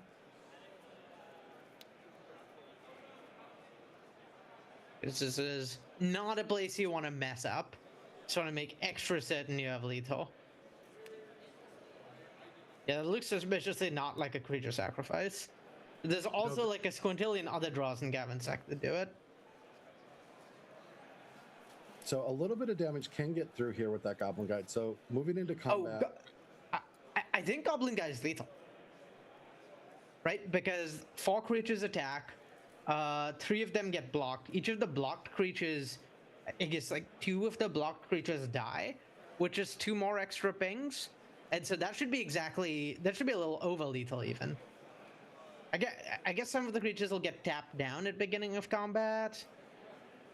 But that's fine. We just need to get one, I guess. Yeah, I think there need to be 2 that get through. So if we go to attacks, yeah, wow. I think going to attacks means it's probably over. Yeah. Yep, for sure. Yeah, I think like if Phil had tapped those down, then like maybe there was something, but yeah, I don't like his chances. It seems pretty over regardless. All right, so they die. That's 2 triggers to sharpshooter. So ping, ping, untapped, ping down to 3, or no, still at 4. Now to 3. And yeah, that's exactly lethal. It's a little over lethal because the Sparksmith could kill another creature and untap the sharpshooter yet again. Yep, and then that's it. Yeah, massively piloted by Gavin. Good reminder of why of the fact that maybe he has a little bit of history as a pro, and not just a commander designer. And yeah, just really well done finding the line. It was a hard line to find, and he found it. And yeah, just like super minutia focused, putting him in top 8. That's why I love creature mirrors like that. There's just so much going on both sides for the entire game. A lot of back and forth. Both players got to do what their decks wanted to do, and that's what you want to see from something like CubeCon. So that's sick, but also that means that Gavin is making the final draft of the weekend, which is going to be Vintage Cube, representing Wizards of the Coast staff. That's really, really cool. So Arya, this is it for us in the booth. Is there anything that you want to say about this draft and also this amazing cube? I mean, the draft was amazing. I was incredibly impressed by this cube. Like I said, it's a tough assignment. There's a lot of stuff about older cards that doesn't really hold up, and a lot of that was circumvented. Was like almost actually used to the cube's advantage in many ways. So really, really enjoyed watching that. Really enjoyed watching the games, and really, really enjoyed being part of this event with an amazing charity that we're raising money for. American Foundation for Suicide Prevention. Exclamation by donate in chat to get a link. That's what this whole event's for. We're trying to raise money for them. And yeah, really near and dear cause to all of our hearts who have been involved with this event. Very, very important. Yeah. So yeah, please do donate. It would mean a lot. Even a little bit if you could chip in. There's also all these amazing donation incentives. Yeah. And then we're going to be, that's it for us though. We had our time in the top 64, but we are moving out of the way for the top 8. And we've got Manny and who? I'm back for top 8. You get to do, wait, you're doing both? I didn't even know that. That's cheating. You got the Vintage Cube too? Yeah, I'm looking forward to it. I love casting competitive Vintage Cube. Yeah, and I also say it's going to be great because Manny is such a pro. A lot easier to do commentary with than myself, but I had such a blast with you, Arya. Thank you so much for going through that top 32 draft with me. And have fun with the Vintage Cube because that I'm going to be going to watch and probably playing a little Vintage Cube right now on Magic Online.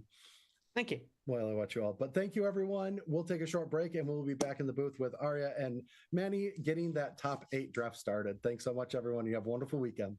100 Ways to Draft is a peasant build-around cube with a twist on the drafting portion. During the draft, you will start with 3 packs of 15 cards, as well as a Cogwork Librarian. This card allows you to pick 2 cards from a pack. When you do, you have to put the Librarian into this booster.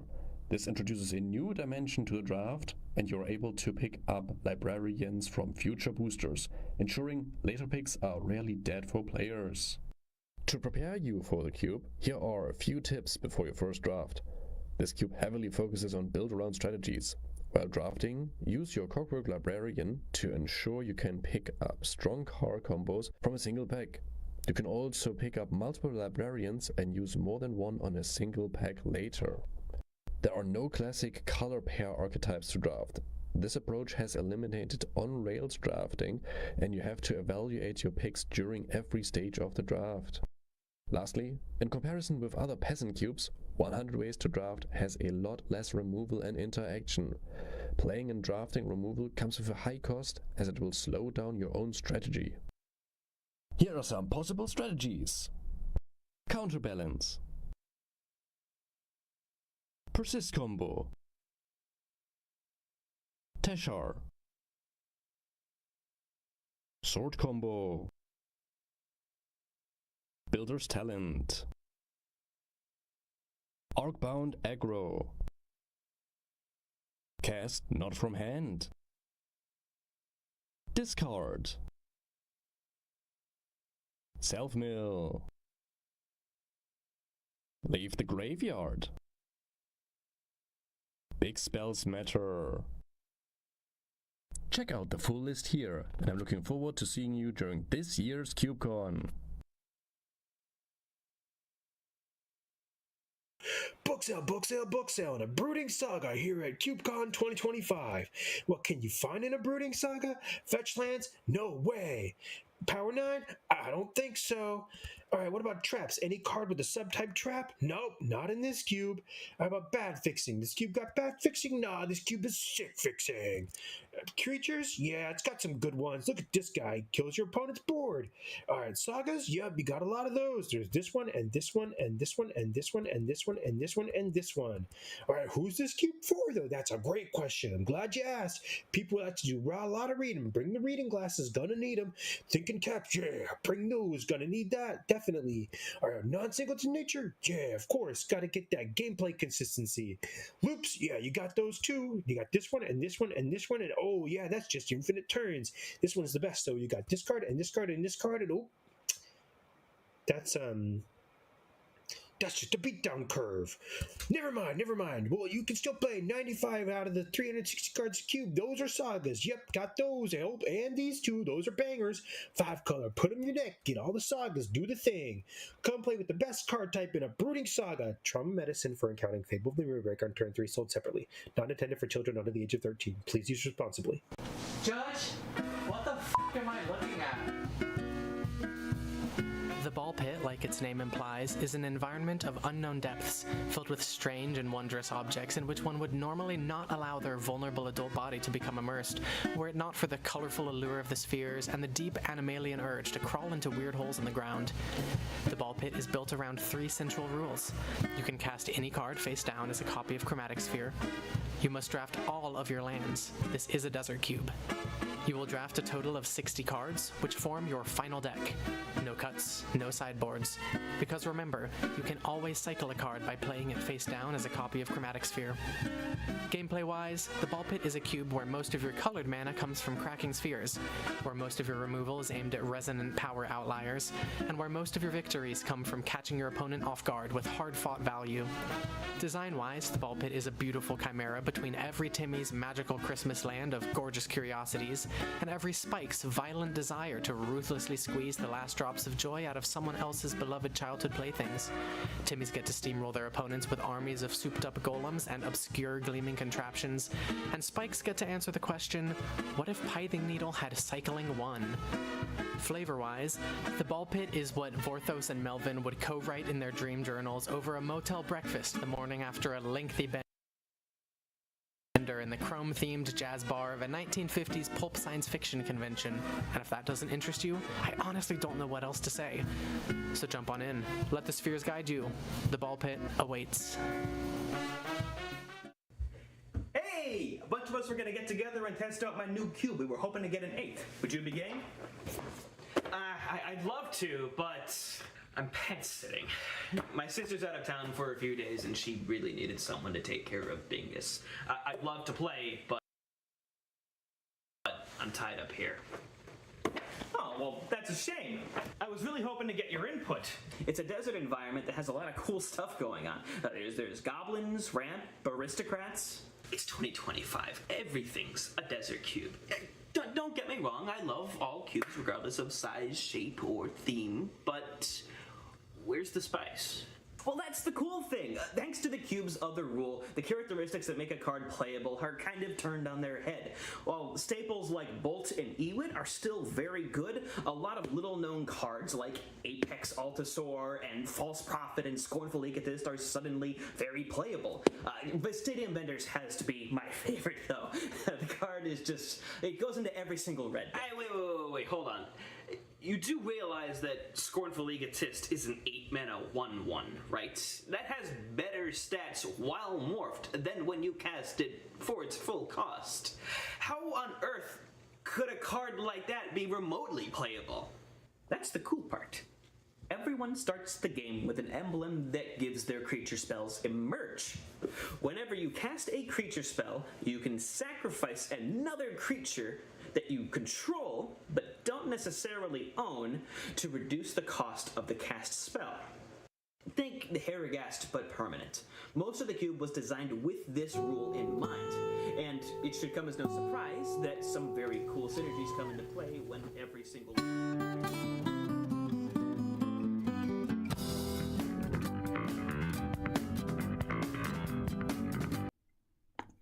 Welcome to the FemCube.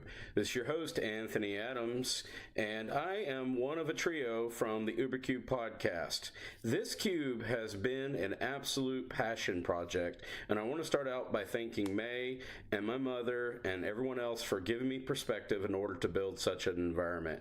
Every card in here is a representation of the powerful contributions of women in Magic. So let's get into the cube.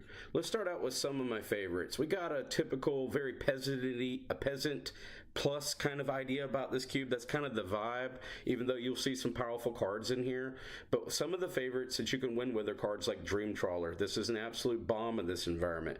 Sublime Epiphany is another major card that just crushes people. Then let's go into the idea of something like aggro strategies, where Thalia, Heretic Cathar, just really stakes a claim in this environment. And then through intent, I have each primary color of a lead character or a major character like an Elspeth or Liliana or Chandra in this environment to represent the Planeswalkers. Then we have kind of your mid-range control where you can go do stuff like Samut or Vivian or Halana and Alana Partners. These cards, especially that one, absolutely just crushes people. The one card that I've been dying to get in this environment is a Young Pyromancer. I'm really looking forward to a woman representation of the art for that card. But Izzet Spells Matters is very powerful in this environment. You can also lean into like a Stacks and Taxes type of environment, which I love. There's a mid-range tokens. Then we got some ramp mid-range control with stuff like Bonnie Powell or the Goose Mother. This environment has really grown, and it's been through the feedback and the perspective of the community. I want to thank everyone for really supporting this. This is a passion project, and thank you so much for checking out the cube.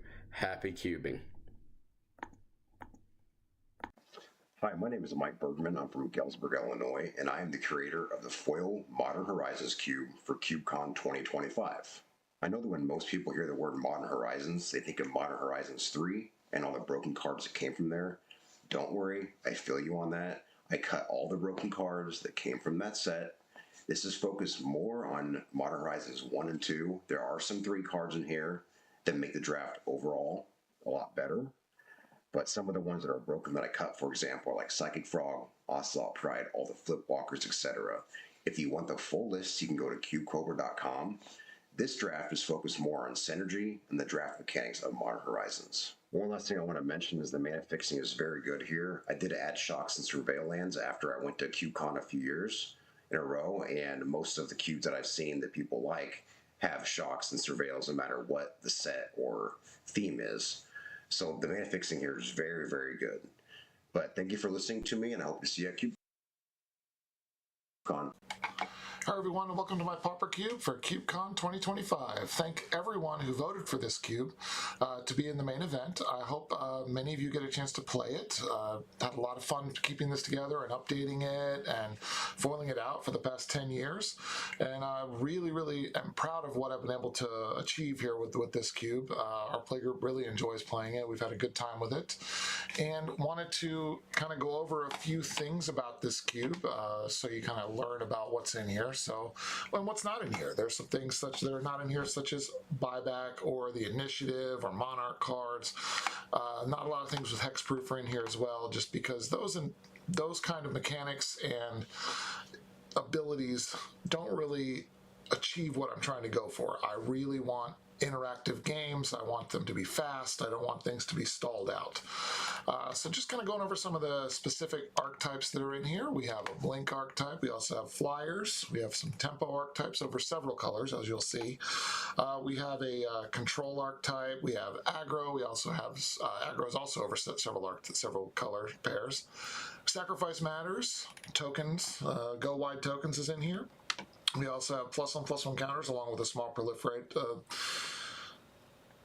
mechanic. We also then have extort and control in here as well. And then we have a sacrifice matters in the Golgari. That's mainly in the Golgari, and graveyard matters. If you're looking to do more of a combo-y reanimation, that's not really going to be in here. We're going to be more so a value type reanimation. Next is your big creature ramp and tempo cards. We also definitely have a spells matter that is certainly supported at this rarity. And then aggro is also here too. It's just in Boros. It's just not as well supported as it is in others, but definitely can get the job done, and it definitely works in this cube if you really go hard into it. But that's basically it. I really hope you get a chance to play it. This has been a lot of fun to keep together and maintain. Hope you have fun at CubeCon. Thanks. Hello everyone, and welcome to my Peasant Cube for CubeCon 2025. I really appreciate it being in here again for the third time. It got voted in each time, so I definitely appreciate all of you people who voted for my cube and continue to want to see this cube at CubeCon and want to play it.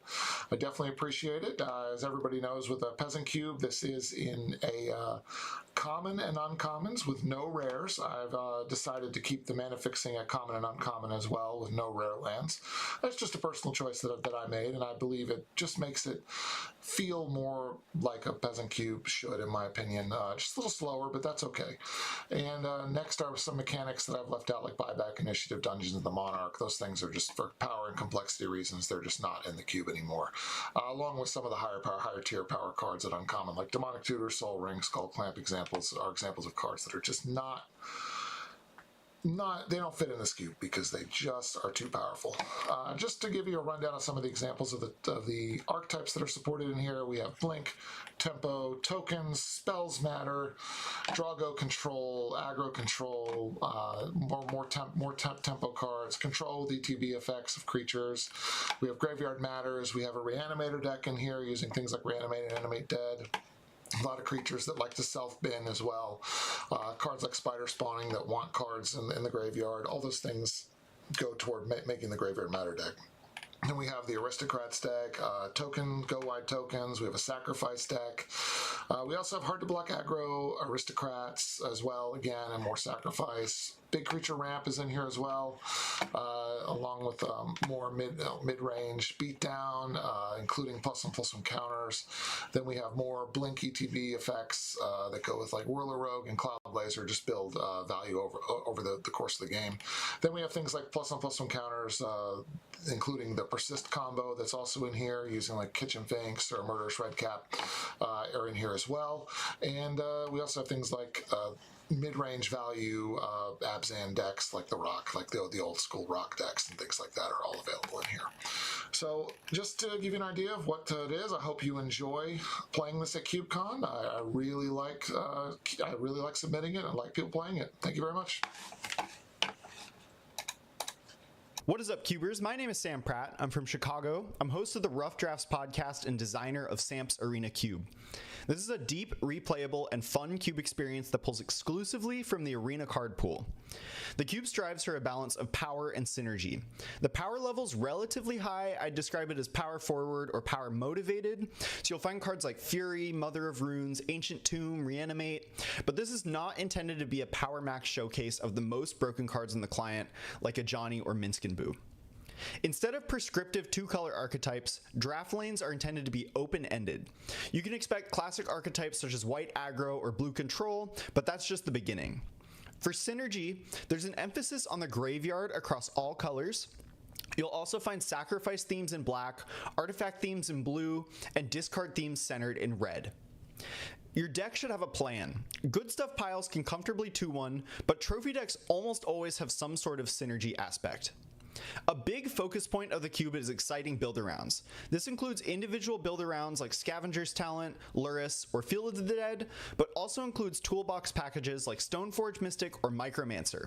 There are also a handful of cards that ask things of your mana base. Monocolor payoffs like Mystic Sanctuary or Rathalos, and domain payoffs like Territorial Kavu. The mana's good, double fetch, double shock. I've intentionally excluded triomes, so we're hitting the sweet spot of two-color decks being the norm with ample opportunity to splash. My favorite things to do in my cube: I love Priest of Forgotten Gods and the Sacrifice decks. I love building around Monument to Endurance, and I've recently had a couple really sweet near mono blue decks that end the game looping Cryptic Command with Mystic Sanctuary. My goal for this cube is for you to walk away feeling like you drafted something sweet, and there's a lot of really cool stuff to do in here. Happy drafting. Hi everyone, my name is Noah, and I am the creator of Sky and Sea Cube. The initial thought that seeded my cube was, what if a set was designed around one central color, instead of 5 colors all fighting for supremacy? How would that shape the story, the draft, and the gameplay? In Sky and Sea Cube, a powerful blue leyline dominates the stage. Planeswalkers will form decks built from a spectrum of blue-aligned themes. You will sling spells against opposing blue mages, and cast wizards, sphinxes, frogs, and of course merfolk to ride the waves to victory. You may also employ the services of 3 other colors. Green may offer you ramp, white may offer you buffs for your flyers, and black may help you take better advantage of your graveyard. This is a highly synergistic draft environment, where players will often assemble multiple, overlapping, and powerful packages, such as double spell, double draw, top deck manipulation, enchantments, flash synergies, swarms of birds. There's a lot to uncover. And for everyone that sees a blue-based cube and assumes it's going to be their worst nightmare, don't worry. Creatures are king in this environment. Artifacts, mill, and other notorious blue strategies take a backseat when blue doesn't have to compete against the creature efficiency of the other colors. Now, the battle roars from beneath the waves and screams across the wind. I hope you enjoy it. Why are there 2 of these in here? Are they roommates? The tabletop cube is a simple cube, in the same way that the wise old woman you know who plays mahjong for 20 hours a week would call her hobby a simple game. That is to say, it's clean and elegant, but you would be naive to think that what happens on the tabletop is anything short of an all-out war. The tabletop cube aims to be an accessible environment. It avoids all double-faced cards, all Universes Beyond cards, and includes no finicky mechanics like Monarch or Dungeons. At its core, the tabletop cube is an unpowered vintage cube, with its own set of power outliers, crazy turns, and occasionally salty mass land destruction.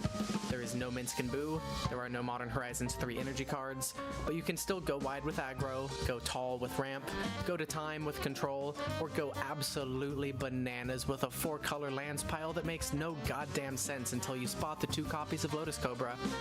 On that note, the tabletop cube breaks Singleton. It runs the increasingly common suite of double fetch lands plus double shock lands, but it also doubles up on City of Brass, Wasteland, Stoneforge Mystic, Snapcaster Mage, Gravecrawler, Thoughtseize, and these little guys. If these choices make you think, looks like a boomer cube, you would be only partially incorrect. I do run lots of cards that were released recently, like Rust Harvester and... Judge, am I a boomer? The tabletop cube is inviting. It aims to help 1,000 players get into cube, not to be 100 players' favorite cube. It's on the simpler side, but it's gorgeous and resonant and attracts some of the most fun sorts of Magic players. So pull up a chair, put on your pre-release stamped reading glasses, and make some new friends at the tabletop. Hey everyone, welcome to a cube primer for the Bearclaw Changeling Cube. My name is Matt East. I currently live in Madison, Wisconsin, and play with Team Bearclaw. I started playing Magic back in the Invasion block and got into the Legacy format, playing Goblins around 2009 and playing Combo Elves around 2010. These kind of typal aggro combo decks were a blast for me to play.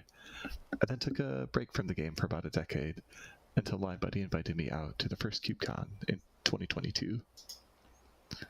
My first cube at the event was the Unreasonable Cube, a cube featuring silver-bordered and other off-the-wall cards.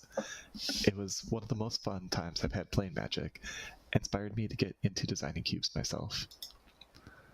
The third piece of design inspiration for this cube was hearing about the Changeling Cube on a Cube podcast.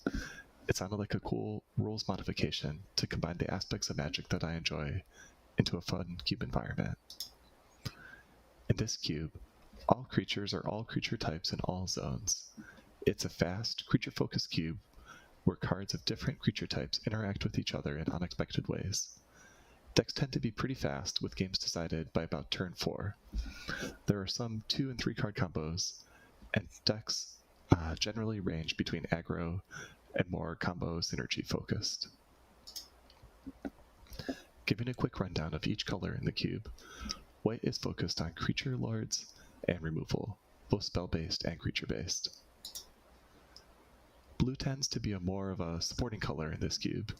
There are several copy effects, a small but powerful mill sub-theme, and light counter magic. Black is one of the stronger colors in the cube, with powerful creatures and removal. Look for a sacrifice sub-theme while drafting here. Red is another strong color in this cube, capable of explosive starts, strong creatures, and direct damage to close out games. Finally, green has powerful creatures, mana ramp, and card draw. One of the things that worried me initially was that the environment would be intimidating for newer players. However, I found that it's actually pretty friendly to play. Drafters have commented that everything just works. If you think a payoff will work, it generally does because of the creature type emblem. To help call attention to any creatures that don't work the way that you'd expect, perhaps by counting all creatures rather than just yours, I've added markings to the cards themselves. My goal is that no games are lost because players don't understand how a card interacted with the board. The cube also uses a straightforward mana base to help drafters focus on the creature interactions. There are 4 of each check land to allow for 2 to 3 color decks without the need to shuffle as often. It also contains 6 secluded courtyards to emphasize casting creatures enabled by the emblem. Thanks so much for watching this cube primer, and come check out the Bearclaw Changeling Cube. What's up, chaff aficionados? I'm Ben, coming at you from Morristown, New Jersey, and I'm a co-host of the Draft Chaff podcast. You know Draft Chaff, that stuff you find laying around after F&M draft? Well, we've been gathering all of your forgotten but beloved cards and giving them a second chance in the Draft Chaff Cube. We have some limited archetypes you really won't see anywhere else. Check out Green-White Splinter Twin. Kind of looks like a pile of counters and tokens until you look a little bit closer. We also have Is It Free Casting, which asks you to cast huge spells way ahead of schedule. We have Golgari Spider Spawning, which is...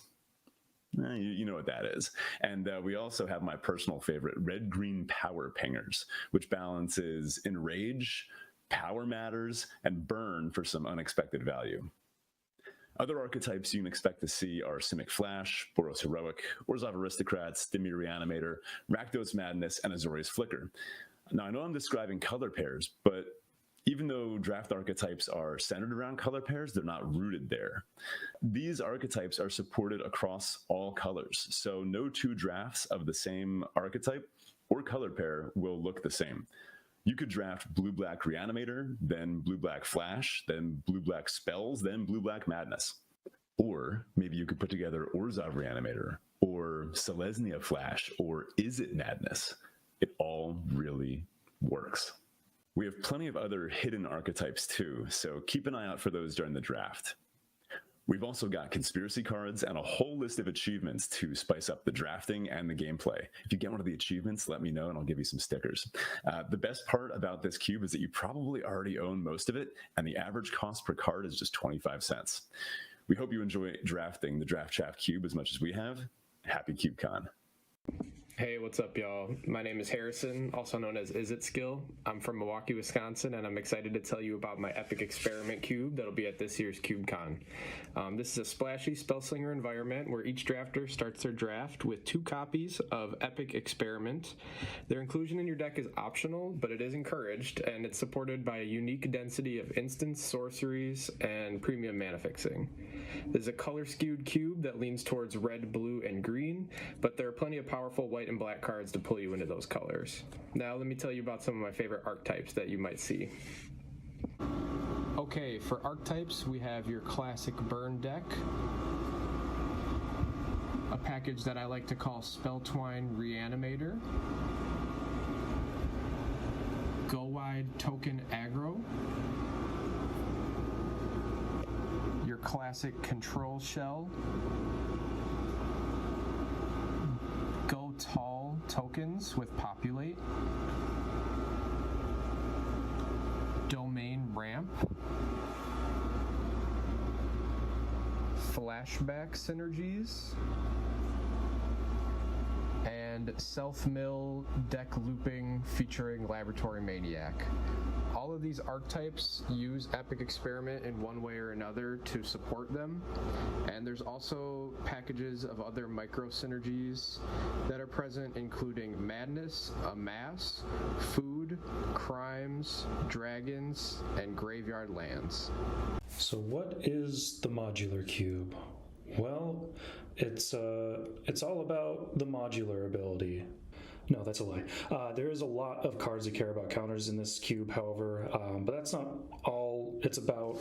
No, it's actually called modular because normally there's a few different modules that can be mixed in, but in this CubeCon version, though, you don't have to worry about that. It's just about the archetypes, the synergies, of which there's a lot of emergent synergies, things that overlap across the archetypes. Lots of cards, both familiar and unfamiliar, that you can mash together into something new, hopefully. Yeah, here you'll see things like slivers, both the old ones and the new ones. You'll even see them in duplicates and across all 5 colors. You'll see some pretty big power outliers, but recontextualized in a way that they won't run away with the game. You'll see a few of the weaker conspiracies and several alternate win conditions. You'll find that removal is good, but it's not great. The multicolored cards should all be fairly obvious signposts that'll pull you in a specific direction. And you will notice that the mana fixing is asymmetrical. You will see different lands in each color pair. And if you 3-0 the modular cube, please sign a basic. I hope you enjoy.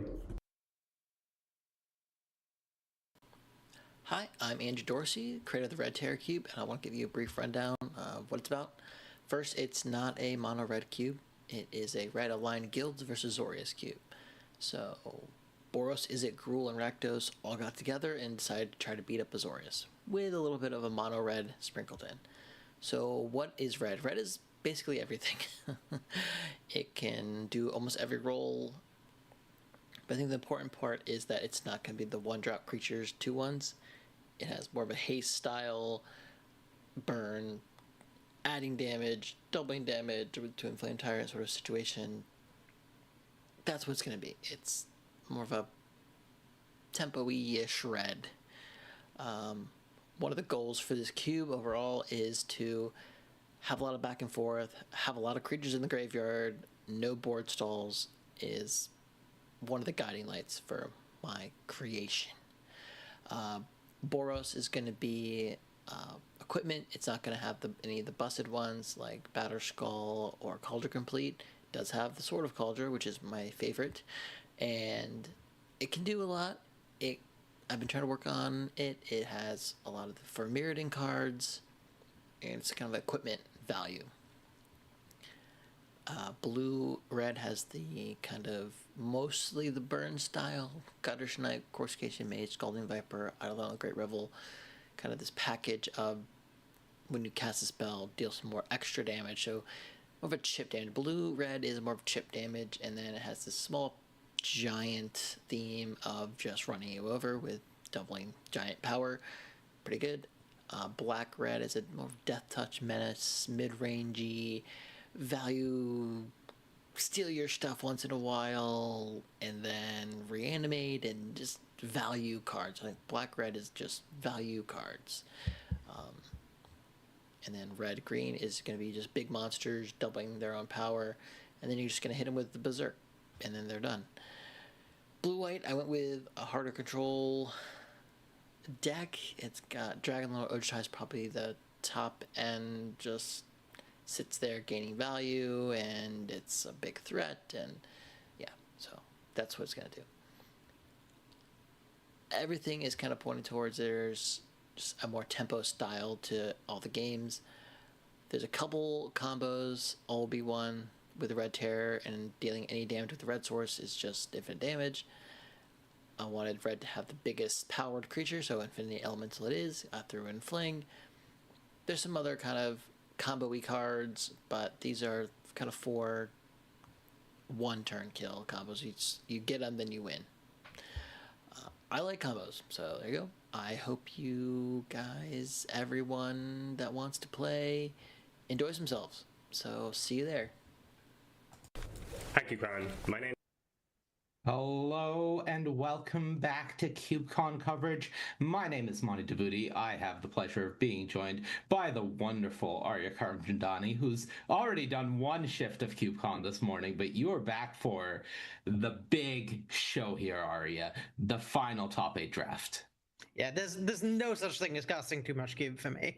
If I hadn't been sick yesterday, I would have cast all of yesterday and all of today.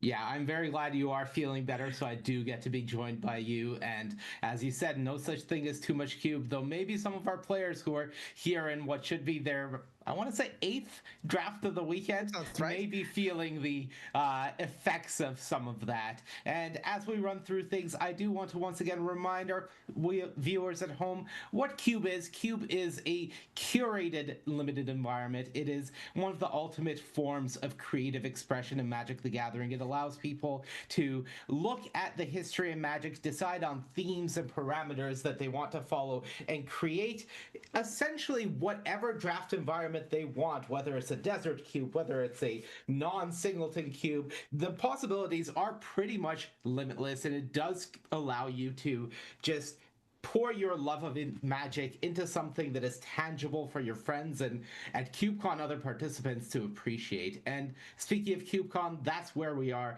This is the celebration of everything we love about the Cube format. It has been located at a Gamehole Con in Madison, Wisconsin since 2022, so this is CubeCon number 4. Everything you need is provided for you. All you have to do is sign up and show up and partake in the Cube community and Magic community's love of the format. And CubeCon is where we're at, and this is what CubeCon has looked like. We kick things off on Thursday with the prequel main event draft. Then the last 2 days have been all about gathering those points into that Final Fortune draft. And now we're at Sunday. We've had the top 64 draft. Every single player in this top 8 had to trophy their previous pod in order to get here. And it comes down to this, the top 8 draft, what many people consider the Cadillac or whatever top car you want to use of Cube. The MTGO Vintage Cube is what we're going to be watching right now, Arya. Yeah, Vintage Cube is just like, when people think Cube, that's what they think. Right. Every other offshoot is for the Cube community, but for the community at large, Cube is Vintage Cube. And this is the coverage team, of course. There's Arya, there's myself, Ross Merriam, Gab Nassif, Brad Nelson, Luis Scott Vargas, Marshall Sutcliffe, Tannen Grayson, Mason Clark have all lent us their wonderful talents throughout the course of this weekend to bring you this event. And it has been an absolute blast to be a part of. It has been an absolute blast to watch. I hope you have enjoyed it at home. But it's all been boiling down to this. CubeCon is a community-oriented event. It isn't something that is overly competitive. It's not about who is ultimately hoisting the trophy at the end, though, of course, that is a pretty sweet perk of it. It's about coming out, celebrating the community, celebrating it with people you know, friends new and old, and I would say that in that goal, CubeCon 2025 has just been another smash hit. Yeah, I mean, the Magic community in general is one that's pretty tight-knit, and even among the Magic community more broadly, the Cube community really stands out as, like, this is a group of people who really love this one thing. It's so open and accepting and welcoming of people who want to engage in this one thing they love.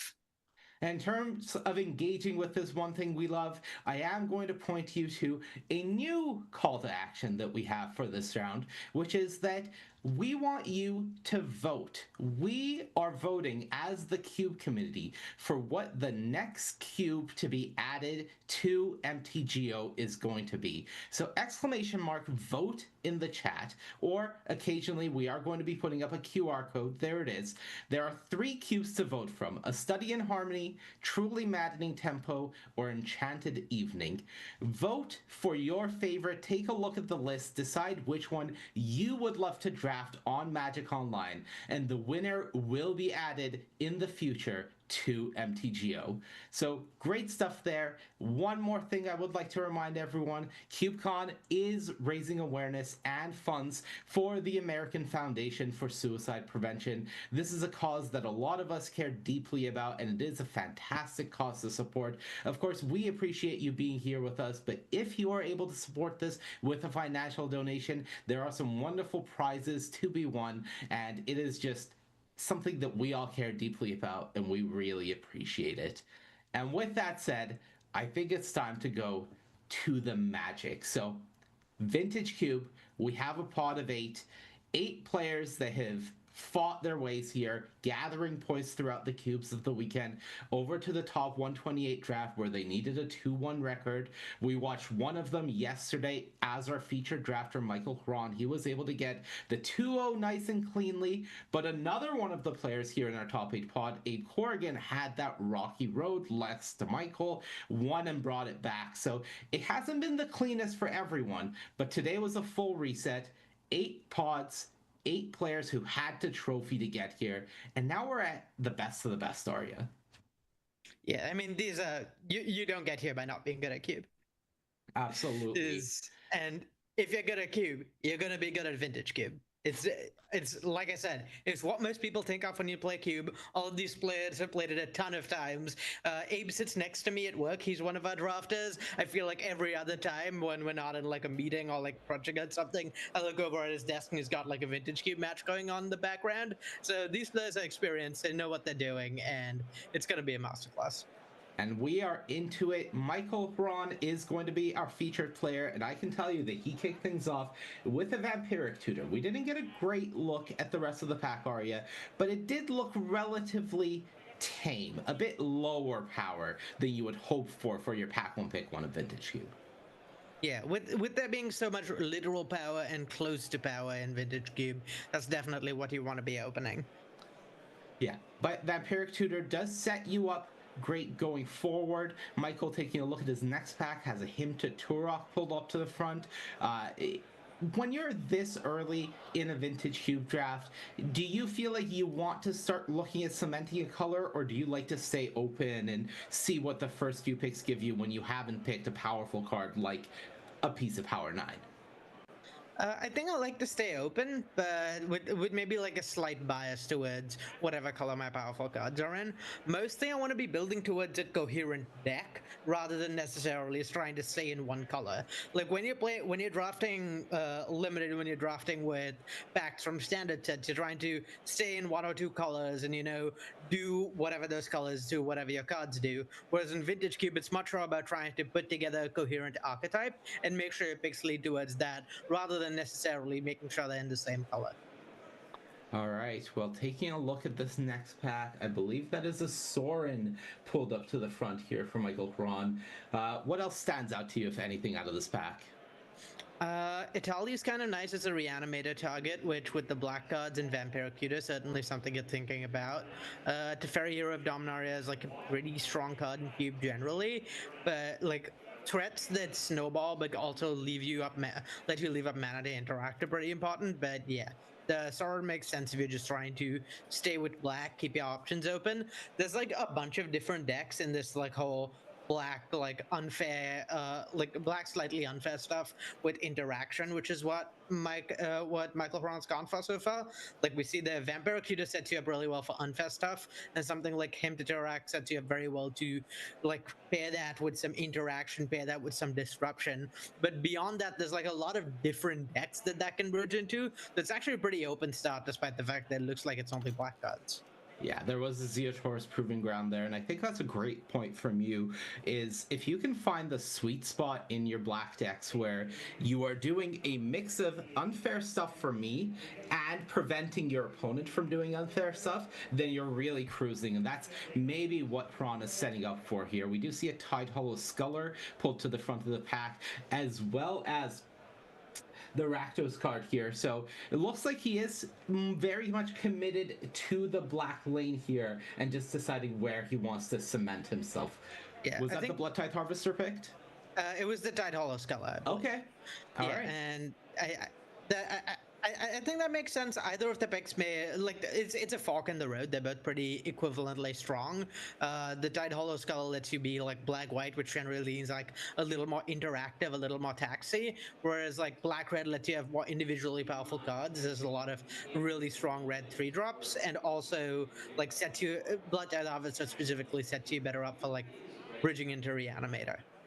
Now that's a really interesting fork in the road that Michael had there, because there was the Lingering Souls, which I believe he ended up picking, but I think that Orzhov may be an underdrafted combination in the Vintage Cube at times, and there was a chance that Michael could have gone for one of the black cards, continued cementing that lane while hoping to wheel it. So the choice to aggressively pick the Lingering Souls here means that he wants to really lock in this position now.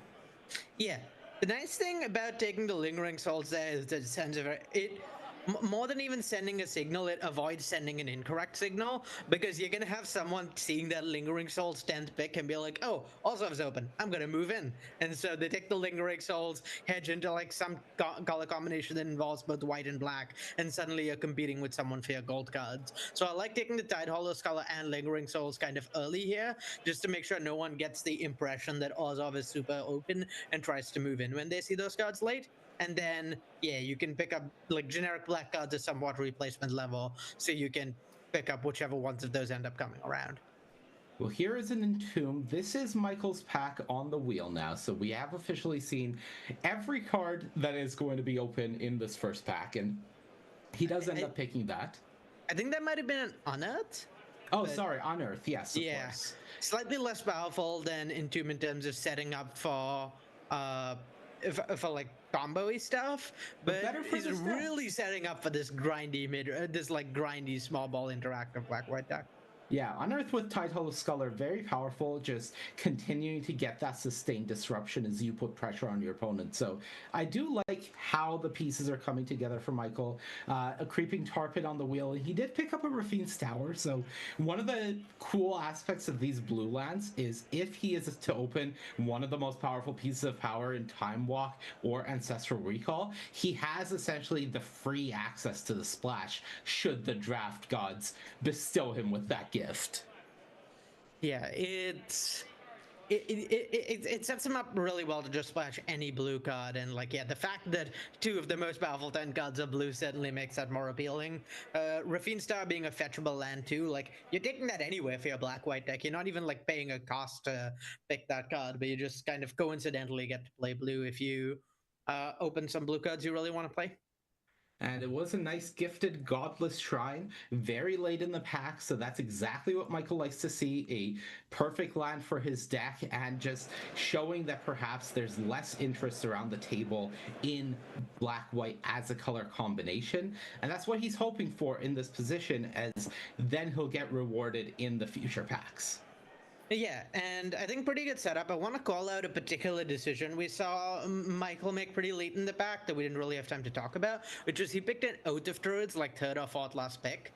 That seems like a bizarre pick, right? Because he has a ton of creatures already. He's obviously not going to be playing Oath of Druids in his deck. But the thing is, there wasn't much in the pack for him, and in pod play like this, you're pretty incentivized to try and take cards that are impossible for you to beat when you can. And Oath of Druid is kind of impossible for these black-white mopey decks to beat, because as soon as your opponent lands it, you're going super wide. So for the rest of the entire game, your opponent's getting out triggers. They're putting in stuff that you can't one-for-one interact with because they're getting value turn over turn. So it's a card that this deck specifically matches up really badly into, and I like kind of like picking it, hate drafting it when the optic cost is pretty low, because when you're just playing like kind of grindy black-white and the archetype is super open, you're not really like stretched for playables. Mike is just going to be totally fine on playables this draft, almost certainly.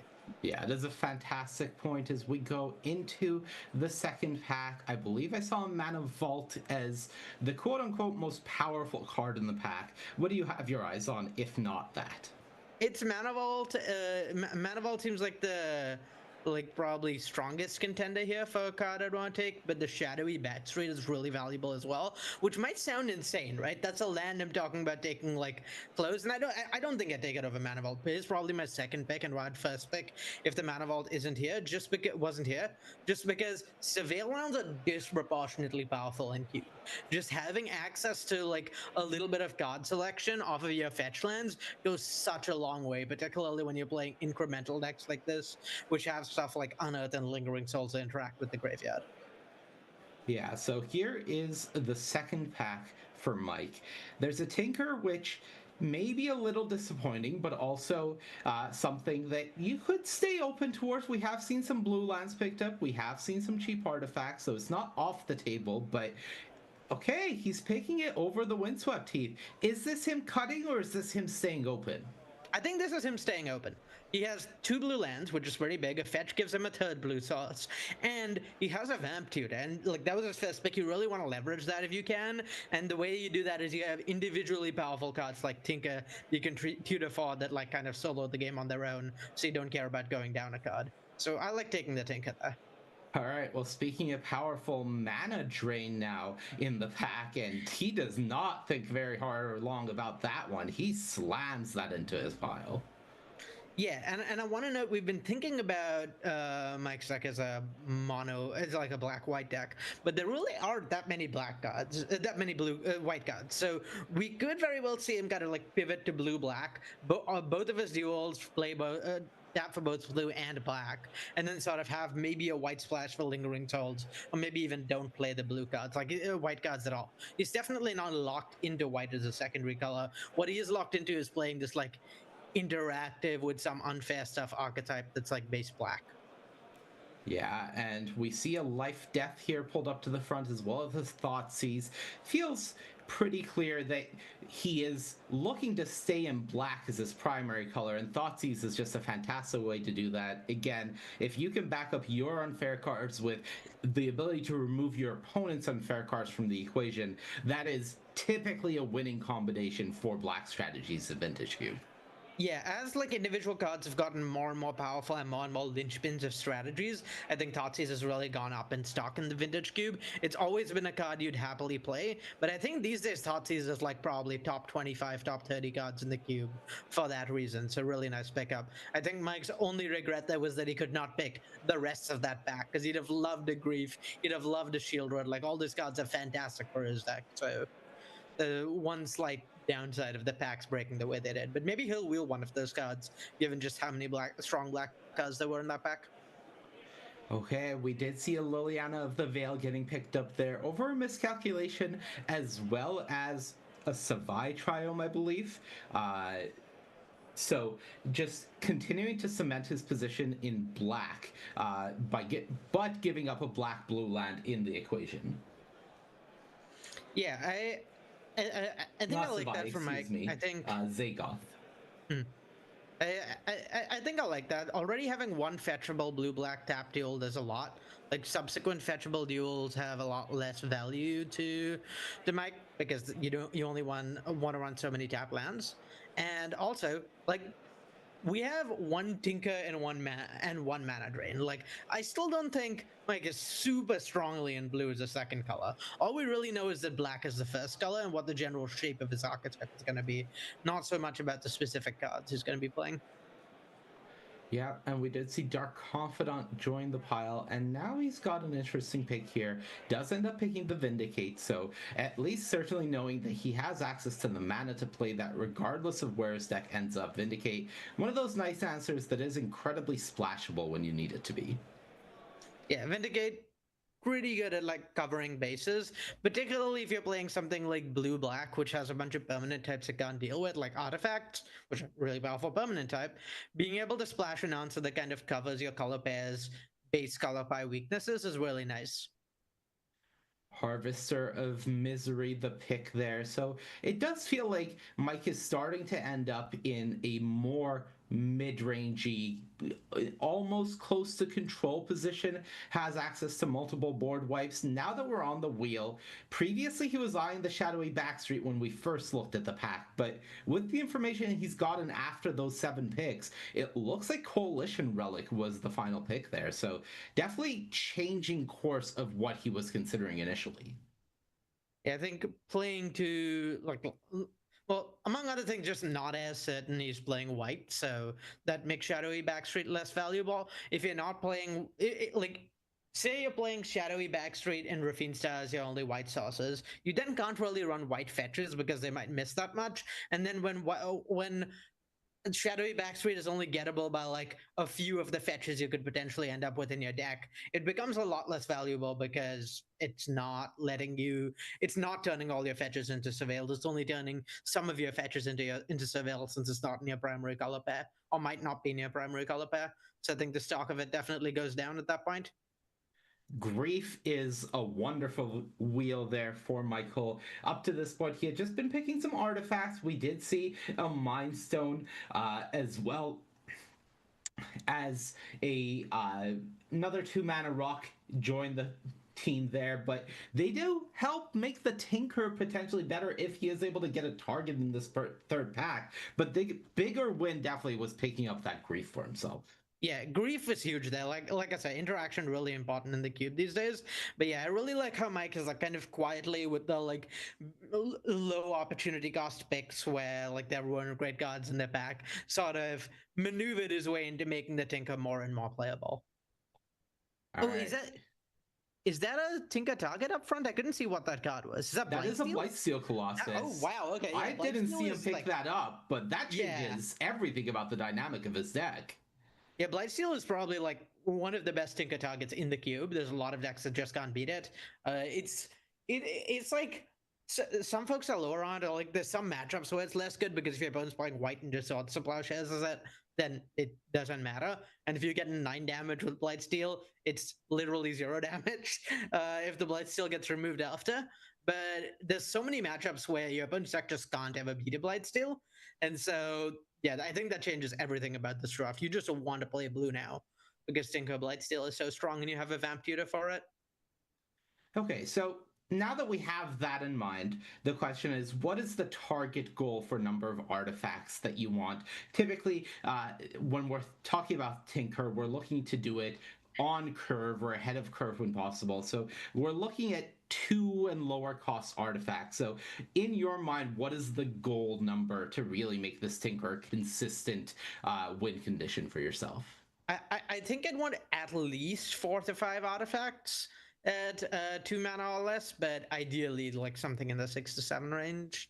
Okay, so I believe I'd say 4 is like minimum, which I think 4 is minimum. might already be hit. Yeah, I believe he has the Mana Vault, the Sculler, as well as the Talisman that we saw him pick up late, and the Mind Stone. So that's 4. He also has access to the oh no button of a Zoran Orb if he really needs it. But typically you don't want to be doing that unless your deck is either further comboing with it or you're really desperate. Yeah, hopefully it won't come to that. In fact, I'm pretty confident it won't, given how this has started. All right, well, this is the third pack. Orcish Bowmasters pulled up to the front or at the front here, as well as the Douthie Voidwalker. There's also a Candelabra, but I think Mike is going to have a hard time passing up a card like Bowmasters in the spot. Yeah, Bowmasters is in contention for the strongest threat in the cube. Like, it's obviously not stronger than Power and like fast mana, but it's up there for strongest threats just because it snipes a lot of like really powerful cheap creatures, like it kills Hipron's Ragavans or Ocelot Rights or whatever. And then on top of that, it's like a pretty reasonable rate threat. It's like 2/1/1s and a ping for 2 mana at flash. Is like that's not that bad a card. You're not unhappy to play that. You're not that unhappy to play that. But also every single unfair thing that happens, Bowmaster just punishes into the ground. Your opponent's a Time Twister deck. Well, they're not allowed to cast Time Twister anymore. Your opponent draws cards off Jace. Okay, the Jace is dead now, I guess. It's just absolutely backbreaking against so many things that, yeah, it's one of the cards I most want to have in my cube decks, and I think I'm really happy to pick it up in my spot. Okay, so Crabomination, a Concealed Courtyard, I believe, and 2 different on-color talismans here. Are you favoring another cheap artifact in this spot, or are you looking for more threats? So I think the thing about the talisman is that since there are 2 of them, you're probably wheeling 1. So I like Mike's pick of Crabomination. Crabomination is like, I think, an underappreciated card in Vintage Cube. Both as like a reanimation target and just kind of something to play on the fair emerging. It's just extremely powerful given the average power level of cards in this cube. Like over the past few years, the cube has shifted more and more towards like individually powerful threats that like kind of snowball or take over the game. And so Crabomination wins you the game when it resolves a shocking mat at the time.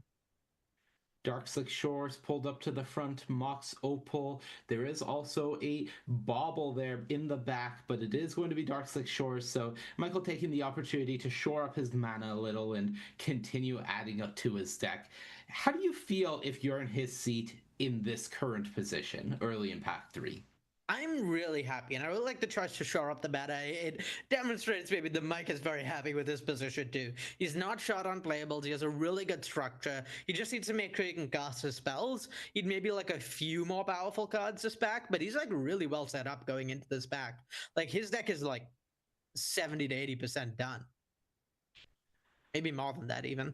All right, Currency Converter, as well as some cards to potentially be concerned about going around here. There was a Thopter Foundry. We have seen the Sword of the Meek going around earlier. There's also a Dark Depths. Vampire Hexmage was going around. So a lot of combo pieces floating. But for Mike, just continuing to shore things up with Imperial Seal. Imperial Seal, it really feels like it shouldn't be that much worse than Vampiric Tutor being a sorcery compared to an instant.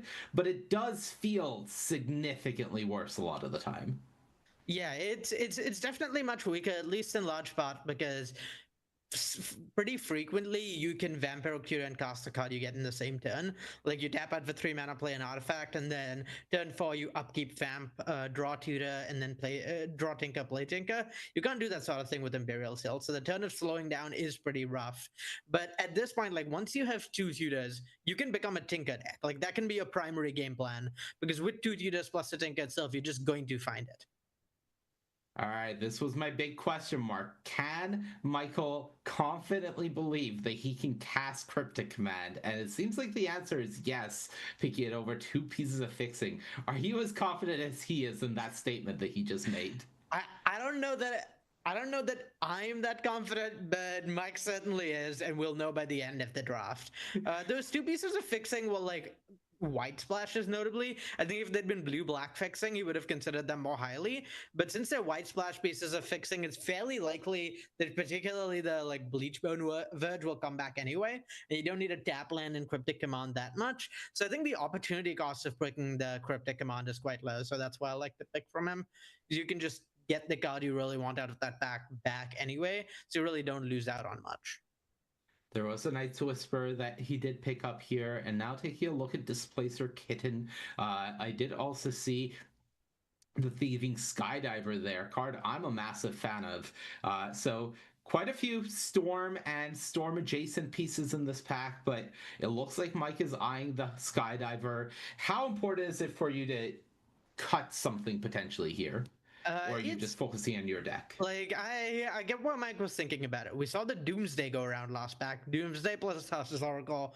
Like, that's probably the most powerful, like, 1-2 combination in the cube, because you only need to draw the Doomsday, and it's pretty trivial to win from there. So I can see the temptation to cut the Thassa's Oracle, and I see why Mike thought about it, because, like, that just makes the whole Doomsday thing not work. I mean, obviously, we then saw Jace Wield of Mysteries in the next pack, but he didn't know that was going to happen. And so I think it's a pretty like tempting choice. I do like, at the end of the day, picking the card that's good for your own deck, particularly since Thieving Skydiver is so strong in a cube with a bunch of power. But I can understand where the temptation was coming from and why he was considering it. I think it's a pretty reasonable consideration. Thassa's Oracle more so than the Tendrils, I think. Because the Storm decks can find other ways to win more than the Doomsday decks can. Picks up a Dauthi Voidwalker on the wheel, and here's that pack with 2 talismans. And as you mentioned, the likelihood of getting one back was high. I believe, unfortunately for him, that was the Talisman of Progress, blue-white, not the Talisman of Dominance that he would have loved to have on the wheel here. But ultimately, he got one of them back, and we can call that one a win, I would say, in Michael's position. Yeah, a little scary that the Talisman of Dominance didn't wheel, because what that says to me is someone else is playing that Doomsday and Thassa's Oracle, but we'll see whether it works out for them. Yeah, and we do see that at least of the combos going around, Dark Depths is not the one that people are interested in playing, both the Hex Mage and the Dark Depths wheel, and for Mike, almost picks up Assault Monolith, then changes his mind and swaps it over and instead takes a Spell Seeker. Not the most powerful Spell Seeker in the world, nothing like a Recall or a Time Walk, but still has access to those tutors to make it essentially a slow tutor for anything, and also has Mana Drain in his deck, so there are options. Yeah, I agree, not the most powerful Spell Seeker, and still, like, is good enough that you'd play it. Like, you'd play it a lot of the time. I'm not sure whether Mike will, just because of abundance of playables. But yeah, Spellseeker, one of the strongest cards in the cube. And this says to me no one opened that test roll or recall, because whoever did would snap off that Spellseeker, right? Given how late he got it. Right, you would never see Spellseeker wheel in a pod where somebody has one of those cards, because if they have one of those cards, they can't guarantee that someone else doesn't have the other unless they have both. Mm-hmm. If they have both, then they're definitely taking the Spellseeker. So you would just want to lock up that choice. And ultimately, not anyone having it is at least a sigh of relief, because for Michael, his deck is good. We like how his deck ended up. But the biggest issue is he's doing mostly fair things. Yes, he has a Tinker. Yes, he has a Blightsteel Colossus. But in the grand scheme of what Vintage Cube tends to look like, this deck is on the fair side of the scale, I would say. Yeah, I think it's like a bit of a shame that he didn't get any of like that reanimation type stuff, like a second set of like powerful interactions or pseudo combos to use with his double tutor, because like having 2 tutors for Tinker is like only kind of mildly strong. Like Tinker is a strong card to cast. Tinker that costs you a card and costs an extra mana and puts you down to life. Suddenly a much weaker card to start. Weaker card to cast. So like that aspect of his deck not as strong as I'd like it to be. I'm not thrilled about like this whole like what I am Imperial Sealing and Vampiric Tutoring for. The bonus is that like the interactive side of his deck is really strong. Like Thoughtseize, Grief, Bowmaster is just like, that's a really coherent package. It'll just win games on its own. Then you fold in the blue counter spells, and assuming his deck is actually able to cast them, those are quite strong as well. I will admit I'm not super convinced his deck is able to cast them though. Yeah, definitely. The interaction is the biggest thing that he has going for him, and in fairness, other than straight up reanimation, I think interaction is the second most powerful and important thing black archetypes can be doing in Cube. So in that regard, he has that part locked down, but there are definitely some question marks. One thing I will note that was not going around in the draft, I didn't really see much of red or white aggressive decks going around. It seemed like they were being aggressively snatched up by other players. So the fact that he has things like Toxic Deluge and I believe Harvester of Misery is floating around somewhere in there, unless I saw wrong, means that he has access to some ways to try to keep those decks in check and hopefully get around them that way. And one of the things that you noted is it would have been nice to pick up some reanimation pieces, but that's the most awkward thing that I've always found about the Tinker archetype, and specifically Blightsteel Colossus, is it is the best Tinker target, but it is completely unplayable when it comes to reanimation. So when you're trying to build this hybrid Tinker Reanimator deck, you suddenly find yourself in an awkward position where you can't afford to have too many big creatures, but you want one of your Tinker targets to be Blightsteel, but it does nothing for Reanimator, and you're in this awkward dance. And not an issue for Michael, but it has been an issue in the past as well. Yeah, it's like you need a very specific set of cards to make that work. You like you said, because of critical mass of large creatures, you just can't be playing like a bunch of large creatures and hoping to discard them. You have to be going like Entomb Reanimate or like Tutor for something specific to discard and then reanimate. And Mike just like the pieces for that were not there. It's not that he passed them, it's not that he prioritized other things, it's just he simply did not see them. So he did what he could, but yeah, that was just not an option available to him. All right, so here's a question for you. It seems like Mike's already decided. Dark Confidant in this deck, how do you feel about it? Oh, this is a great Dark Confidant deck. Okay. Oh, you'll never hit the Blightsteel. Trust, No, that's not happening. Let's not worry about that. Yeah. Just overall, if we don't look at the Blightsteel and the Crabomination, the deck's curve is pretty low, so on average, you're not dealing that much damage to yourself, and every once in a while, you take 12 and suck it up and move on, and it just happens. But as things stand, seeing the deck laid out like this, I personally am less confident than I was watching the pieces come together during the draft. How do you feel about it? Are you still feeling good, or are we now like, we're in 7 out of 10 territory and a little more nervous? Yeah, I'd say this is closer to 6.57 out of 10 now. Mostly Mike just didn't make labels. Like he's running cards he's not happy with. He's splashing and his mana's not great for it. That's a tough spot to be in. Like, this mana drain is not going to be very castable in this deck. That's going to be like a turn 5 and later card. Fortunately, that does help you cast Blightsteel. But yeah. Aside from that, like, yeah, I don't love the spot he's in, just because of like his first 15 cards are great. Like the strength. Well, I guess the strength of cards like 3 through 15 are great. You like your strongest cards to be a little stronger. You'd like to have some power. He doesn't. You'd also like your weakest cards to be a little stronger, or the floor of his deck is lower than you'd like it to be. But everything in that middle zone, all of that is perfect. So he just has to hope that like he draws the games that are about that middle zone of cards, and not the games that are about like grinding and how strong your weakest cards are, or about like not drawing and how strong your strongest cards are. I agree, and I think one last note I want to point out before we swap to seeing someone else build is that some of his strongest cards are Mana Drain and Mana Vault. And I gotta be honest, looking at this deck, this is not a great deck to make use of the mana that those cards can generate. And, when your most powerful cards that are powerful in a vacuum are not that good in your deck, that's when I start sweating in Vintage Cube. Yeah, I agree that that's like a pretty big issue here. Mana Vault at least taps to cast Stinker, so that's something. But yeah, Mana Drain is like really awkward in this deck. It's doing very little. It's pretty close to just Counterspell. If I had like significantly more playables in Mike's spot, I would like to just not play Mana Drain in this deck. Unfortunately, that's not a luxury he has. Okay, well, as Mike finishes figuring out his mana base, we are going to swap over to take a look at Gavin Verhey build his deck.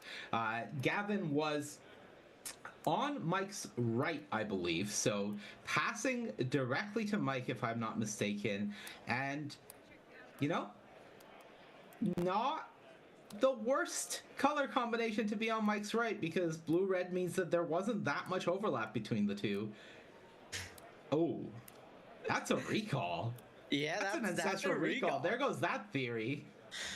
Yeah, kind of surprised to see the Spellseeker not get taken, but there must have been something else good for Gavin in that back.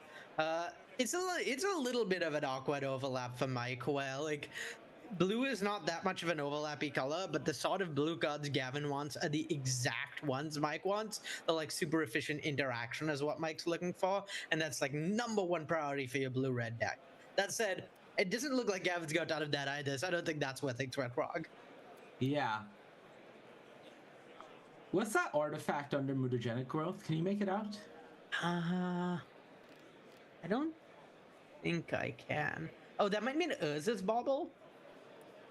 Okay, it is an Urza's Bauble. Great catch. Yeah. All right, so how do you feel about Gavin's deck? Taking a look, this is a typical blue-red spells archetype, I would say, but in terms, as far as the blue-red spells archetype goes, I would say this is a bit low on spells for my liking. How are we feeling about this as we take some time to parse the deck and really get a feel for what's going on? I would say it's somewhere between a 5 and a like 7.5, and it really depends on what all those creatures are that I can't really make out. But okay. Yeah, his deck is like a lot lower.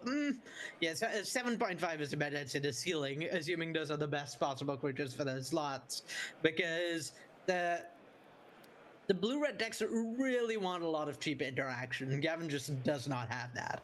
Like, once you want to, in Cube, you want to be doing unfair things, and ideally you want to both be doing unfair things and interacting with your opponent, but you at least want to be doing one of those two things, and Gavin's not doing very many unfair things and only doing a little bit of interaction with his opponent, so that's pretty awkward. The threats are pretty strong. Like, I think that's a pretty big pull to his deck. And, like, when he does draw his pieces of interaction, this deck's going to look really, really strong. Because when you're efficiently interacting with your opponent's creatures and playing these, like, top-of-the-line threats, it's really hard to keep up. But in the game, but there's going to be games where he doesn't get to interact that much. Particularly, he's, like, low on interaction on the stack. I only see that one Forcible, and that's it.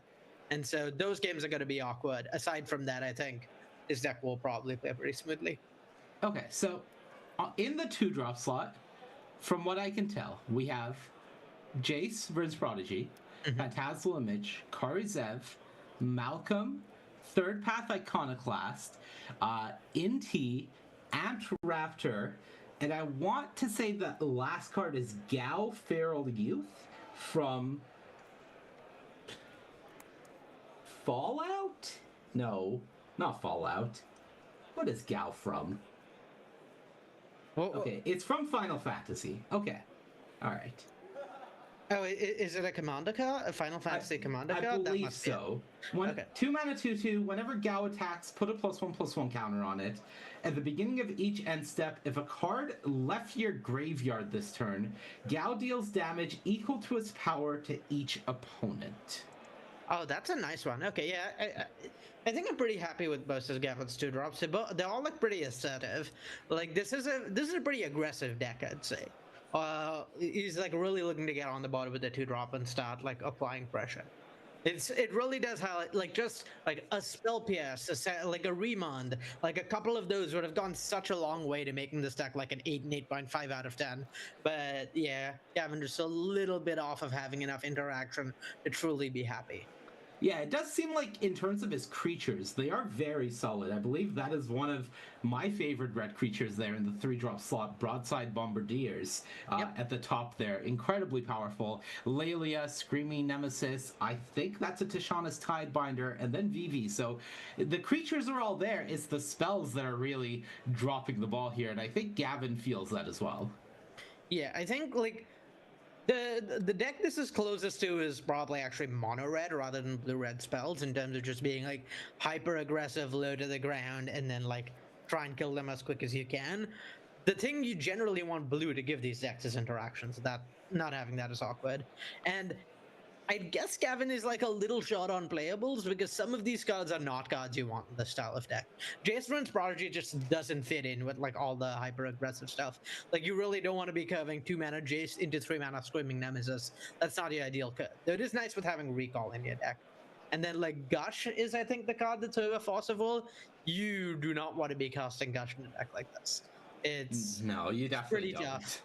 But I mean sometimes you just need to have enough spells, so right. The only time you really want to be casting Gush is if it is giving you the critical mass to close the door on your opponent. And most of the time, a card that is that situational is not a card that you're happy making it into your deck. The good news is we are possible. We are live to see the dream happen of someone casts both Gush and Fire Blast without using any mana in the same turn. All right, that is what we have is stamped as the dream for this round is if we can, or this cube, I should say, if we can see Gavin go Gush Fire Blast from the land zone without any mana cast, that would be the dream. Yeah, no steam vents or Volcanic Island to make it easier, unfortunately. Unlucky, really. Unlucky. And yeah, I guess that's the other question is we're not getting a good look at Gavin's mana base, I would say, but it doesn't seem like he has that many lands going for him. Yeah, I would say that's a problem. Like that's definitely an issue when you're trying to cast on curve 2-3 drops and you have like double blue cards like Chase at 4. It's just that's tough for Gavin. Okay. When you're relying on Metamorphose for mana fixing, that's not where you want to be. But I am the world's #1 Metamorphose lover. Oh, I mean, you always play it. I will happily agree with you on that. And I can actually tell you that we have Gavin's full final list, and his lands were Talon, Gates of Madara, Volcanic Island, City of Traders. Okay, so, at least he has a Volk. He has the Volcanic Island, but I gotta say, that is not instilling confidence in me. Yeah, I'd really like to have like 3 pieces of fixing to run a deck like this. I think is where I'd want to be. All right, so with all of that said, I believe we are going to cut to a break, on the other side of which we are going to have our feature match between Michael Hron and Abe Corrigan, a rematch from yesterday's feature pod coming at you. And I will remind you before we go to break, donate in the chat. We are raising funds and awareness for the American Foundation for Suicide Prevention. If you are able to help support this cause, we very much appreciate it. Don't go anywhere. We will see you after this break. What is up, Cubers? My name is Sam Pratt. I'm from Chicago. I'm host of the Rough Drafts podcast and designer of Samps Arena Cube. This is a deep, replayable, and fun cube experience that pulls exclusively from the Arena card pool. The cube strives for a balance of power and synergy. The power level's relatively high. I'd describe it as power forward or power motivated. So you'll find cards like Fury, Mother of Runes, Ancient Tomb, Reanimate, but this is not intended to be a power max showcase of the most broken cards in the client like a Johnny or Minsc and Boo. Instead of prescriptive 2-color archetypes, draft lanes are intended to be open-ended. You can expect classic archetypes such as white aggro or blue control, but that's just the beginning. For synergy, there's an emphasis on the graveyard across all colors. You'll also find sacrifice themes in black, artifact themes in blue, and discard themes centered in red. Your deck should have a plan. Good stuff piles can comfortably 2-1, but trophy decks almost always have some sort of synergy aspect.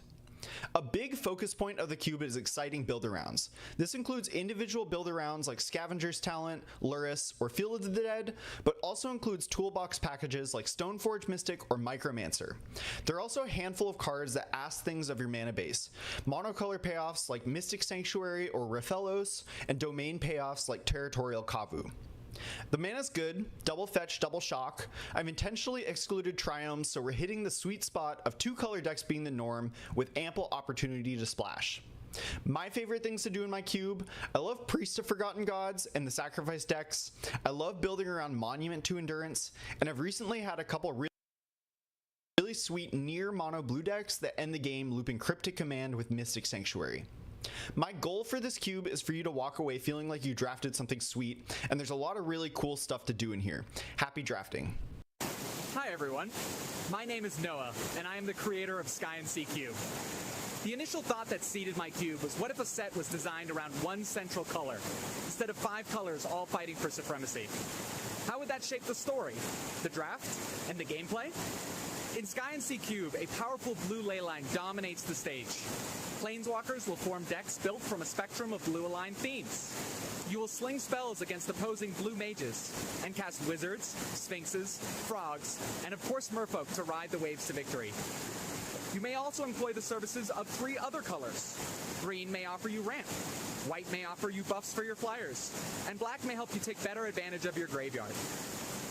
This is a highly synergistic draft environment, where players will often assemble multiple, overlapping, and powerful packages, such as double spell, double draw, top deck manipulation, enchantments, flash synergies, swarms of birds. There's a lot to uncover. And for everyone that sees a blue-based cubes and assumes it's going to be their worst nightmare, don't worry. Creatures are king in this environment. Artifacts, mill, and other notorious blue strategies take a backseat when blue doesn't have to compete against the creature efficiency of the other colors. Now, the battle roars from beneath the waves and screams across the wind. I hope you enjoy it. Why are there 2 of these in here? Are they roommates? The tabletop cube is a simple cube, in the same way that the wise old woman you know who plays mahjong for 20 hours a week would call her hobby a simple game. That is to say, it's clean and elegant, but you would be naive to think that what happens on the tabletop is anything short of an all-out war. The tabletop cube aims to be an accessible environment. It avoids all double-faced cards, all Universes Beyond cards, and includes no finicky mechanics like Monarch or Dungeons. At its core, the tabletop cube is an unpowered vintage cube, with its own set of power outliers, crazy turns, and occasionally salty mass land destruction. There is no Minsc and Boo, there are no Modern Horizons 3 energy cards, but you can still go wide with aggro, go tall with ramp, go to time with control, or go absolutely bananas with a 4-color lands pile that makes no goddamn sense until you spot the 2 copies of Lotus Cobra.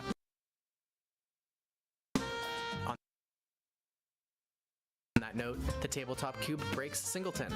It runs the increasingly common suite of double fetch lands plus double shock lands, but it also doubles up on City of Brass, Wasteland, Stoneforge Mystic, Snapcaster Mage, Gravecrawler, Thoughtseize, and these little guys. If these choices make you think, looks like a boomer cube, you would be only partially incorrect. I do run lots of cards that were released recently, like Rust Harvester and... Judge, am I a boomer? The tabletop cube is inviting. It aims to help 1,000 players get into cube, not to be 100 players' favorite cube. It's on the simpler side, but it's gorgeous and resonant and attracts some of the most fun sorts of Magic players. So pull up a chair, put on your pre-release stamped reading glasses, and make some new friends at the tabletop.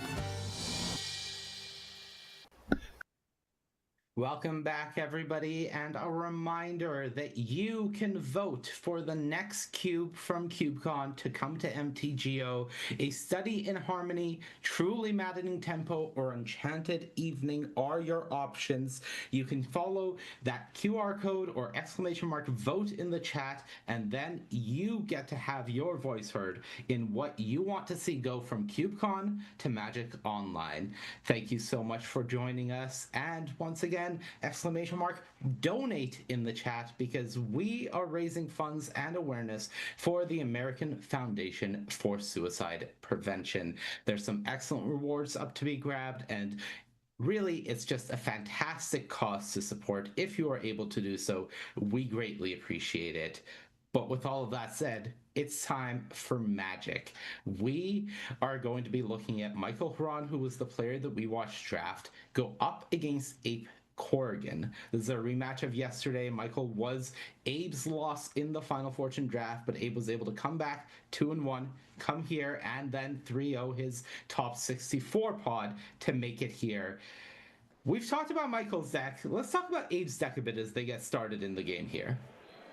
Yeah, so Abe's deck is like a kind of perfect how you drew it up blue-black reanimator deck. He has everything we talked about Michael kind of wanting to have in his deck. It's like, it's pretty close to the perfect version of it. He just needs to find the right things to reanimate. All right, and it is a Tide Hollow Sculler, the first play for Huron, but for Abe, in response, he is going to be Swamp Cycling the Troll of Khazad-dûn to go grab a land from his deck. Taking a look at his hand, I did see a Psychic Frog and a Reanimate there. It is going to be a basic Swamp, because one thing that we didn't touch on, while Abe's deck is fantastic, his mana is not. He does not have any blue-black duels from what I can tell. Nothing to go Swamp Cycle for, nothing to fetch for. So other than a Fabled Passage that can grab one of each basic, I think he's just on a straight Swamps and Islands mana base, for lack of a better term of fixing. Yeah, I think Abe's mana pretty medium, but also his deck a lot less ambitious with his mana than others. So that's something. Despite having way more lands for fixing, I would guess Michael's mana is worse than Abe's, just by virtue of playing 3 colors and playing cards like Mana Drain. Well, here's the beauty of Troll of Khazad-dûn, because now Michael is faced with a difficult decision. If you take the Psychic Frog, Abe can immediately slam a Troll onto the board, and we know Michael doesn't have that many answers for it.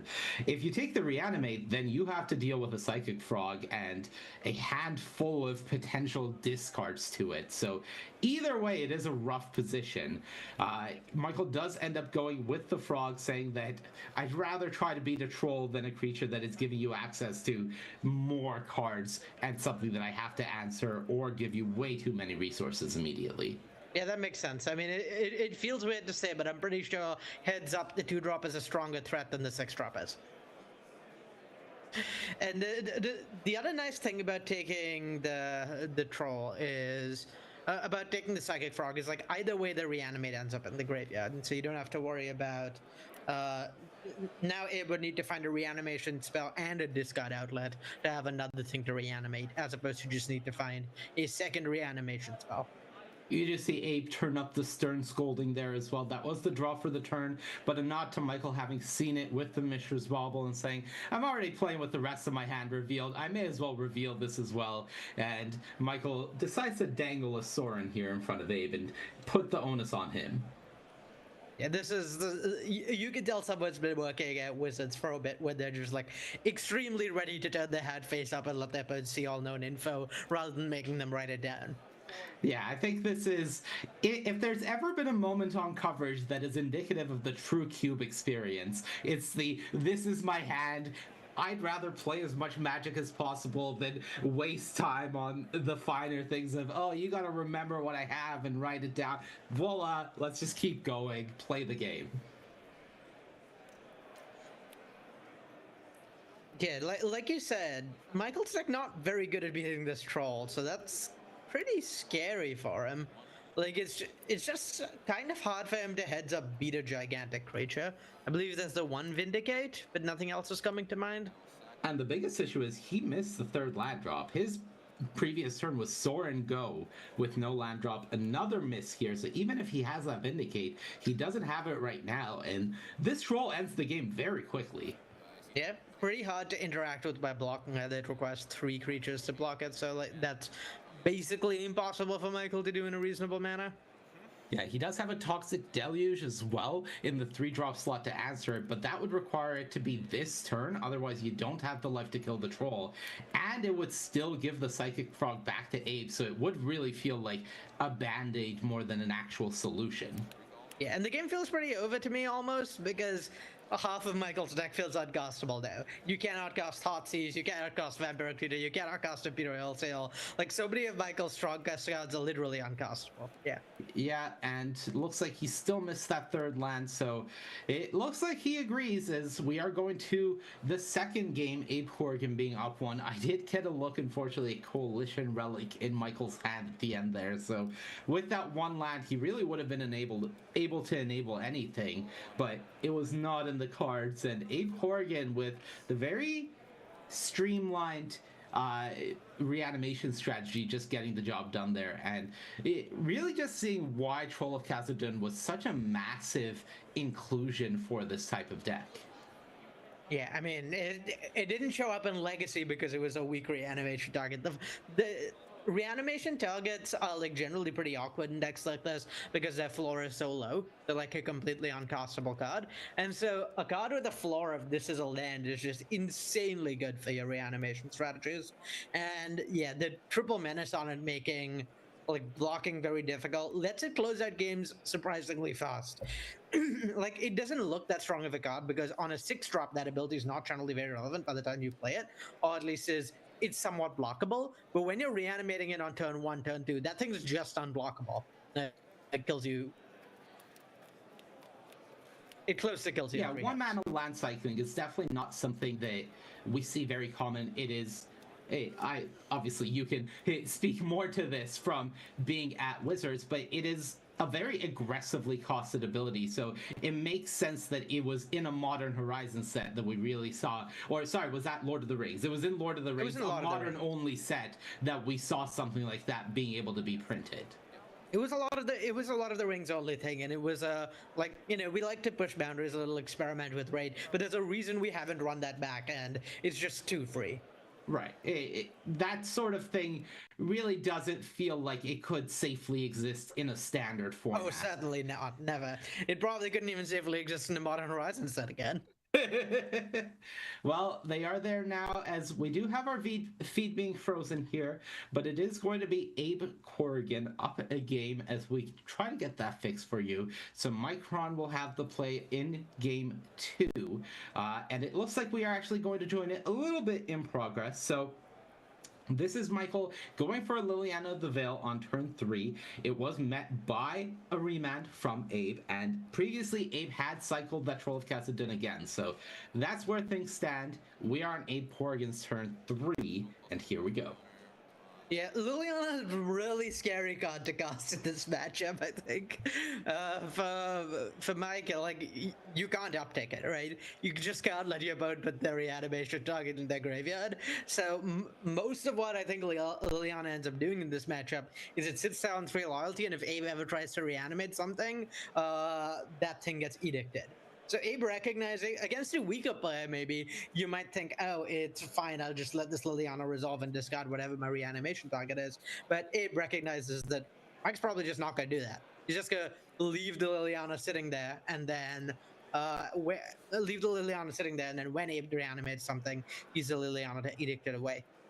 Right, and with Abe only having 3.5 essentially, if you count the Metamorphosis Fanatic, reanimation spells and ways to reanimate, as well as only 3 cheap creatures, it does feel like Liliana being able to essentially negate an entire portion of that plan would be too much of a cost to pay. So at least a heads up play to temporarily delay that, but with Remand, it is a question of when, not if, as long as Abe doesn't have another counterspell to follow it up. Yeah, it is still pretty costly for Mike, who's definitely like trying to be the assertive deck in this situation, to spend a turn deploying something that isn't really going to pressure your opponent. It's just going to sit there. So making Mike spend 3 mana on Liliana again on a future turn, I think, makes it just a lot less likely Liliana comes down anytime soon. All right, well, this is Mike going. I'm going to take my turn off to develop 2 mana rocks, a Mind Stone, and a Talisman, as well as a Creeping Tar Pit. Abe activates Currency Converter on the end step. Atali is the discard, but the bigger news is Abe found a Duress. So now if he can Duress Mike, make sure the way is clear, and then have a reanimation spell follow-up, that would be a huge swing. And with Mike's hand, might just be a game-ending swing. Yeah, it's a tough spot for Abe because he has no idea what this Vampire Executor is going to get. We do. We know it's going to be Tinker. We know it's going to be Tinker for Blightsteel. But this Liliana is now much less of a threat because Currency Converter can just make a 2/2. Right. Currency Converter has essentially countered Liliana at this point. And I believe Abe has his Stern Scolding in hand, if I'm not mistaken. So that is a way to answer this Orcish Bowmasters. Not worry about that.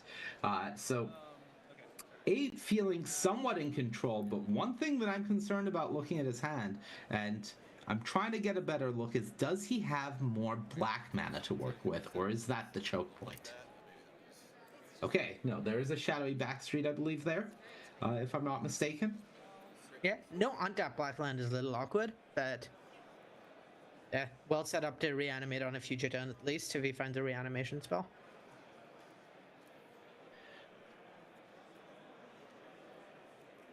And notably with Grief's 2 toughness, Stern Scolding can hit that as well. So it is a counter spell if Abe has it for both of the creatures that Michael hasn't had right now. Yeah, Abe's whole setup is actually like kind of uniquely good against Orcish Bowmasters. A lot of the time, Bowmasters like negate reanimation targets. You can't bring back something like Grizzlebrand and use it. Well, there's a Bowmasters on deck, but Atali casts spells but does not technically draw cards. Atraxa draws cards but does not technically draw cards. So Abe is not short on ways to sort of like cheat the whole. You have to like make sure not to draw cards into Bowmaster. And Torsten is just large. Torsten is just large. And it does draw cards where it enters. Just not without drawing cards. Yeah. Alright, so it is going to be the Bowmasters pitched to go for Grief. Does Abe have the Scolding? I believe he does. Okay, so this makes me wonder whether Michael drew the Tinker, right? Like the resources are really tight, so like you have to have like something really worth going for if the Grief is getting bitch cast here. Yeah, and Abe actually saying that I don't care about Grief. Giving the information away here, losing the Baleful Mastery, but of course it goes under the Currency Converter, thanks to all of the lines of text that do exist there. It's anytime you discard a card, not just with Currency Converter. So there you go. Abe does exile the Baleful Mastery under the Converter as well. And here we go. It looks like you called it. Tinker coming down? Yep.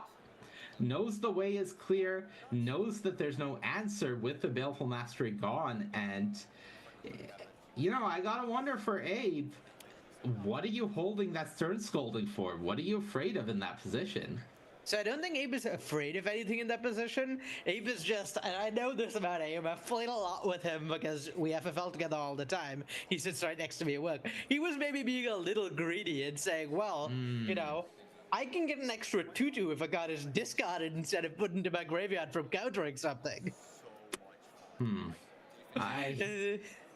I'm ready for the Stern Scolding to get discarded here. I'm not going to lie to you. Yeah, exactly. It's fine. It's fine. And got a little punished. Just a bit. Yeah, I don't know whether Abe's deck has other ways to deal with this Blightsteel. Taking a look at it, I don't see it. I think it was just the Baleful Mastery.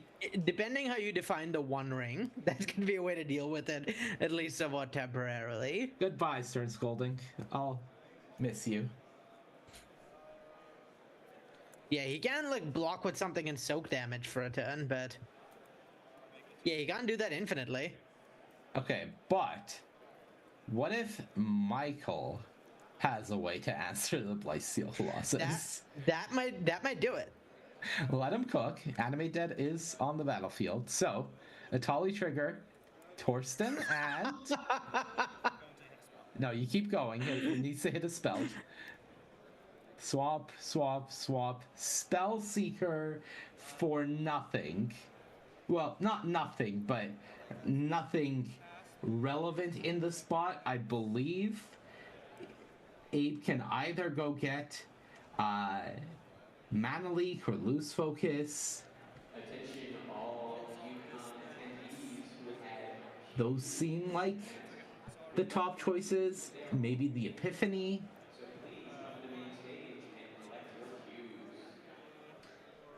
So,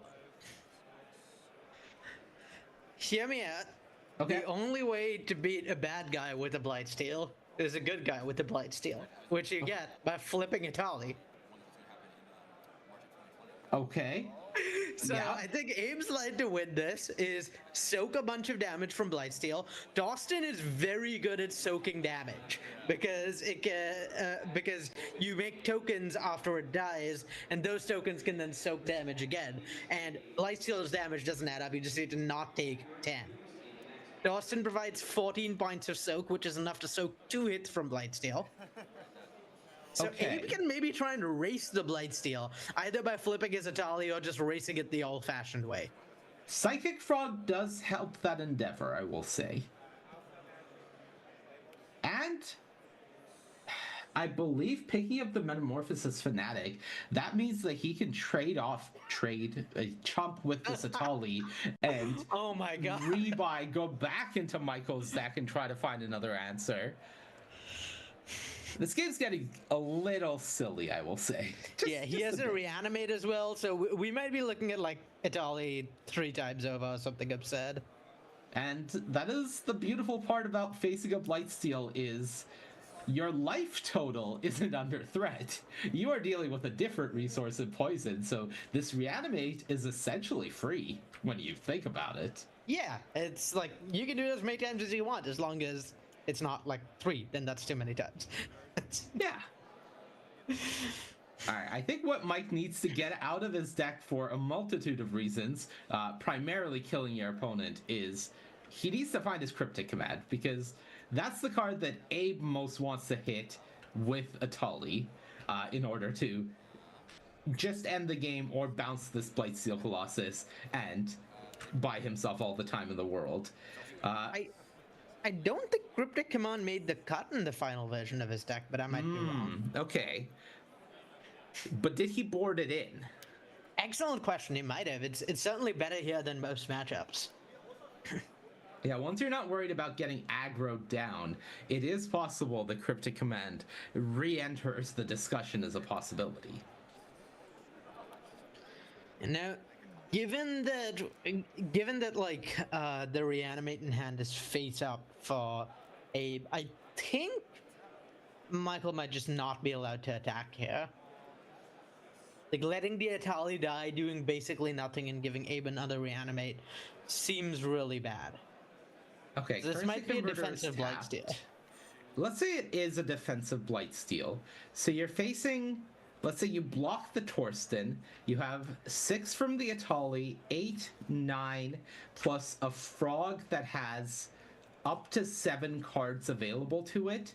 So you're facing a theoretical 17 damage getting across if Abe was to attack all in. Yeah. The thing is that It's like not lethal. yeah, as long as it's not lethal, Abe is absolutely not allowed to attack even close to all in because Right. the Blightsteel is at risk of killing you on the crackback. Yeah, Michael does have the Creeping Tarpon as well, so that's a secondary blocker. But the Atali has Trample, and the Frog can go into the air, so it's not blocking that much. The bigger concern, I would say, from Michael's position is if you don't attack, then you are giving Abe the opportunity to just untap, go Metamorphosis Fanatic, bring back the Troll, and then threaten lethal the next turn. Yeah, the Frog is capable of getting in for like a pretty large chunk as well. Right. Okay, so it is Torsten blocking alongside the zombie. So that is a block for 9, meaning that Abe picks up 2 infect points there, if I'm not mistaken. Yeah. Right? Yeah, that sounds right. So how much are we looking at from Abe here? That's like, oh, never mind. Nothing, approximately. As Michael decides what to pay here for this Toxic Deluge, I would assume that it is, at minimum, whatever kills the frog here. So 8? Is that right? Yeah, Abe is pretty priced into keeping like the Reanimate in hand. So, like 6 or 7 probably does that. Right. But right, you can't pay 7 because then the Atali goes to the graveyard. You really don't want that. So the maximum number you could really pay is 6. Nope, he lets the Atali die. He says, I'm okay with it. And we'll see what the chosen number was, but it is at least 7. 8 was the guarantee for killing the frog, but if you don't kill the frog, then if Abe keeps the frog alive, then Liliana gets to just tick down and get rid of it anyways.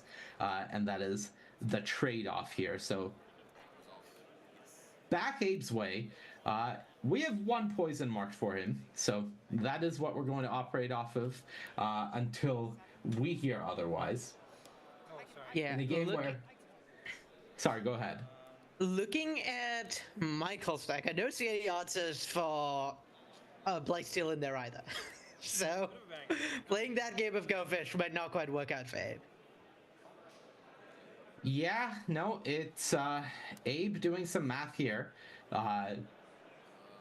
It does look like Metamorphosis Fanatic is probably his best out, but the question remains, what is an out here? Yeah, it's not clear to me what winning this game looks like for Abe, but it's almost certainly like incrementally getting enough creatures to attack through having to jump this Blightsteel every turn. Of course, Abe doesn't know that Michael's deck does not have any more answers to this Blightsteel. Right, it doesn't feel like you can get... Oh, there's an answer for... And I believe Atali casts the spells. Atali casts the spells, correct. And I believe Abe is presumably asking what happens with the One Ring and Infect. I believe One Ring prevents Infect, because Infect creatures deal damage as poison counters. Right. Protection from everything includes the attack from Blightsteel for a turn. Mana Vault is essentially a whiff, but ultimately Abe has life. So the One Ring was about as good as you could have hoped for there, I would say. And that means now he can afford to get aggressive with it, bring Torsten back again, saying, you wiped this once, let's try this again. Okay, so Abe put 10 cards on the bottom of his deck already. Yeah. The next set of cards he's gonna get includes Atraxa. Okay. If Abe discards a land, he can cast Atraxa. Yeah, he can has take a treasure. White, blue, black, make a treasure, Atraxa. Yeah, wow. I There's would not Atraxa. put Abe's deck down as able to cast Atraxa, but that goes to show, I guess. He has an Overgrown Tomb, so he's actually designed. He's designed to be able to cast Atraxa exactly using the perfect combination of one of each land that makes it add or a treasure token from Currency Converter. Yeah, the question to me now is, like, how close to dead is Michael? Do Abe casting life off of a treasure? Oh, wait, the life goes to the bottom of library, so Abe doesn't have life depth in hand yet. Yet.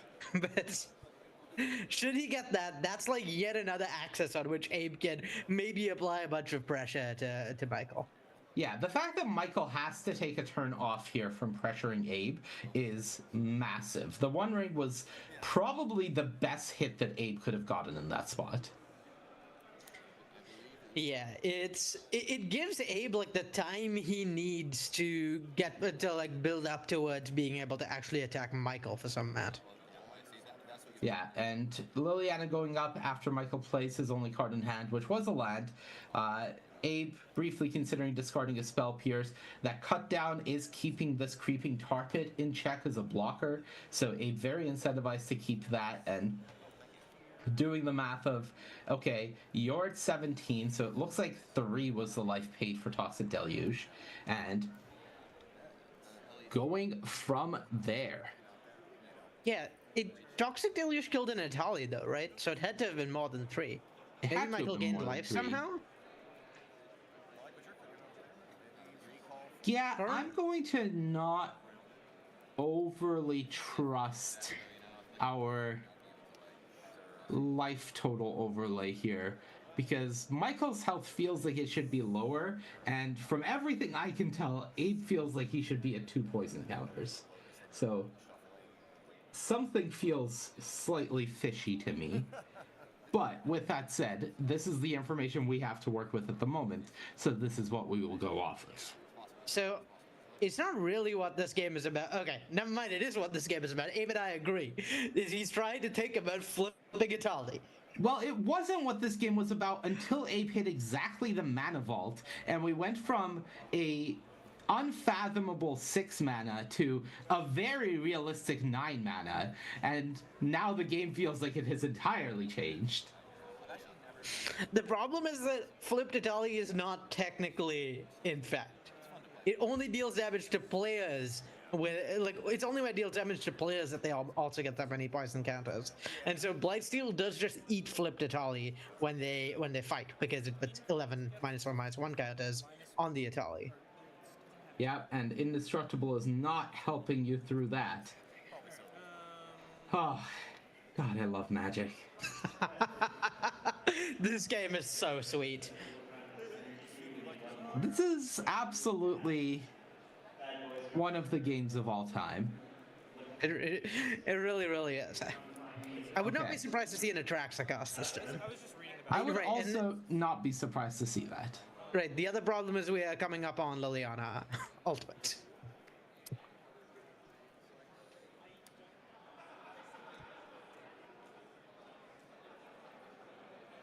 All right, and Abe nods towards that as well. So we see Atali and the Metamorphosis Fanatic coming towards the Liliana. Torsten, staying back.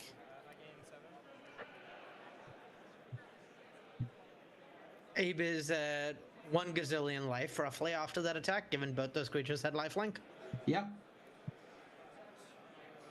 And yet also, at the same time, at 9 life. Yep. Maybe even 8. Yeah. Who's to say? There's really no way to know. We're dealing with numbers beyond my comprehension at this point. Okay, Abe is counting cards in deck, always. That's an Abe classic. This is a game action that frequently occurs in games with him. But in this case, it's actually like really relevant because you know that life death is at the bottom of your library somewhere, and that's a bonus 7 damage out of nowhere at some point. So you gotta prepare for that. Right, and if you can, essentially, when you're guaranteeing you will see that with Atraxa, that is the start of the planning phase. Is, can I guarantee this in the setup for next turn? Lethal. Yeah. Between Atraxa and the One Ring, I'm pretty sure Abe can get... Like, I doubt Abe has more than 13 cards in his deck. More than 14 cards It looks like he has like 7. So, yeah. by my math, it looks like it is just guaranteed, period.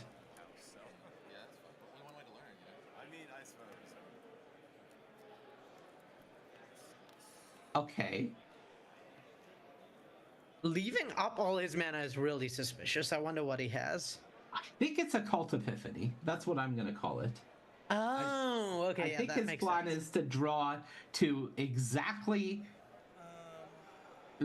life, death, which is at the bottom with essentially leave one card left in the deck, then block the Blightsteel here with Torsten, take 4 Infect, make some 1/1s, untap, land, life death, try to kill you. And that is Abe's out in this game. Yeah, I think. You can make a 2/2 at end of turn with the currency converter as well. So that should be more than enough if the Blightsteel attacks here. And it should be enough even if the Blightsteel doesn't attack, right? Because essentially... No. It won't be enough if the Blightsteel doesn't attack. Yeah, if the Blightsteel doesn't attack, then Torsten gets blocked by the Blightsteel, at which point we have 4 from the Fanatic, 2 from the 2/2, so that's 6. So technically enough even if the Blightsteel doesn't attack. We should have lethal. No, it looks like lethal either way. I don't know how many card types Abe is discarding. There's some possibility that like a removal spell makes this no longer lethal. Yeah. We know that Michael doesn't really have many of those.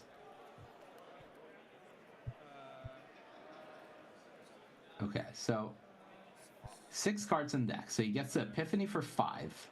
Leave 1 card in the deck. God, I love Magic. Now, what Michael would really love here was an Ancestral Recall. That's true. That is also the case for most players at most times in most games. But in this specific occasion, Michael would love an Ancestral Recall. Heart Scour also would be good. True. I don't think there's anyone Michael has on this deck of making Abe mill even 1 card, but... I don't believe so either. Alright, so it is creature and 5 lands? 4 lands being discarded for Abe, if I'm not mistaken, currently? I think so? Okay, no, he discarded the loose focus. He's doing the math. He is going all in, essentially, by discarding his counterspell here to get that extra 1/1. So 3 creatures created. Needs to not forget to make a zombie with Currency Converter. Yep. He could have put all of those under the Currency Converter, or any number of them that he wanted. That's true. Because why not? Game actions. Alright. He wants the zombie here, and then he wants to make the treasure next turn, so the zombie can attack.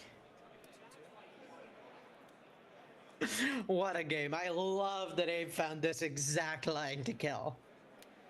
This is something special that we're seeing here. You can bet Michael was not thinking about the life half of Life and Death. Yep. Alright, so 1 rain does not tick up. Makes the treasure. Sacks the treasure. Casts life. That land will be summoning 6, so I think life is from before we made sure these effects always gave the land haste, so you didn't have to worry about summoning 6 lands. Yeah, and one issue here for Abe is he needs to keep one of these swamps back. He needed to not play that swamp until after life, so he actually made a mistake here, because now he can't use it for black mana for cut down, so he needs to leave a creature back in order to be able to clear off the creeping tar pit. I think he might still have enough, but yeah, definitely a misstep on his part.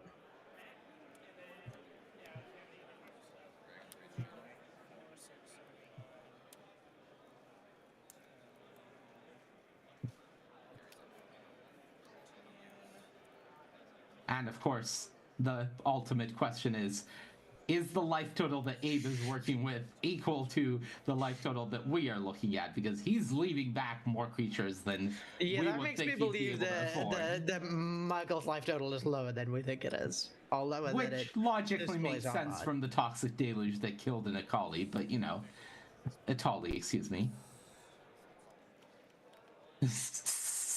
Reads the life off of Life and Death as one must in the situation. Yeah, and notably, Michael has been playing Magic for, upwards of 30 years at this point. He's seen his fair share of life deaths in his Magic the Gathering career. But this is what I'm losing to read, rather than a what does this do read.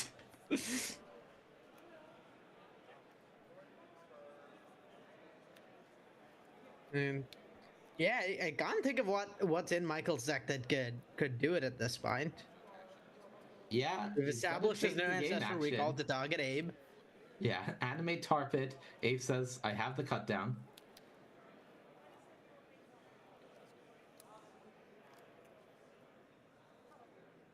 This has been just a fantastic game. Yeah, wow. What a masterclass from Abe, just like perfectly maneuvering his deck to find the exact line to win around a Blightsteel Colossus. Just fantastic stuff. This is what I love about Vintage Cube. Bravo to Abe Gorgon. Bad beats for Michael Huron, but really fantastic stuff. We are going right into another match of Magic where we have Gavin Verhey up against Matthew Centillas. Gavin is in game 3 here. So on the left, we did see him build this, essentially what is a mono red with blue deck in the deck building phase. On the other side for Matthew, he is one of our artifact players, I believe, one of the players that definitely was contesting Michael in being able to get his full Tinker build together. Yeah, very much like aggro versus combo situation here. A matchup where I believe Gavin is like somewhat favored just because he's so quick out of the gate. And if that is in fact a broadside Bombardiers with the counter on it, I can't quite tell what the artists are that. That is Gao. Okay. That is less bad for Matthew than broadside Bombardiers would have been. Yeah. Though I can also confidently say I have never had to pleasure of playing with or against Gao, so I don't really know what the gameplay pattern of aggression from it is in this exact situation. So maybe there's the Bombardier. So you know what? Never mind. Still bad. Everything is on the board. Here come the clowns. Now, I will say, now that I have brought up the deck list, Matthew's deck is artifacty, but it is artifacty in the Storm sense. So if he can potentially survive here, there are Tolarian Academy, Candelabra, I'm going to brain freeze you out of the match lines that are available to him simply by untapping and doing the thing. Yeah, it would really, I think, hinge on Academy in a spot like this. Is a lot lower on resources to really combo off without that. But if he does find the Academy, that he could very much still be in this game. Right, so I believe this is a Retrofitter Foundry making a servo here before the blocks, allowing to prevent some damage. One unknown card in Matthew's hand, the Mightstone and Weakstone, I believe that is. Not going to be enough to stabilize this board, probably. Is still a mana away from casting it as well, but definitely feels like currently Matthew is on start with Tolarian Academy or bust sort of territory. Yeah, it's hard to imagine a non-Academy rat out of this game. It's not much by way of like interaction with the board that he could have. And I mean, it's no Bombardiers, but that Gao is looking pretty powerful here. Just like attacking as a 5/5 next turn makes it a pretty scary threat. And if Gavin has any way of exiling cards from his graveyard or returning cards from his graveyard, it's just like a lethal threat on its own. It absolutely is. So what was the draw for Matthew Centillas? Sensei's Divining Top. It's never great when your turn is starting off with cast top, activate top, and I don't see a Tolarian Academy. I don't think Matthew sees a Tolarian Academy. Just an island being drawn. Slam that island forcefully onto the battlefield. Has access to the spell bomb here to buy some time, but you do feel like the game is rapidly disappearing for Matthew here. Yeah, he has one of Spellbomb or Retrofitter Foundry, and yeah, there's a lot of threats Gavin could have that would just be lethal here, like that one. Like I believe Like if that the one. so Screaming Nemesis means like that plus the Bombardiers plus Darcy could be what that's 6 damage from attacks and then another 5 from flinging the Nemesis. That's exactly lethal. All right, and that is game, set, and match to Gavin Verhey. So the Wizards of the Coast employees march on as both Gavin and Abe do get the win here in our quarterfinals. And that feature match, the first one between Michael and Abe, was an absolute delight, Arya. Well, one of the best games I've seen of Cube. It's just like, well, there's so many games like that though in Cube. That's part of what I love about it. Is you construct these impossible buds. It is incredibly intricate and complicated scenarios that you don't get to see anywhere else on the game. And both players really like navigated it very well. And seeing them kind of maneuver and figure out like what the exact line is lets them win. That's like there's nothing like it. I absolutely love it. Yeah, when you get it to win a game using every single resource available to you, when you empty your deck and say, I've calculated it to this is my win condition, and if it doesn't work, I'm dead, it's always the sweetest types of games. And speaking of sweet, I'm going to remind everyone at home that you can vote for CubeCon to MTGO. There are 3 cubes in contention: A Study in Harmony, Truly Maddening Tempo, or Enchanted Evening. You can use !vote in the chat or follow the QR code on the screen to go and vote for your favorite, and the winning cube will come to MTGO in the future so you can draft it at home. We are also raising awareness and funds for the American Foundation for Suicide Prevention. !donate in the chat. This is a cause that we are trying to support all weekend long. We appreciate you being here with us as we do so, and if you are able to donate, that would be wonderful. We are going to take a quick break. On the other side, we're going to have more Magic for you as the top 8 of the CubeCon main event marches on. Don't go anywhere.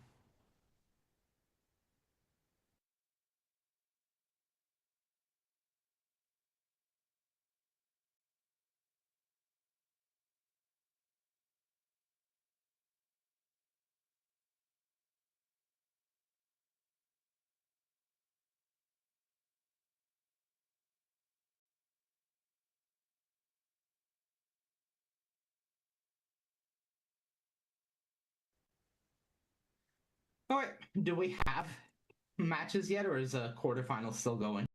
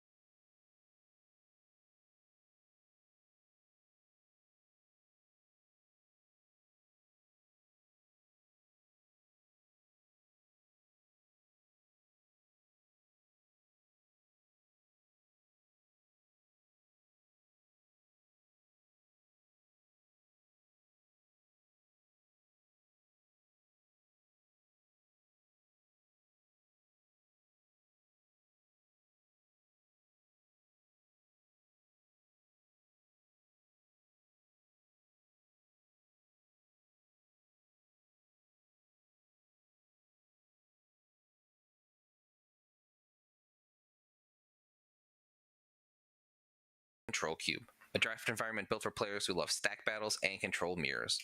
If you're looking for aggro or infinite combos, this is not the cube for you. Here, victory goes to the player with precision, sharp lines, and the most patience. For a deeper dive, check out the Cube Reviews episode featuring this list. Thank you to Ian Braverman for having me on.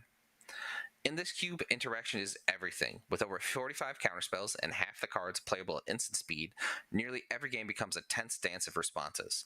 There is only one archetype, control, but it comes in many forms. With strong fixing and a wide color spread, you're free to build your ideal control shell. Just know that your opponents are doing the same. Blue is the most dominant color. With 90 mono blue cards and most of the multicolors being blue, it has the most tools available to it. There are iconic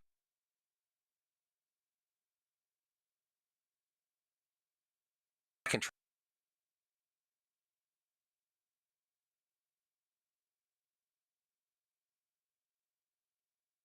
cards like Cryptic Command, Blue Sun Zenith, Spell Pierce, and Force of Will that are present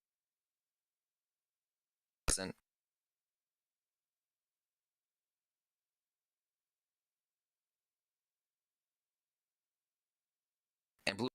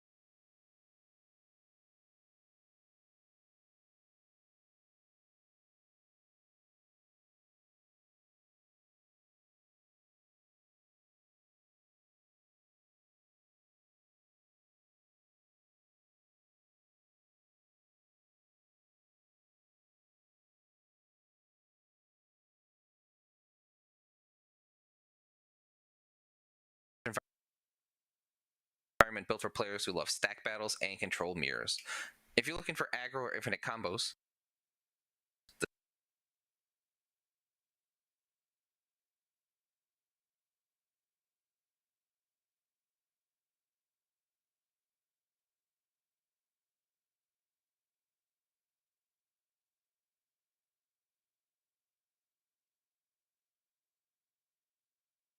this is not the cube for you.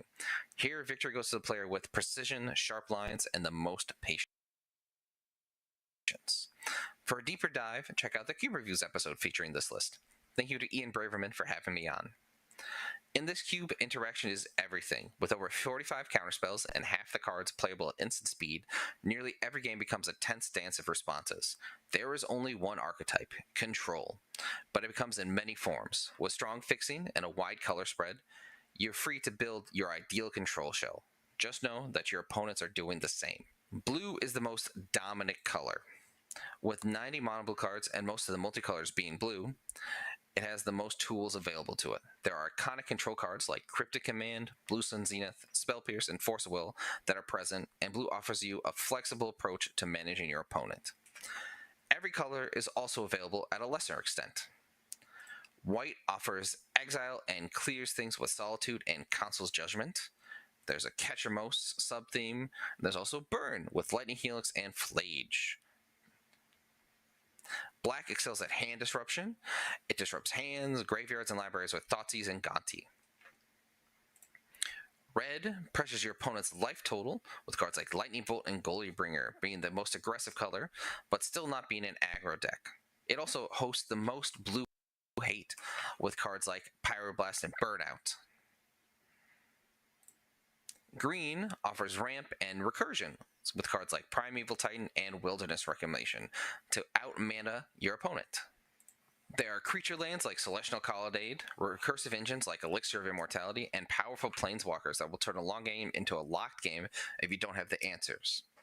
You'll need to be ready for anything. Artifacts, enchantments, planeswalkers, graveyards, even your own library. Some games go long, and yes, decking is real. Cards like Clear the Mind or Endurance might be the only thing standing between you and defeat. Draft carefully, play precisely, control everything, or lose trying. Watched Abe in full, so we should watch Gavin in full. Hello, everybody. Welcome back to CubeCon coverage. It is Sunday. It is the top 8 of the main event, and this is what we have been building to all weekend long. We have 4 players remaining in our semifinals that we are going to be watching, but before that, I'm going to remind you of some things that you can do while watching at home. !vote in the chat will bring you to the MTG CubeCon to MTGO contest, I would say, that we are running right now, where you can pick one of 3 CubeCon cubes, either a Study in Harmony, Truly Maddening Tempo, or Enchanted Evening. The winner will be added to MTGO and will be drafted at home in a future update. Next, you can do !donate in the chat. We are raising funds and awareness for the American Foundation for Suicide Prevention, and this is a cause that we all care about very much. If you are able to donate, it would be greatly appreciated. With that said, take a look at our feature match area. Those are our top 4 players, and we are going to be watching things start off with Gavin Verhey against Sharik Moore before we try to get a look at what could be remaining of Abe Corrigan versus Wally Wisner. The winners here will be our finalists. And it is Sharik on the right of your screen, Gavin on the left, and Sharik kicked things off with a Mother of Runes. This is our most aggressive matchup, I think, that we are going to see in this top 8 area, because Gavin is a more or less mono red with blue deck. Sharik is a Boros aggro deck. Arya, you are muted. Sharik's deck looks absolutely insane. So we saw a lot of the people at the stable. There was like a lot of fighting over the Grixis colors. We have 4 drafters in that set of 3 colors. Sharik is, I think, like the only solidly white drafter, and it shows in his deck. Now, one other thing that we haven't seen up to this point is power. We have not seen power in any of the decks that we had been watching before this, but now there is a Mox Sapphire on the right of your screen, and Ancestral Recall on the left. Now, the thing I will note is Sharik's deck, as the aggressive deck, really does not want to have turn 2 no plays with 3 mana available to him. So typically, one of the things that Boros in Cube has always suffered from is awkward mana. There can be a heavy emphasis on double red or double white costs in these aggressive decks, especially when it comes to the 3 drops. So the fact that he has the fetch land there as his second land does make things a little awkward, but we'll see if he has the tools to come back from here. Yeah, I somewhat suspected that there was like something happening at end of turn, because it's so hard for me to imagine just a hand in his deck even that can't cast something in this spot. So yeah, end of turn Containment Priest makes a lot of sense to me. Yeah, it really brings the whole game plan together. Inti was the play from Gavin Verhey, so looking to start maybe getting some incremental value from that, but Mother of Runes has posed a nightmare for red decks for quite a while, just forcing them to make awkward attacks in order to force the activation and then use a lightning bolt or some form of removal spell to try to get it off the board. And one of the awkward things that we talked about a lot when we were looking at Gavin build his deck is he doesn't have that much interaction for a red deck. Total removal spells, if we don't count Fire Blast, is a Bone Crusher Giant and a Galvanic Discharge. Yes, he's cast an Ancestral Recall. Yes, he has more cards to work with here, but it is not a given that he's going to be able to remove this Mother of Runes in a timely fashion. Yeah, I think Gavin's deck is like really interaction light and unlikely to be able to defeat the Mother of Runes on that access. The only way, his main route to winning this, I think, is hoping there isn't a snowbally threat on Sharik's side to kind of be protected by this Mother of Runes, because creatures like Containment Breeze, stuff that like sort of is just kind of a mopey body, not actually that much of a problem. Gavin can just play threats that outpace that and kind of win despite the Mother of Runes existing. Like if we see something like a Broadside Bombardiers here, then it's very possible for that sort of thing to keep up with the Mother of Runes and like just kind of ignore the protection it's providing.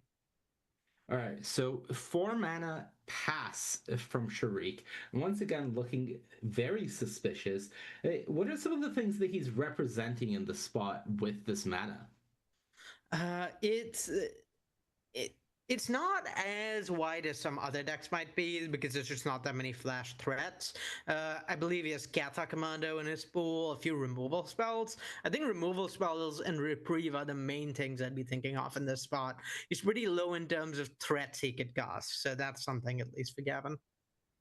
Yeah, he does also appear, I believe, in the corner. We do have a superior Spider-Man, if I'm not Spectacular Spider-Man. Spectacular Spider-Man hiding out. So, yeah, quite a few flash plays available to him here. And there's the Reprieve for the VV. So Gavin has exposed himself to that, but he does have Forcible in his deck and in his hand. And VV important enough for him to want to keep it around. So Tishana's Tidebinder hitting the exile as VV is forced through. Yeah, casting a Forcible before your VV gets into play is like not ideal, but sometimes you just have like a limited number of threats and need to play the ones you have. Okay, we go back Sharik's way, and now I'm beginning to call some suspect. I don't know how many turns your Boros deck is playing draw go here before I'm like, okay, you can't have that many flash cards. Your draw's awkward. Yeah, I definitely think Sharik maybe had like a clunky draw that was kept on the basis of like having the Mox Sapphire and having a really high upside as a result. And it's tough because a lot of these red-white decks, you get to these points and then you slam like Otari or, well, like the Broadside Bombardiers that's in Gavin's deck, or a Gut, or some other snowbally threat that'll kind of take over. But Sharik's deck doesn't have that much. A lot of the red snowbally threats were taken by Gavin, and a lot of his deck is just like pretty low to the ground, not stuff that takes over the game, but rather stuff that applies pressure early or removal. So, oh wait, there is an Otari, I guess. I missed that one. So that and Palace Jailer are like the main ways you can look to take over a game. But a lot of it's like incremental stuff, like Spectacular Spider-Man. We see this, the Containment Priest we see in play. Those aren't threats to generate advantage. And he really needs that because both of Gavin's cards, Vivi and Inti, are threats to generate advantage. So they will slowly take over a game eventually. Now, Sharik does have a slam dunk draw in his deck if he's able to find it.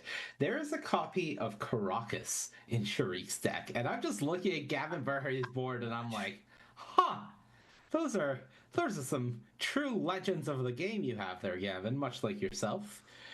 All right, so as Gavin thinks about what the play is here, how well do you think Gavin is positioned to take control of this game from this spot? I think it really depends. I think it's really almost out of his control. I think he's pretty well set up, but he really needs to find a way to. He really needs to find a way to, like, generate an actual clock. Both of his threats are like pretty possible. Never mind. Now he's got a clock.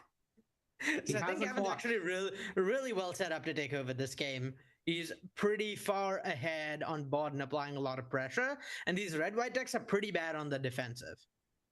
And I gotta say, Talon Gates and Madara doing a lot of work there in forcing an awkward activation from the Mother of Runes and resulting in Gavin having a window to use that Galvanic Discharge to clear it off. And really, I would say the Mother of Runes was the only thing Sharik had going for him in this spot. So with that being removed, it does feel like, oh my god, all lands. It is an inevitability as Gavin Verhey takes the first game of this semifinals, and not the start Sharik Moore was hoping to see, given how good the first few turns of that game could have looked. Yeah, these white decks all look slightly different from each other, and they have different matchups and aspects of decks that they line up well against. And unfortunately, I don't think Sharik's lines up that well against the super assertive stuff from Gavin. Sharik's deck has its strengths in having stuff like Mother of Runes that protects against removal, and having things like Containment Priest and really efficient removal of your own to deal with like decks that are ramping up into one big Haymaker threat, whether it's by reanimating it or like playing mana ramp and then casting it. So that leaves him pretty awkwardly set up against Gavin's like hyper efficient threats, since he doesn't have threats of his own to snowball and kind of go over the top of Gavin's deck. That's a lot of what the white decks can often provide. These white red decks in general, particularly when you have power like a Mox, you slam these 3, 4, 5 mana haymakers, and those take over the game, and that's kind of your strength in this matchup. And Sharik just doesn't have that many cards to play into that play pattern, and instead has a lot of cards that are just like high rate, like good at doing some niche job, which is not what you want against Gavin. You want snowballing threats. You don't want incremental advantage. Yeah, we'll see if he can find a better hand. It's going to be hard not to, given the flooding of the previous game for game 2. But some of the cards that I can see in this list that could be pretty exciting if he is able to actually find them. Flage, extremely powerful, going to be an absolute haymaker in the matchup. Fable of the Mirror Breaker. And again, that Karakas, if he can draw it, that can do a lot of work in this matchup. Yeah, and let's not. Yeah, I don't want to sell Sharik's chances here short. He is a worse setup version of Red White for this matchup. I still believe he's quite favored in this matchup, in that he was the only one of the only white drafters at the table. His deck is incredibly strong. It's just a matter of how favored he is, and things matching up a little awkwardly mean he's less favored than another similar deck might be. Wee woo, Karakas alert. I see Karakas in Sharik's hand. I already like his chances infinitely more for this game, as Gavin's deck is quite heavy on the legends. I actually noticed this when we were going through it, but in his 2-drop slot alone, Jace, Karizev, Malcolm, Gao, and Inti are all legends, I believe. And that was a snowbally threat. Yeah, Ocelot Pride gone, immediately costing 2 cards out of Gavin's hand. So this is very much a much better start for Sharik, and I see Gavin has one of those legendary 2-drops, Jace Vryn's Prodigy, in hand. So this Karakas is going to do a lot of work. Yeah, and I mean, getting your 1-drop fast feels so good, right? Feels amazing. It's like, it's almost better than like living and snowballing. It's like, oh, you have to give up 2 cards and like one of your premier pieces of interaction for something that cost me 1 mana. Yeah, it just feels like almost a super villain rant kind of accomplishment there, where you just truly feel like you have done something diabolical. Flipping up the reprieve there is such a funny hit for the Urza's Bauble. Yeah, it does get some information, and it is going to be Jace Vryn's Prodigy, but that meets the reprieve anyways. Sharik just knowing that he has given that information and finding the red mana that he was looking for in order to start developing onto the board here. Yeah, it reprieve like a much weaker card when it's face up, so it makes sense to do it there, try and cantrip, trying to find like mana for your other threats, rather than just try and let the Jace resolve and Karakas it on the next turn. Yeah, and I do believe he, if I'm not mistaken, also has Palace Jailer in hand. So getting Kellen onto the battlefield and having Palace Jailer in hand to become the Monarch next turn is a massive line for Sharik. Yeah, Palace Jailer in hand seems so strong here. especially because Gavin went for Amped Raptor rather than the Jace from the previous turn. This is what you're hoping to hit with your Palace Jailer in order to be able to then use Karakas to keep the Jace at bay. So this is the ideal scenario from Sharik. The Amped Raptor misses hitting Lelia, and it does feel like everything is coming together now for Sharik. Yeah, this is kind of perfect. You even know that Gavin doesn't have a false in hand. Yep. Amp Raptor hitting Lilia, I think that might be Gavin's only... No, there's a Streaming Nemesis is the other hasty threat. It's one of two hasty threats. And here we go. I am the Monarch. I have the card advantage engine now. You have no board, and Sharik has done a masterful job of drawing lands that are not Karakas in order to hide this Karakas for as long as possible. And that means that Gavin is still unaware of it. So it is going to be a surprise when Gavin eventually deploys a legendary threat, whether that is this Jace Prince Prodigy that Sharik knows about or something like a Vivi that we know about. Yeah, I think the only way this goes badly for Sharika is specifically Screaming Nemesis from Gavin, which either eats both of Sharik's creatures or takes the Monarchy. Barring that, I think Sharik is really well set up to win this game. Yeah, I do see Gavin has his Bone Crusher Giant in hand, so that is one of the few removal spells that we saw he had access to, and it does look like it is a pass to Sharik's turn, so he is just leaving that up. Yeah, the problem with Bone Crusher is like interaction is not what you need here. You need to deal with the Palace Jailer or you're in a lot. You need to deal with the Monarchy or you're in a lot of trouble. And dealing with the Palace Jailer, a reminder for viewers, since I see people forget this on Magic Online pretty frequently, killing the Palace Jailer does not bring your creature back. You have to get the Monarchy back, and without creatures to do it, it just seems kind of impossible for Gavin's deck to keep up with what Sharik's doing, given Sharik's threats are more efficient, snowballier, and he already has more deployed to the board.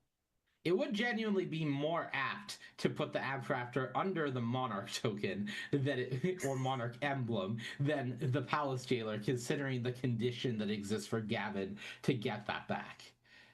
All right, Sharik kick things off with a Luminarch Aspirant, and by trying to go to combat and forcing Gavin to either Bone Crusher the Luminarch now, or Bone Crusher in response to the trigger targeting the Palace Jailer, if that's what Sharik wants to do. He is making life as awkward as possible for Gavin in the spot. Yeah, and this is one of the issues with Gavin's deck. Is like it's pretty close to mono red deck. It has a bunch of cheap threats that apply a lot of pressure, but don't necessarily snowball card advantage or resources. And decks like that play really badly from behind is the main issue, because your opponents who are ahead are also accumulating resources in addition to the damage they're dealing, and your creatures are much better at attacking than they are at blocking. So pretty awkward spot for Gavin here.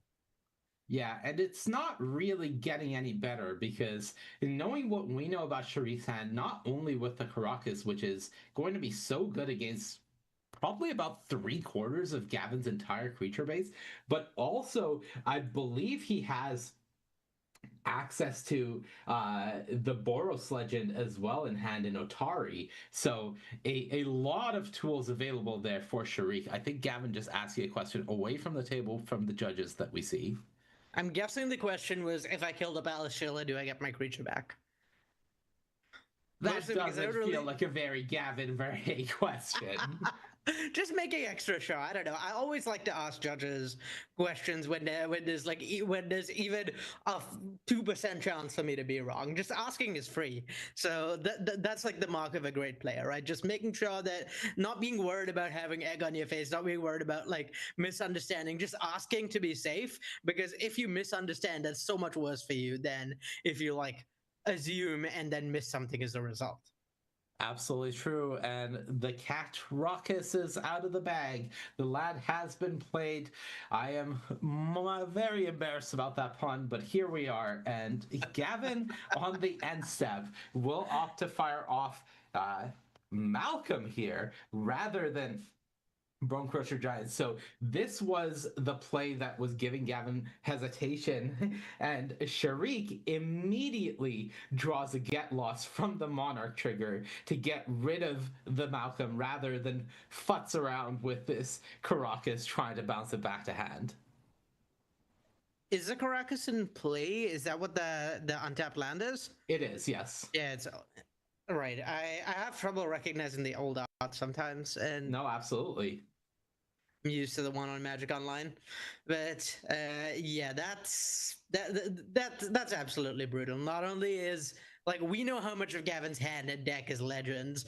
Not only is he like so far behind on board, I think this game would probably feel pretty unwinnable to Gavin if there wasn't a Karakas in play. And given the Karakas is in play, it seems nigh impossible for him to mount a comeback. Again, it's probably just down to Screaming Nemesis. I think that's the only card in Gavin's deck that could present a credible threat here. Yeah, so while Gavin's looking at his options here, I'm going to do a little quick maths here. 9, 10. Gavin has 15 creatures in his deck. Of those 15 creatures, 7 of them are legends. So just about half of the threat force in his deck is completely shut off by Karakas. I have bad news for Gavin, which is the out I kept talking about, a Screaming Nemesis, no longer an out. Because if Gavin plays Screaming Nemesis, attacks with it, Sharik could just block with his own Kellen and bounce it with Karakas. It's true. And then there's no redirection trigger, there's no monarchy stealing. Gavin just is spend a turn attacking and doing nothing, and Sharik will get to keep snowballing. Right, and Gavin could deploy Karazev or Jace from what I see in his hand right now.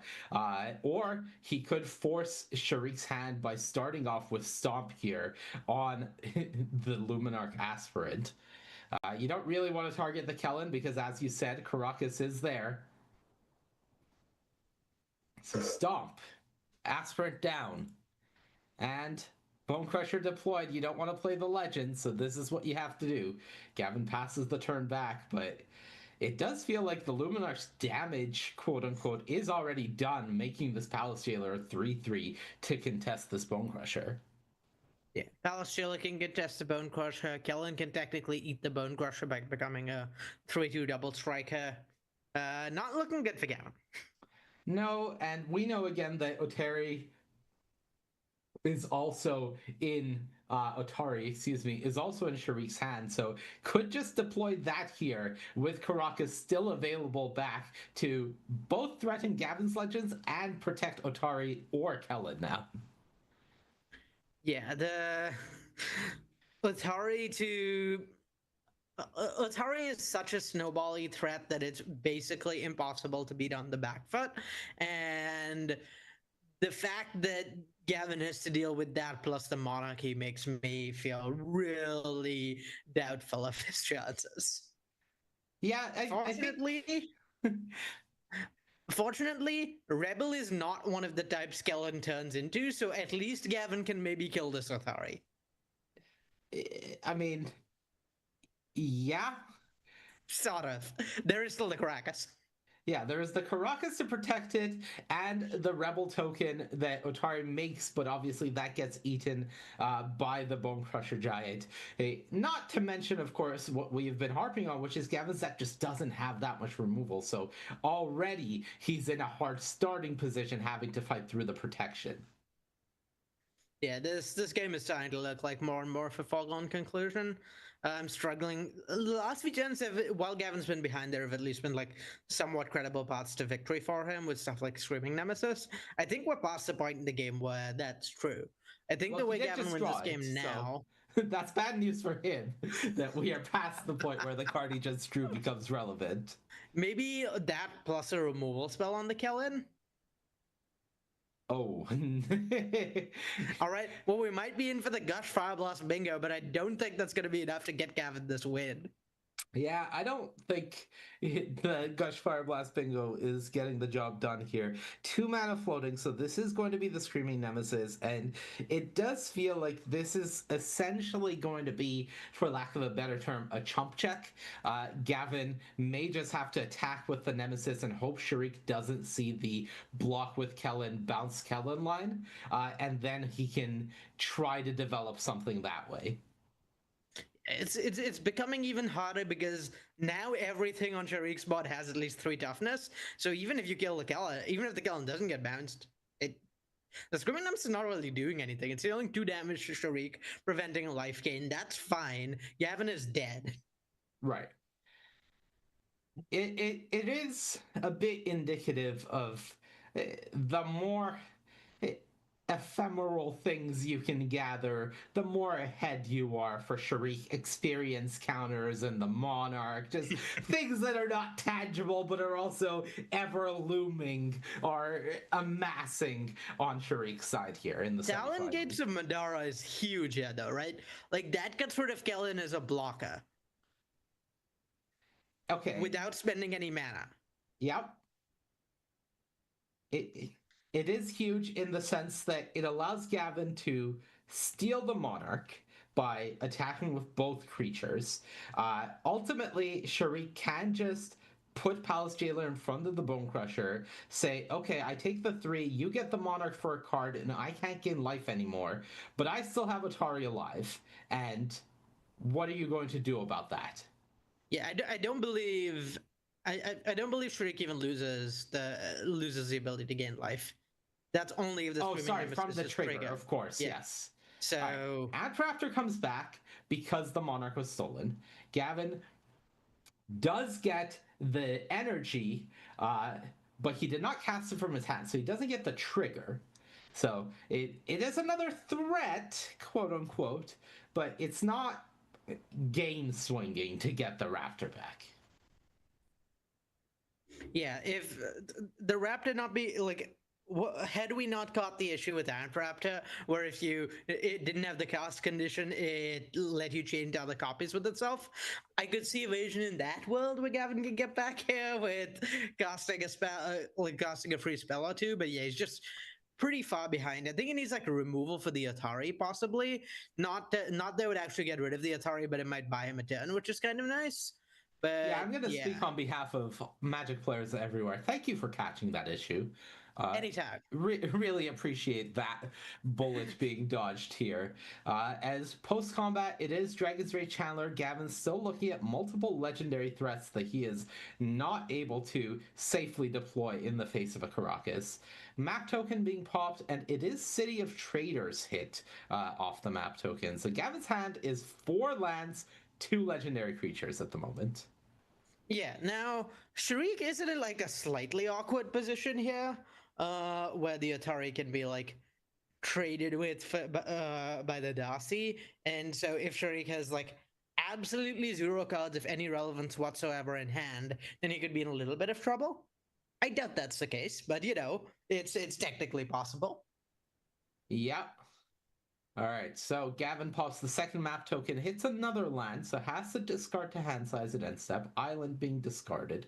Kellen phases back in, and we are off to Sharik's turn, where we know that's a Containment Priest. That joins the Kellen and Otari on the battlefield. I believe that's an Ajani hand as well as a Legion Extruder, if I'm not mistaken. Ajani here seems like game, just on its own. Because just threatening to flip that with any attack and having just a pile of creatures in play seems really tough. And then I believe Legion Extruder can hit your own creatures, so Sharik might even be able to engineer an Ajani flip. Right. So thinking about the lines to go about it here, we are operating safely under the assumption that Darcy is in fact delirious and is in the air here. Yeah, I think what Sharik is thinking about is whether he can kill Gavin. Right. Which is not a good thing to have your opponent thinking about. No, you don't love to see it if you're a Gavin Verhey fan. Legion Extruder does come down and Raptor into the yard. So if the Atari gets blocked, that's 10 damage, which is not 11.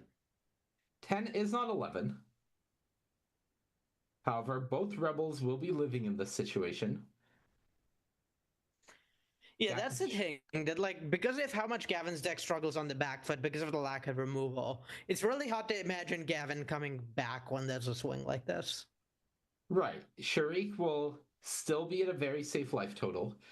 Will get the Monarch back for this turn. So Gavin, in a position where he is on the back foot and wants to be defensive, will be forced to attack with the Nemesis if he wants to draw more cards to get the Monarch back. And it really does feel like a situation where Gavin has no real options available to him. Yeah, like this is part of the cost you pay by playing a deck like this, right? We've seen decks like these Reanimator, these Tinker decks all weekend, all evening, so to speak, with what Abe was playing, with what Michael was playing. These decks have these really powerful turns where you can play these threats that basically win the game on their own or solo the game and rely on those to win. And this is the cost you pay of playing like this more assertive deck, this deck that can end the game quickly, is when it comes to a spot like this and you're on the back foot, there just aren't cards in your deck that can swing the deck to that the game to that extent. All right, so Sharif saying that I'm okay with you just taking 6 here. I'm gonna put you down to 5, let Otari die, and follow this up with a Johnny. So another legendary creature joining the board. Another thing that Karakas is both protecting and using for advantage. And Gavin down to 6. Handful of lands that we saw previously. What can he do here? I suspect the thing that Gavin can do here is go to the next game, unfortunately. I just don't think there are... I don't think there's a sequence of cards in his deck that would get him out of this. Like something like Broadside Bombardiers is like the most snowbally or swingy threat Gavin has in this deck. But yeah, Sharik's life total being a 20 is really tough. Like there's definitely not enough defensive power in Gavin's deck to come back on that axis. You'd need to like his route to winning would involve winning. His route to winning this game would involve killing Sharik this turn, and I don't think that's in range for him. Yeah, Gavin says go. We know he has the 2 legendary creatures in hand, but of course doesn't want to give Sharik any more information than he has to, and just passes the turn with the acknowledgement that he is dead here if Sharik goes for it. He just has to present a front of I have something, though I think that Sharik is probably experienced enough being here in the top 4 of the CubeCon main event that he knows there really isn't anything that can stop him from winning in this position. Yeah, I think Gavin's thought process here is, well, I might see a new removal spell my opponent has and get a little more information, and that's about the extent of what I'm getting out of this game. Right, so we'll see what Sharik decides to attack with. The safest quote-unquote line would be to keep a rebel back in order to be able to bring back Otari if something goes horribly wrong, but I think realistically you just turn the clown sideways and put the onus on Gavin to really survive here. Yeah, the thing you just presented, I'm pretty sure that not only is there not anything in Gavin's deck, there's not very much in the cube. Gavin could have Cryptic Command. We know that's in another person's deck, but Sharik doesn't. Delayed Blast Fireball is, I think, no longer in the cube. That's the first card that comes to mind as something that plausibly works here. Yeah, I don't think there's much else. Delayed Blast Fireball is still in the cube. Oh, it is still in the cube. Okay, It's still in the cube. It's not in Gavin's deck. We know that part. We know that. I'm a big Delayed Blast Fireball fan. Knows so that it's not in Gavin's hand after that attack, and we are headed to a 3rd game to decide who will be our first finalist, at least the first finalist that we will see go into the finals of the CubeCon 2025 main event. We've had some great games so far. Yeah, I mean these like aggressive deck mirrors are like really, really interesting, right? Like they have a lot of play to them. There's like you don't get quite the level of consistency that you do in constructed aggressive decks, so it's not as prescriptive, it's not as sort of like worked out beforehand. There's a lot of like jockeying back and forth, trying to figure out lines, trying to figure out what the opponent could have, since you don't know the exact contents of their deck, but you do know the exact contents of the cube. So like figuring out what to play around, figuring out like what role you're playing in a given game, or like what the sort of shapes of games you win look like from different board states is like always really complicated and always really fun to see players just could like sort of work through. All right, well, we do know that our other semifinals looks to be done. So whoever wins here will be going up against our other finalists, whoever that may be. It does look like I can say that it is Abe Corrigan. So hashtag WotC Staff Finals still on the table if Gavin Verhey is able to win this game. Yeah, I was going to try and make a prediction based on the length of the game that the person who won was playing a vintage cube deck, but sounds like we have the info already. So yeah, maybe it'll be an All Wizards final. That would be wild. All Wizards final, showing they still got it. Yeah, showing we're not as washed as people claim we are. Yeah, that's fair. I mean, we're pretty washed, but still got it to some extent. Look, having some of it is better than having none of it. Truer words have never been spoken. All right, so going into the third game, you see Gavin being a little pensive here. I think he realizes the same thing that we do after getting a better look at Sharik's deck in that second game. The matchup is tough for him. Most of Sharik's average draws feel like they line up well against Gavin's better draws. Yeah, and like part of the problem for Gavin is Gavin doesn't have broken draws like Sharik does. Sharik can curve like Pride into a Johnny, into like whatever, like 3-drop value engine of choice, whereas all Gavin really has is like some individual powerful cards, but nothing that really snowballs. Very few 1-drops, which is really big. Sharik can start like with powerful threats as early as turn 1. Gavin's not really getting anything before turn 2. His strongest card is Ancestral Recall, but Ancestral Recall doesn't snowball. It just gives you a ton of value face up, and that doesn't really deal with like. If you play Ancestral Recall turn 1, your opponent plays Ocelot Pride turn 1. If you don't have a removal spell for the Ocelot Pride, you might still be unfavored.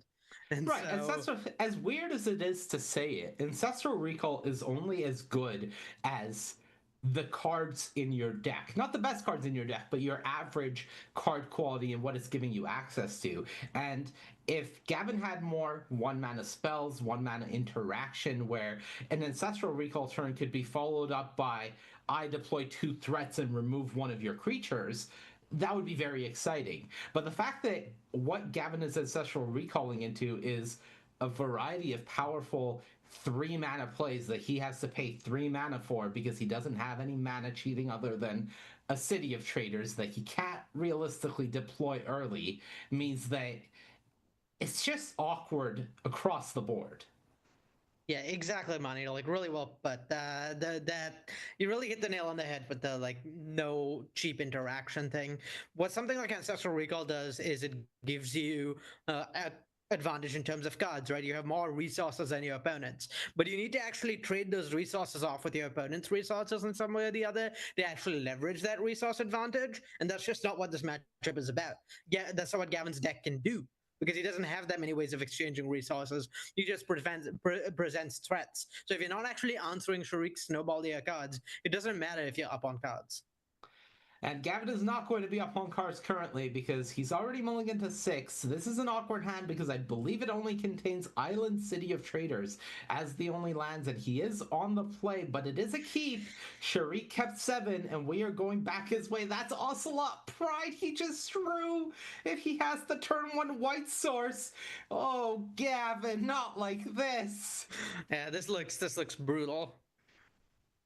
Second island drawn, so not forced to play City of Traders just yet, but he has a Tishana's Tidebinder, so with no plays to follow up here, he may just have to play the City of Traders in order to have the Tishana's Tidebinder available to him.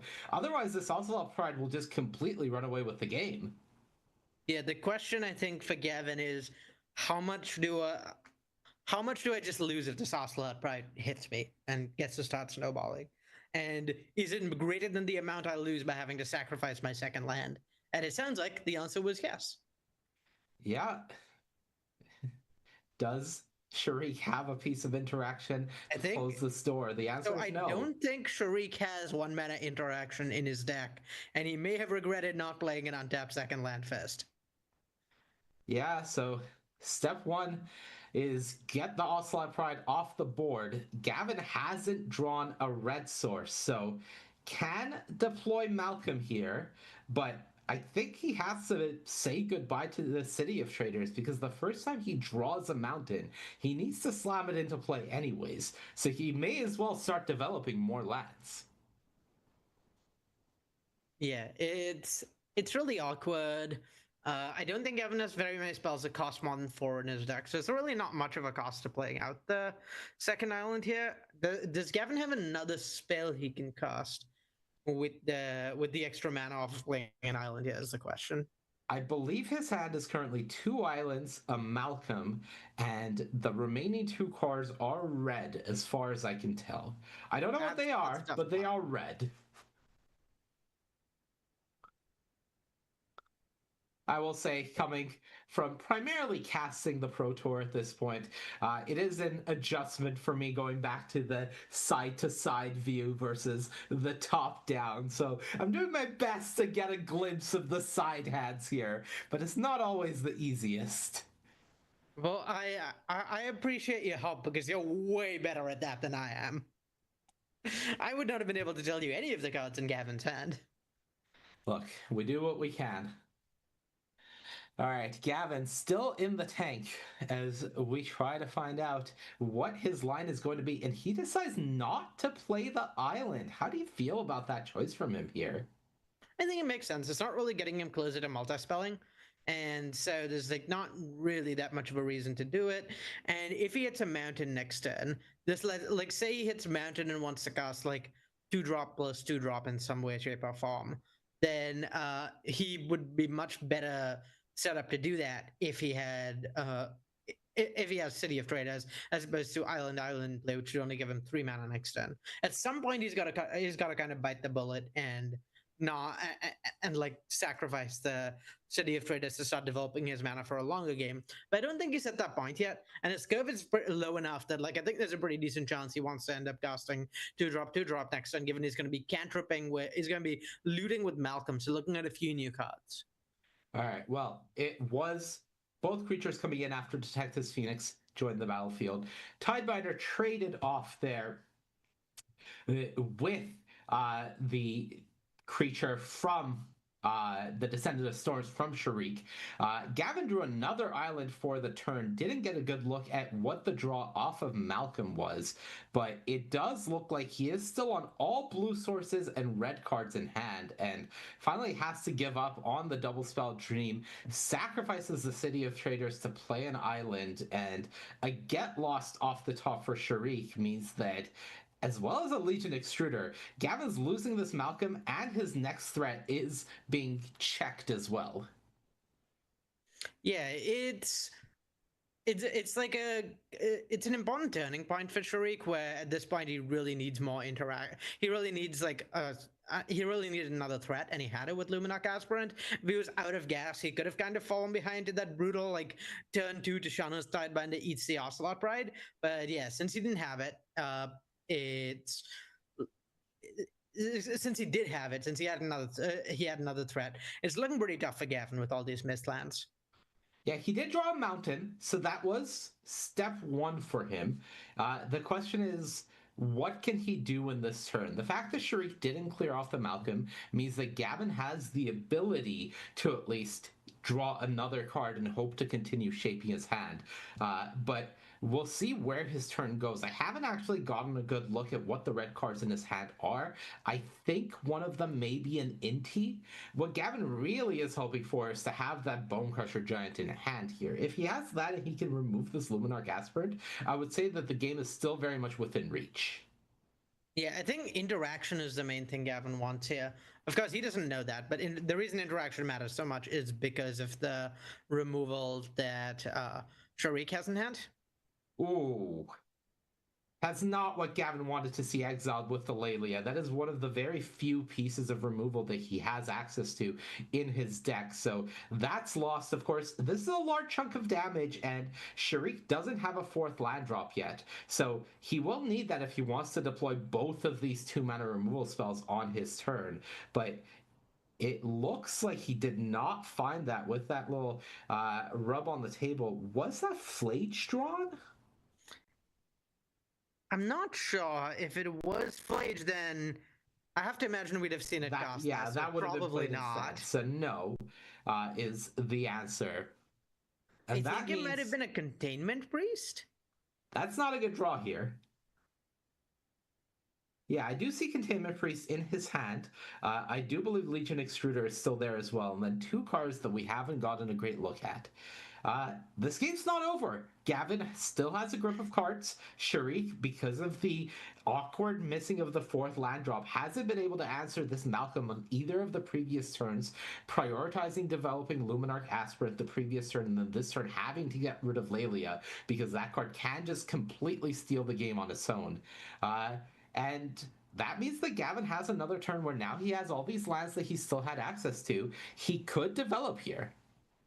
Yeah, and the thing I think Gavin most wants to see here is some sort of interaction, some sort of counterspell, something to protect the Malcolm, because this part doesn't come up on Malcolm very often, but we're pretty close to Malcolm getting the 4 Chorus Cantos it needs to free cast the card it discards. In fact, we're exactly one more turn of it surviving away from that. Right. Malcolm does get the chorus counter, and then the resolution of the ability comes with the discard. And that means that on the next successful connection from Malcolm, he gets to cast the card for free for Gavin. So we'll see how that goes. It is Inti pre-combat, so now a lot of card sorting and selection available for Gavin to try to bring this together. And what looked like a very shaky start and a very, I'm not going to say questionable, but awkward keep from Gavin in the Island Tishana's Tidebinder has now resulted in a very all-in position here. Yeah, and the wow, Gush there was that required confidence. I love that from Gavin, but exiling the Bombardiers is like pretty tough. I don't think he has the mana to cast it this turn. He already played a 2-drop and he had 3 lands at the start of this turn. So yeah, losing the Bombardiers is tough because that's like very easily the strongest threat in Gavin's deck. Yeah, I do believe he has a Darcy in his hand that he can follow up with here, but definitely does not have the mana for Bombardiers, having cast Inti already this turn.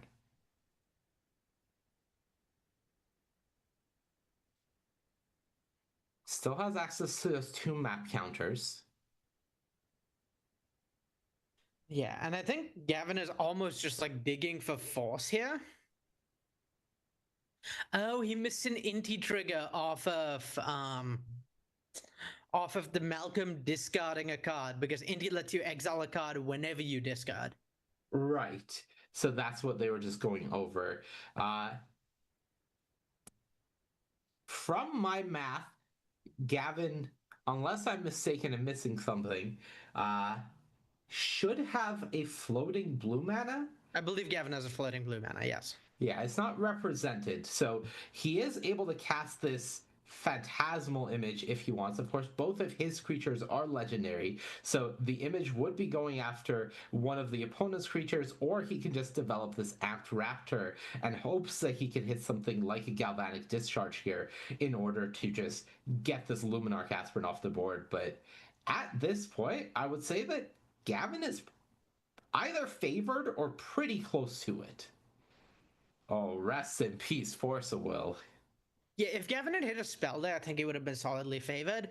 At this point, I think it's all about whether Sharik draws a land or not, because both his creatures can attack into Gavin's board, and if he goes land, extrude your creature, get lost another. Well, get lost has already been cast. So Get Lost was used, so we know only yeah, one depending on what his hand is, if he can double spell, he could be in good shape. But yeah, barring that, obviously the best land in the deck to draw would be Karakas. That would be completely incredible here, but we'll see what Sharik drew because we didn't get a good look at it, and it looks like he may be going to combat. yeah, the other impressive draw I could see from Sharik in this spot is Flage. Just removal spell that gains life really helps with them being under the gun, and Gavin's Gush means that he's not really a threat of like losing to like a flurry of spells from Gavin. Yeah, I believe Sharik drew Cathar Commando for the turn. I do also believe one of the cards in hand is Parallax Wave.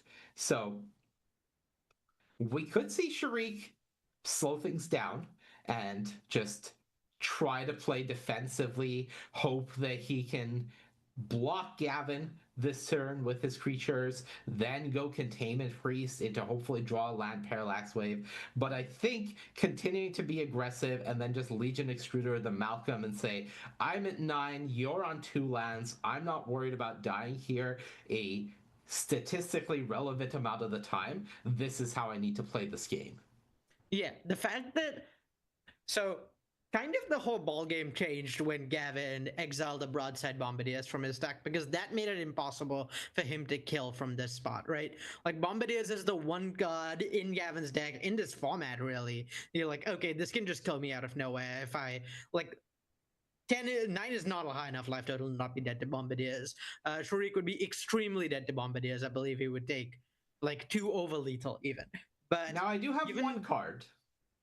Just one. All right. If Sharik is at 9 and Gavin draws his Fire Blast, Inti discard would put him at 5 power coming through, and then Fire Blast is the final 4. He hasn't exiled it. I haven't seen it. He has 2 mountains. And he has cast Gush this game. So maybe not in the same turn, but we would see Gush and Fire Blast cast for free in the same game, which is close enough to the dream I asked for. Okay, close enough. We'll take it. If they both have their alternate costs paid in the same game, that is a win in the Arya book. Exactly. All right. Well, right now, the first step to that plan being live is for Gavin to not block here, which is a pretty big ask. Yeah. Fortunately, the Fire Blast being in Gavin's deck means also there's not very many mountains in play for Sharik. I don't really think there's things Sharik could have here that could kill Gavin that Gavin's worried about. Sharik has a lot of ways of dealing 3 damage. Wait, is Gavin's life total 7? Is this 3 damage? Were the life totals incorrect? Because that changes everything, right? That means Legion Extruder, I think that card can go face? It can go face. It would be lethal. So now Gavin has to block or he's dead. Okay, that's a complete game changer. Right. I think now we've gone from Gavin being like mostly favored to Gavin is like incredibly unlikely to win this match because he has to make a terrible block in and then get his creature removed. Right. If he doesn't block, then he dies. If he does block, then he doesn't have lethal outs, which then feels like he dies. Ooh. Okay, I think maybe our life totals were wrong. Gavin did take it, and that put him down to 7. Oh, okay, so wrong in the other direction. But Sharik is also at 7, apparently. He draws the Malcolm again because that is the quote-unquote time walk aspect of Unexpectedly Absent. So that is back on the top. And Gavin is all in on this Fire Blast, so he is going to explore, hoping that he can find it on top. He just needs to buy Dispel, right? He has 2 map tokens. That puts 2 counters on Inti, gets it up to 6. Attack, put a counter on Inti, gets it up to 7. That is lethal if there's a non-land on top of his deck. That's a land. Oh my god, that's brutal. Okay, so now he's on Fire Blast or Bust. Yeah, Gavin was like solidly over 50% to just win the game on the spot there. Yeah.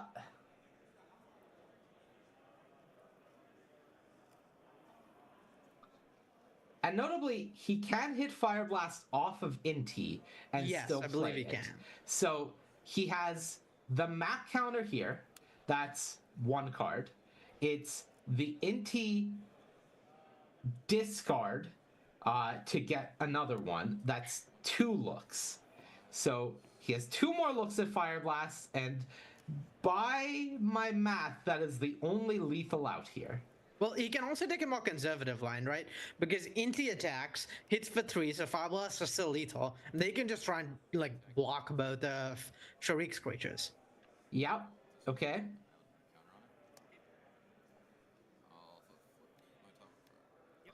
There's the discard. Exile. Talon Gates is pretty good as far as lands are concerned. I guess like since it's not in hand, it's a lot less good than it normally would be. Talon Gates as a potential uncounterable piece of interaction in the future would have been pretty nice, but I think here it just doesn't matter. Okay.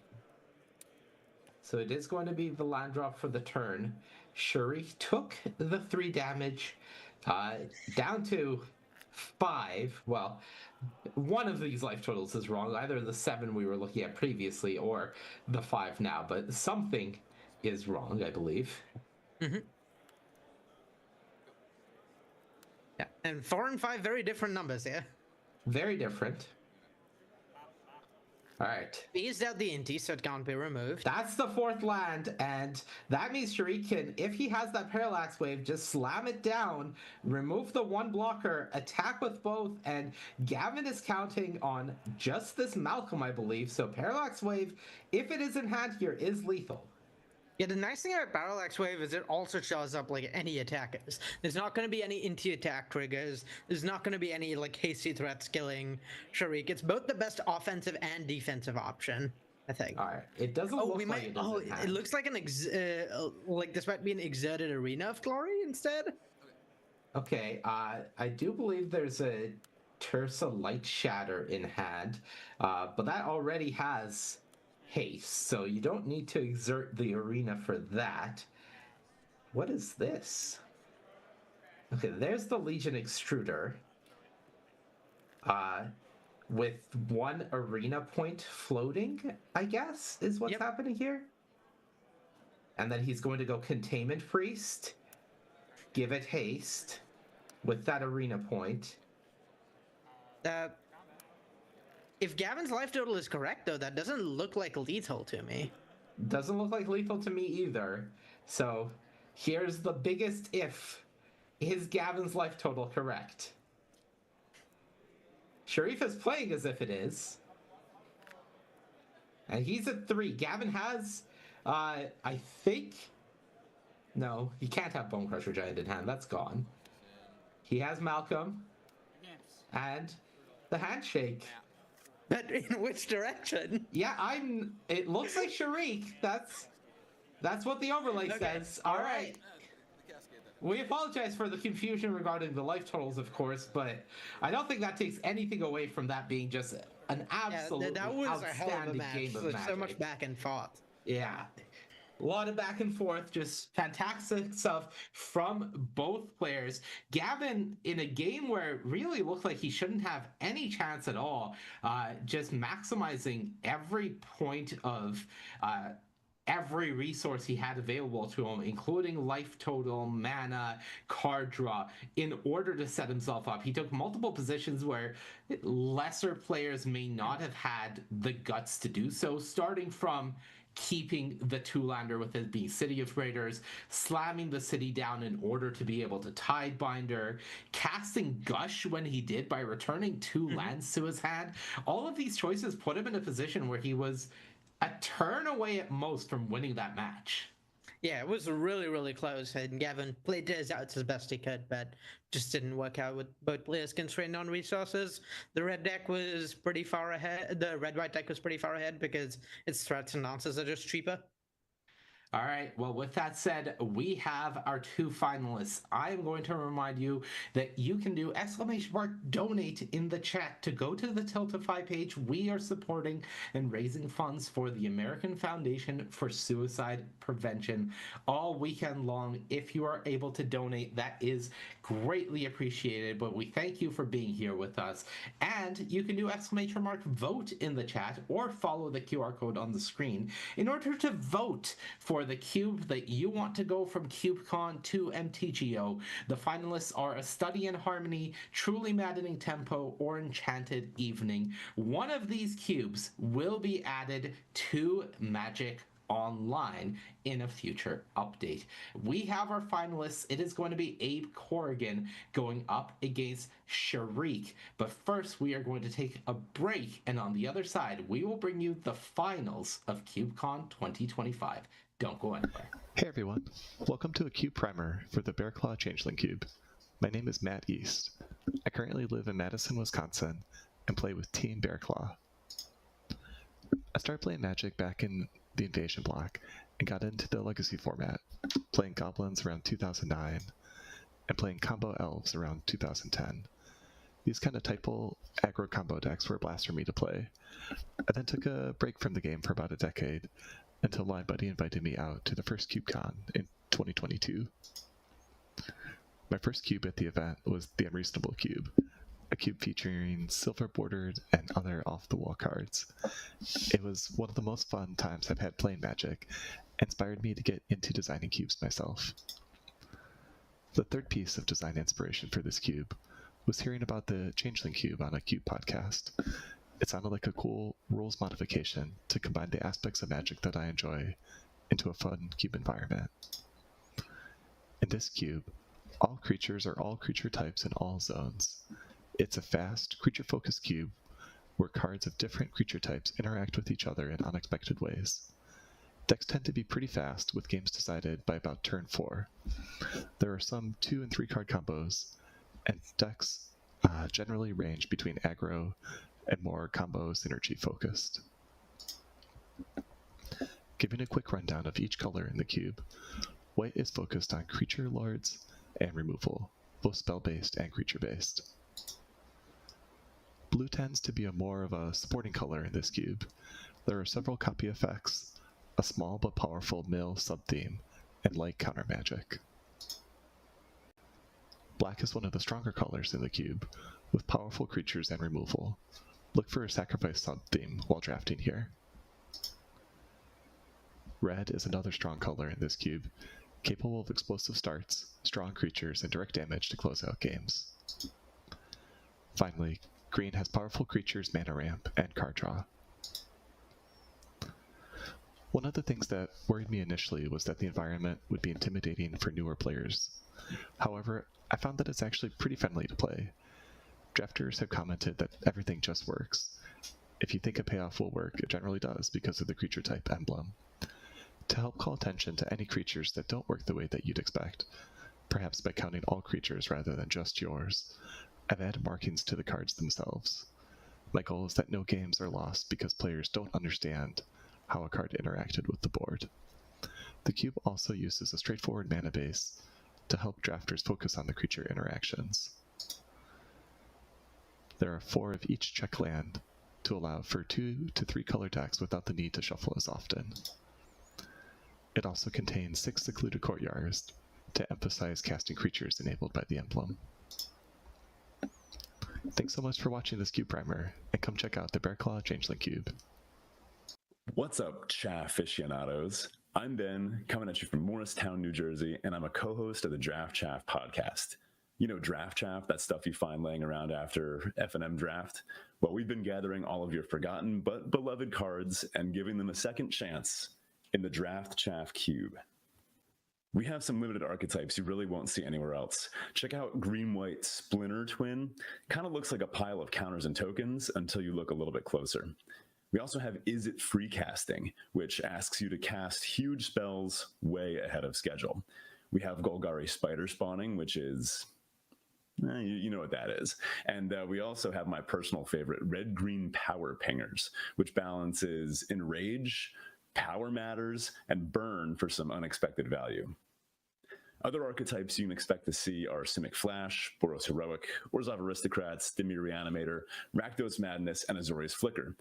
Now, I know I'm describing color pairs, but even though draft archetypes are centered around color pairs, they're not rooted there. These archetypes are supported across all colors, so no two drafts of the same archetype or color pair will look the same. You could draft Blue-Black Reanimator, then Blue-Black Flash, then Blue-Black Spells, then Blue-Black Madness. Or maybe you could put together Orzhov Reanimator, or Selesnya Flash, or Izzet Madness. It all really works. We have plenty of other hidden archetypes too, so keep an eye out for those during the draft. We've also got conspiracy cards and a whole list of achievements to spice up the drafting and the gameplay. If you get one of the achievements, let me know and I'll give you some stickers.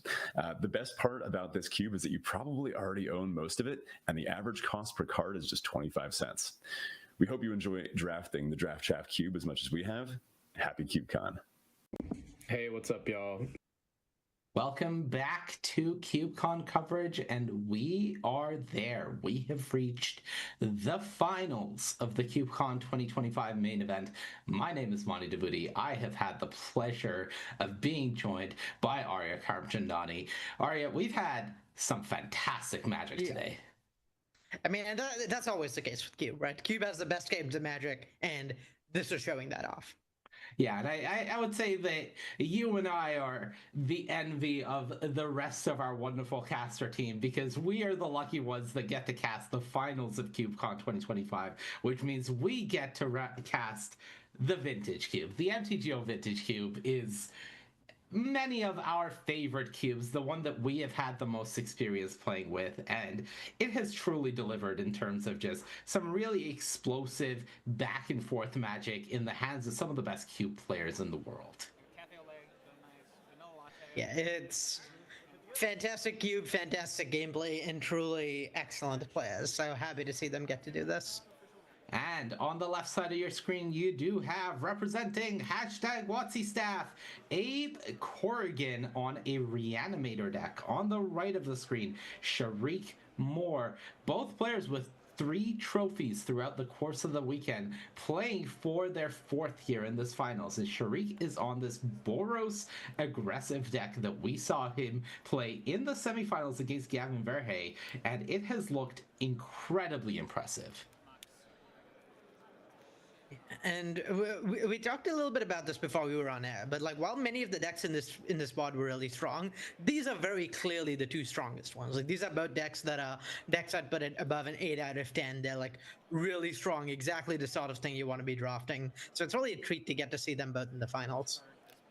All right, so turn 2, we'll see Mox Sapphire hitting the board to fuel out a Tursa, or Tursa Light Shatter, and that is protected by Mother of Runes, so it is time for Tursa to get in there.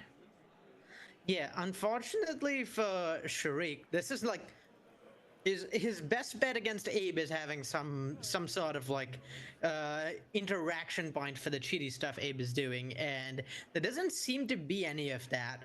Like something like Containment Priest is far and away his most important tool here, and so while he has like a pretty strong start with a Mox, I worry a little for him that it will lose pretty badly to Anatoly if it's reanimated immediately.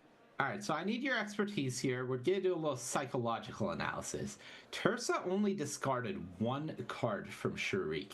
What does that tell you if you're in Abe's position, knowing the makeup of your deck versus what Sharik's hand could possibly be here? It just means Sharik's hand is really strong, probably in a proactive way, but I guess Abe doesn't need to worry about that anymore, because now he knows. Now he knows, but he doesn't get anything. Sharik has 2 flash creatures in... Which Spider-Man was that? Spectacular? Yeah, I believe that's Spectacular Spider-Man. 87%. All right. You know what? 87 is good enough, as well as Cathar Commando. And the Commando being an answer to the currency converter here is definitely something that Abe is not going to be ecstatic about. One issue that you can already see from Abe's position, no blue mana currently. Yeah, it's also pretty important. It's also at least something of a saving grace for Abe that he knows about the Cathar Commando.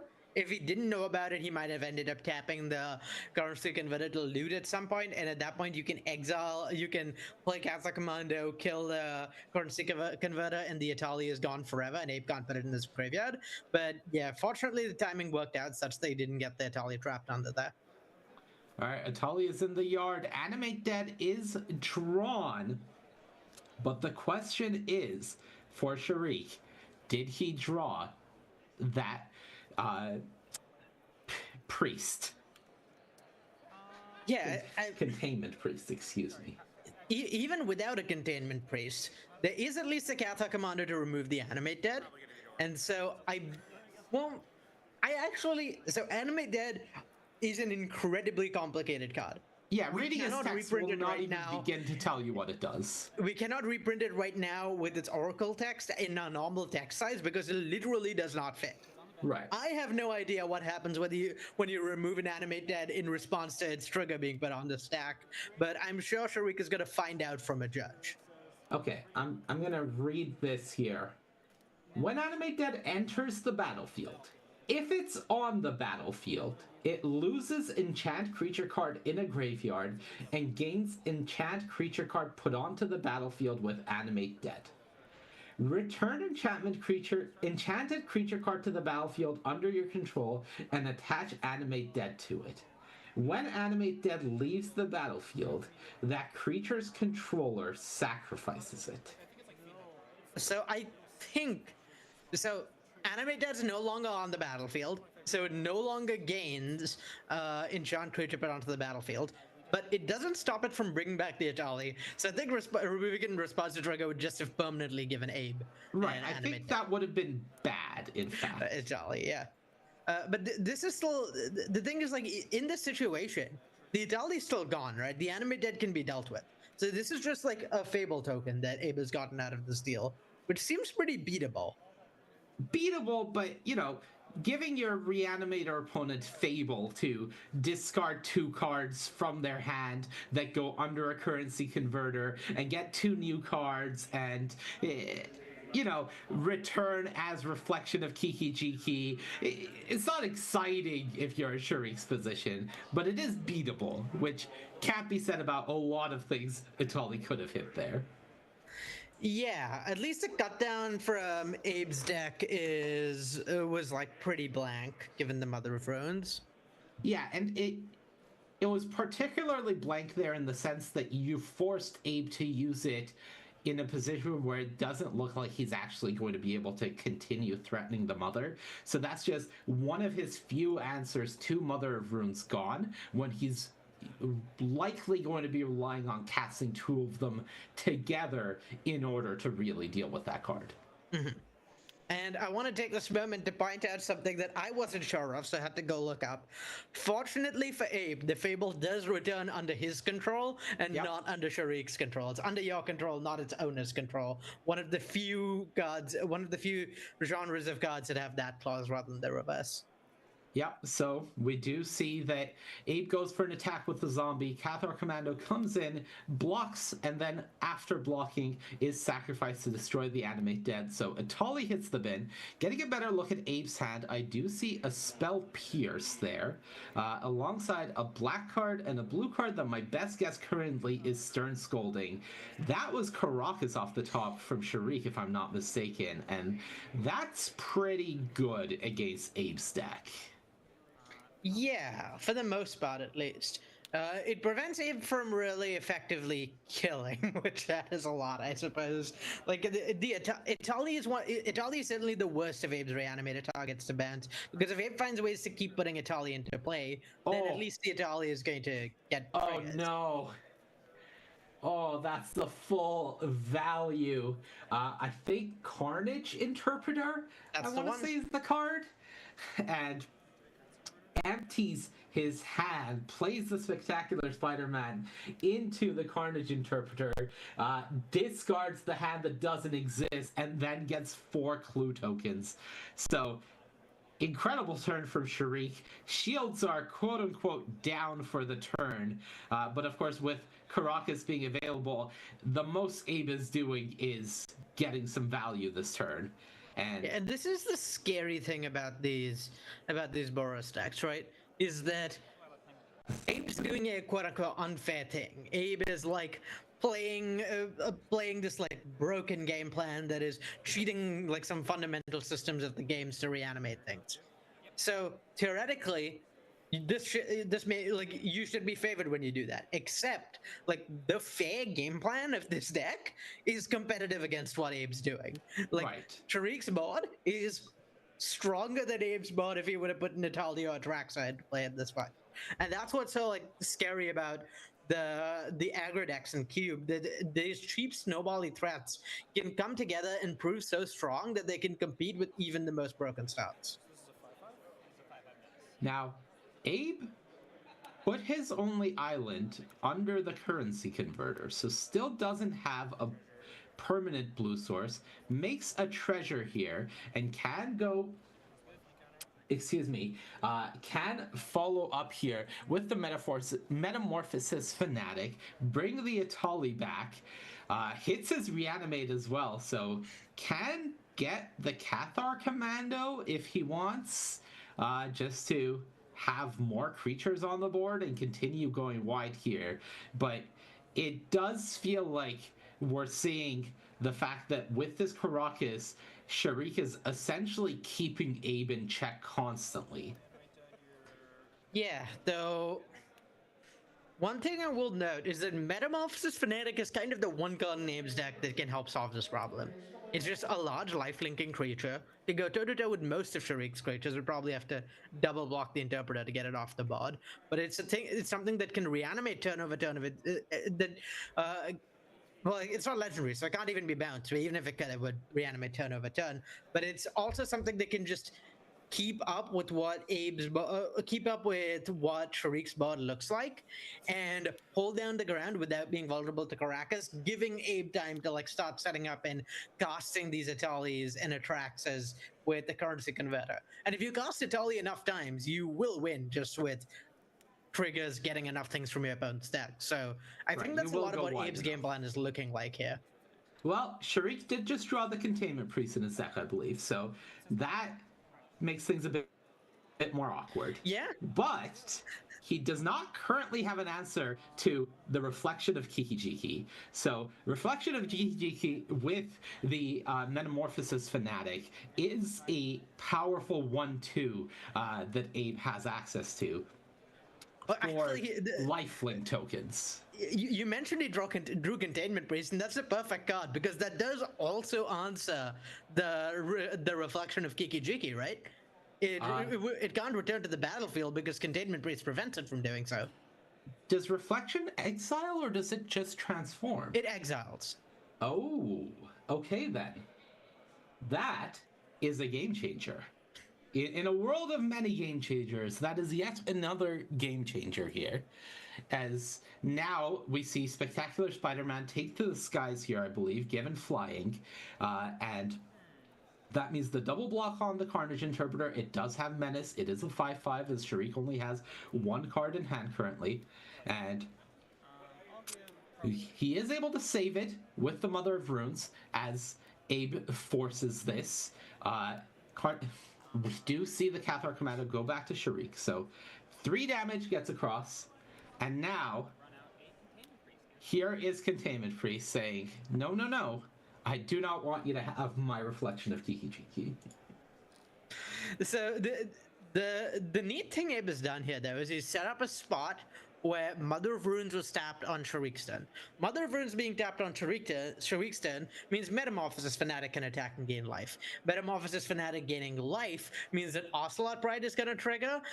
Abe obviously will have the City's Blessing. And then on top of that, Abe can make a 2/2 with the Currency Converter, and that can also be copied with the Ocelot Pride. So now he's got his own engine going. Okay. Great. That's cool. Perfect. There's a lot of game actions taking place. There's a lot of game actions taking place. Sharik reading his own Ocelot Pride to make sure he understands how it works correctly. Okay, so Abe has the City's Blessing already. coming into this turn, he had 10 permanents. So, well, I believe Ocelot Pride's ability needs to trigger to have the City's Blessing. Does it? I thought Ascend, just any card with Ascend immediately gave you the City's Blessing. It's been a while since I've played with the City's Blessing, but I believe think you're right. The blessing is active technically. Mm-hmm. Okay. So then he gets to start creating a cat token and a zombie token, in theory. In theory. In theory. Alright. Make a zombie token. Hand is Atraxa something. Itali? Itali, yep. Atraxa Itali something. Alright, so this is 2 cats and 2 zombies. Notably, Abe could have set up to cast Atraxa this turn, just decided it wasn't worth it. Like, he could have attacked with the 2-2, traded in the 2-2 for a treasure token that would let him cast the Atraxa, but there's not very much he gets out of casting the Atraxa. Alright. Oh, I think I'm realizing what Abe's win condition is. Okay. So, we kind of saw this happen a little bit last game. What Abe is going to do is at some point, he's going to find a Cult Epiphany. He's going to cast a Cult Epiphany on his turn, and then copy every single one of those tokens with Ocelot Pride. And then he will maybe have a Lethal Force in the air. Okay. Sure. I would not say Abe is favored. But I believe you. I believe the words that you're saying. It's just that my feeble brain is having a hard time processing these words. What I do understand is Spider-Man goes up into the air. My Spider-Man does go up. Comprehend that. Alright, so Spectacular Spider-Man and Carnage Interpreter are the attacks. Abe can, once again, block with 3 things and force the Mother of Ruins activation to keep the Interpreter alive. Yeah, Abe is kind of priced into doing this every turn, because if the Mother of Ruins is active on Abe's turn, then he can't gain life. Yeah. 3 damage gets across. Abe goes down to 4 if we are trusting the graphics, which we're not, because the 4 that he gained the previous turn wasn't marked. So 11 down to 8. Sharik popped one of his clues, hit maybe the perfect card. Sharik found Unexpectedly Absent. So now Abe is not getting a hit in this turn with the Fanatic, which means he's not gaining life. And I believe the second part of Ocelot Pride's trigger, because it is an intervening if clause, would never matter because you didn't gain life this turn. So if Sharik is to Unexpectedly Absent, oh my god, of course. Terse is a legend. Of course it is. Never mind. All right, you block it, you Caracas your Tersa, because of course you do. Now, this does leave the window...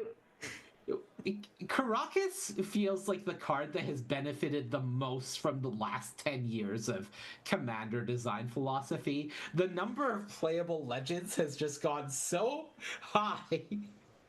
That's true. They're notably not legal in Commander, so at least that's No. But in every cube format, Caracas just looks absolutely fantastic. All right, here's Mother Atraxa. Attack for Atraxa, like we discussed last turn. Yeah. But yeah, it's not really clear to me what Abe is digging to at this point. Yeah, you mentioned the Occult of Misery is that does something. Harvester of Misery isn't in his deck. You're right, that's not a Harvester. The Harvester's in someone else's. No, that's Baleful Mastery. That's the big issue, is Abe doesn't have the Harvester and Abe doesn't have the Toxic Deluge. Both of those were in Micron's deck. So the mass board wipe that he needs doesn't exist. And now Sharik can use the Caracas aggressively to bounce the Atraxa. Both of the remaining creatures need to get in front of the Carnage Interpreter. Abe is tapped out, and I don't really know if he has a way back from here, assuming he's not just dead. Yeah, Abe's at 7 here. Abe is just dead. Okay, Yeah. because Sharik bounces the Atraxa, gives the Carnage Interpreter protection from white, flies the Spider-Man, and that should be lethal. That looks like lethal. Well, Abe can discard the hand size and put a creature under the put a card under the currency converter that will give him a chump blocking black creature. Of course he can. No, of course. Honestly, Monty, I don't know how you missed that. How did I not see that? Gosh, the amount of play to these games is insane. There's so many micro decisions, all of which matter a lot. Yeah, it's... Look, I keep saying it, but I love Magic. Vintage Cube is my favorite format of all time. It's certainly the most of any Magic format that I've played in my life, and it is just fantastic. Oh, but as chat mentions, it still has Menace, so only... Oh, the Carnage Interpreter has Menace. I wasn't even aware it had that keyword. What? It only has Menace if you have less than one card in hand, though, so he does need to get the hand down a bit before it has Menace, because of course it does. So Tursa can come back down with Haste. That's another threat on the board. This is... Yeah, he might just be able to get to lethal the old-fashioned way. I without do any believe other it is runes the protection. old-fashioned way, but, you know... This is awesome. Truly fantastic game. Yeah, Caracas just such a beating in this matchup. Just single-handedly beat Abe, really. Yeah, I mean, that's the biggest issue is you've made the finals, you feel great about your deck, you have what many people, I would say, consider to be the most powerful in a vacuum archetype in Vintage Cube when you're able to get it together in Reanimator. I think that is the case that has held true for a very long time. And then you're facing the Caracas Containment Priest deck. And it's just like, okay, well, come on. Yeah, well, Abe is being... never mind. Yeah. I was just saying Abe is being allowed to go to blocks, but I don't think that would have changed things, so... Yeah, it doesn't look like it. He did have that Baleful Mastery in hand, and it looked like the 2 mana to cast it for cheap. Maybe. I couldn't tell for sure, so maybe that's what the mother was staying up for. But all things considered, it is going to be Sharik taking that first game, and in very impressive fashion. This has been a blast to watch. While the players shuffle up and prepare for Game 2, I will remind you that all weekend long, we have been raising funds and awareness for the American Foundation for Suicide Prevention. This is a fantastic organization that we are very honored to support. There are some excellent prizes up for grabs here for donations. So if you are interested in any of those, please !donate in the chat. You are able to donate. You are able to grab one of these excellent prizes, and you can help continue to support this fantastic cause. I will also remind you that CubeCon to MTGO is going on. There are 3 Cubes finalists. The winner in this vote will be added to Magic Online and will be draftable from home. A Study in Harmony, Truly Maddening Tempo, or Enchanted Evening are the options. !vote in chat or follow the QR code on the screen to vote for your favorite cube that you want to draft in a future MTGO update. That was game 1. That was Sharik Moore on the Boros aggressive deck taking the first game.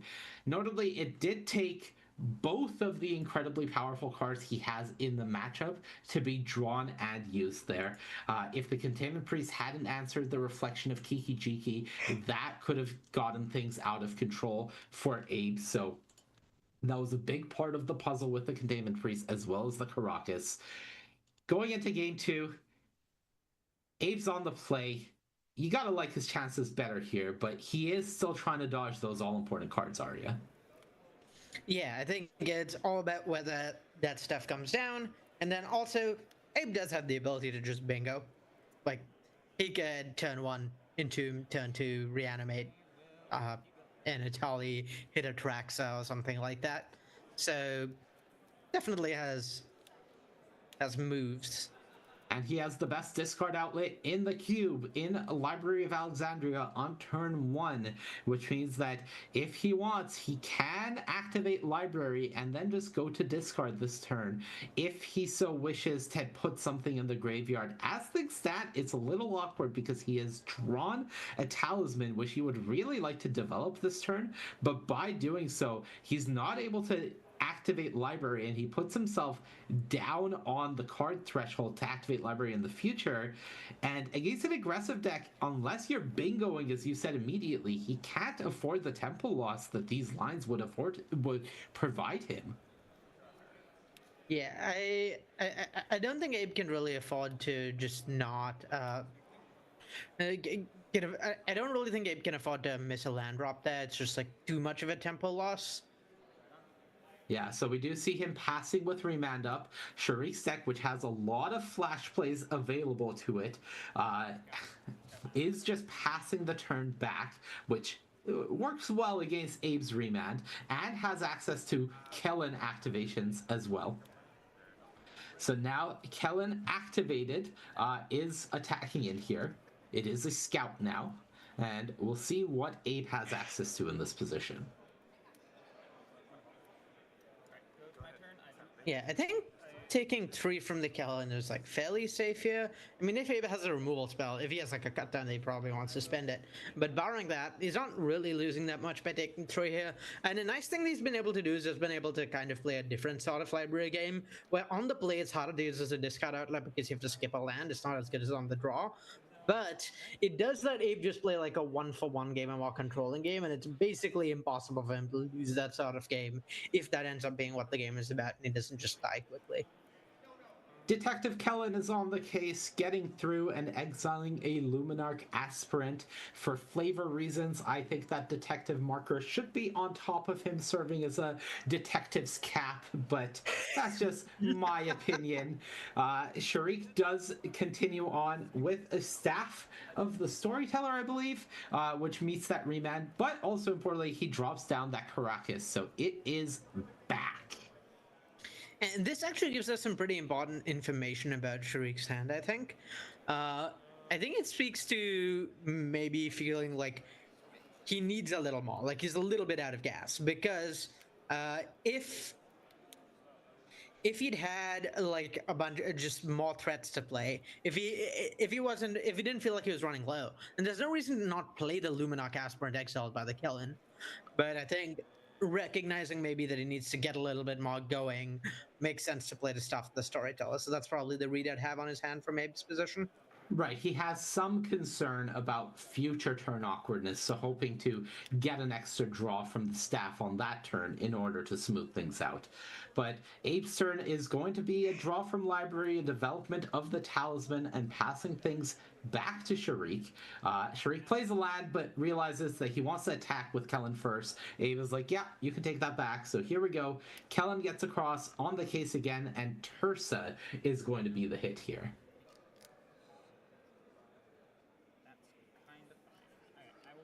Now the question again is Shariq interested in playing a Tersa, or are we staffing again? So nice, he's done it twice. Staff of the Storyteller comes down, and this time it does resolve. So it comes with a counter on it and a token. Abe ends the turn by swamp cycling the Troll of Khazad-dûm. I would guess that he's just going to get a swamp here, though he does have access to an overgrown tomb in his deck, which could potentially help with the Atraxa in his hand. The biggest issue being, of course, that it would cost him life to try to play that untapped. Nope, not this turn. That was the Metamorphosis Fanatic trying to get control of the board by bringing back the Troll. But Shariq says, two can play the Remand game. You Remand, I Reprieve. That does need to go to the graveyard, of course. But that is a huge tempo win for him there. So I kind of wonder whether Shariq's casting Staff of the Storyteller last turn was kind of a genius getting Abe's head move, where he figured he's not running out of action, so he might as well cast the Staff, make it seem like he prioritizes that card really highly with his hand, and that way it won't be suspicious when he casts Staff over whatever he exiles to hold up Reprieve. Mock Sapphire, the perfect hit. Sharik continuing to play the game conservatively, not giving double strike to the Kellen to try to get against the finish line. And Guide of Souls is the follow-up play. So continuing to set up here, as well as Fable of the Mirror Breaker. So now the board is getting well and truly out of control. Abe does have that Metamorphosis Fanatic in hand to run back that play next turn, bring back the Troll of Khazad-dûm, and Sharik does need an answer to the Troll with Lifelink, otherwise all of his attacks will be shut down, other than the flying ones, of course. But as things stand, this is the most Karakas proof line that Abe has available to him. Yeah, the problem really is that the Karakas proof line does not yield like that strong a bud state. That if the Troll of Khazad-dûm gets answered, then Sharik could maybe win. And honestly, even if the Troll of Khazad-dûm doesn't get answered, the Guide of Souls might just be able to race the stuff. Like, Sharik's board will snowball in a way that Abe's two large lifelinkers won't. So that part's certainly a little scary for Abe. Just even if he gets his stuff going, because of Karakas, and might not be able to compete with what Sharik has going on. Right, and Guide of Souls just giving a double striking Kellen flying would be maybe pretty close to game here, as Sharik is untapping everything here and has drawn for the turn, I believe. So Fable of the Mirror Breaker will tick up to Chapter 2, getting lifelink there on the Troll. I believe that actually is just game, if he has the creatures to trigger Guide. While still having the mana to cast, while still having the mana to activate Kellen, because that's five. That's 10 in the air off the double striking flying Kellen, plus. Sorry, I thought it was at 11. Never mind. Nope, one off of having 12. lethal, one off of lethal so far, but not quite there. Yeah. Also doesn't have the energy yet to activate Guide of Souls, so that is the other requirement. Yeah. However, what Sharik does have is 2 fresh cards after discarding 2 mountains to Fable of the Mirror Breaker, and if there's a removal spell for this Troll of Khazad-dûm, he has to feel pretty good about his position here. Yeah, he has access to drawing another card with Staff of the Storyteller, even if he needs to, so his ability to play a fair game here is kind of scary. All right, Palace Jailer, not the removal spell he wanted. That is met with Stern Scolding, one of the few things that Abe could have had there to really disrupt what Sharik was hoping to do. Yeah, and that's huge, right? Like before that Palace Jailer was countered, like most of the things Sharik could do with his mana would put him pretty far ahead of Abe, even if he just activated Kill and cost him small creatures. But Abe getting to trade that Stern Scolding for essentially Sharik's whole turn is really, really big. It puts him it puts him back in this game, because now there are not really any good attacks, and there's at least a 6-power life-linking Troll coming back, and maybe if Abe has interaction for some of Sharik's board, this can let him actually compete this game. Yeah, and I will say it may not come up, but I believe Sharik missed a counter on the Staff of the Storyteller when the Reflection of Kiki-Jiki, the Fable of the Mirror Breaker created that Goblin Shaman token. I believe Staff should have gotten another story counter. So that is one less card in the grand scheme of the game that Sharik has access to here. Attack with Goblin Shaman screams 2-drop I really need to cast, but I wonder what that actually is for It's Sharik. Get Lost. So he needed the mana to cast Get Lost here. So he needed the treasure token. He is still giving Abe 4 life from the Metamorphosis Fanatic blocking, and potentially 4 more life the next turn from the Fanatic attacking, which Abe will likely take advantage of given the window that he has. But it does at least allow him to get rid of the Troll, which was a big problem. Yeah, it's really awkward for Abe just not having any sweepers in his deck in a spot like this. Like the main problem here is that like there isn't really an easy path forward for him. Like sure, he can attack with this Fanatic, but there's just too many snowbally threats on Sharik's side of the board, and he can't really 1-for-1 with them all. He just doesn't have the time or mana or cards to do that. So what he really wishes he had was some way to sort of clean them all up at the same time. And barring that, and barring his ability to actually reanimate thanks to Caracas, it's going to be a pretty uphill battle for him to beat this board state, even though he has like a really large lifelinker. That's a good card. That's going to stay on top. The One Ring will buy time at the very least. Yeah, that's one of the few cards that can actually keep up with it, because the rate at which the One Ring snowballs means that if Abe does have an answer in his deck, he can probably find it. All right, 6 lifelink coming across here. This would put Sharik down to 15, Abe back to 20. So that would be a nice little reset here. I will say, Abe has both Atraxa and Torsen in hand, as well as the Overgrown Tomb, but doesn't have the white mana to cast either of them, so is on the lookout for the black-white Surveil land in his deck. Yeah, that or some way to make treasure, like Currency Converter, would go a long way. But also, like, casting Atraxa and Torsen is pretty tough here, where it's, sure, they do draw you a lot of cards, but Abe's not really in a spot where he can afford to spend 7 mana not affecting the board, and that's exactly what those two would do, given Sharik would just bounce him with Caracas. Right. This is also his 1-turn window to resolve Animate Dead before Containment Priest is back up, so he is going to go for that, just get the Troll of Khazad-dûm back on the battlefield. He has the option, of course, to grab the Containment Priest from Sharik's graveyard, but that is more or less opening the door for Sharik to just get the Monarch back, and then that's very problematic for Abe. Yeah, I don't think Palace Shilla is a route for victory to Abe, though I can see the temptation. What Abe really wishes he had was a way to draw one more card this turn so he could have cast the One Ring, but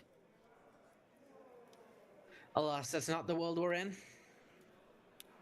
Yeah, if he was able to draw the One Ring somehow, that would have been ideal. So, back we go to Sharik, who draws a card for the turn. Reflection of Kiki-Jiki is transformed, not quite online yet. But it coming into play as a creature means the Guide of Souls will trigger. So that is a second energy now for Sharik. One more would allow Guide to be online for an activation.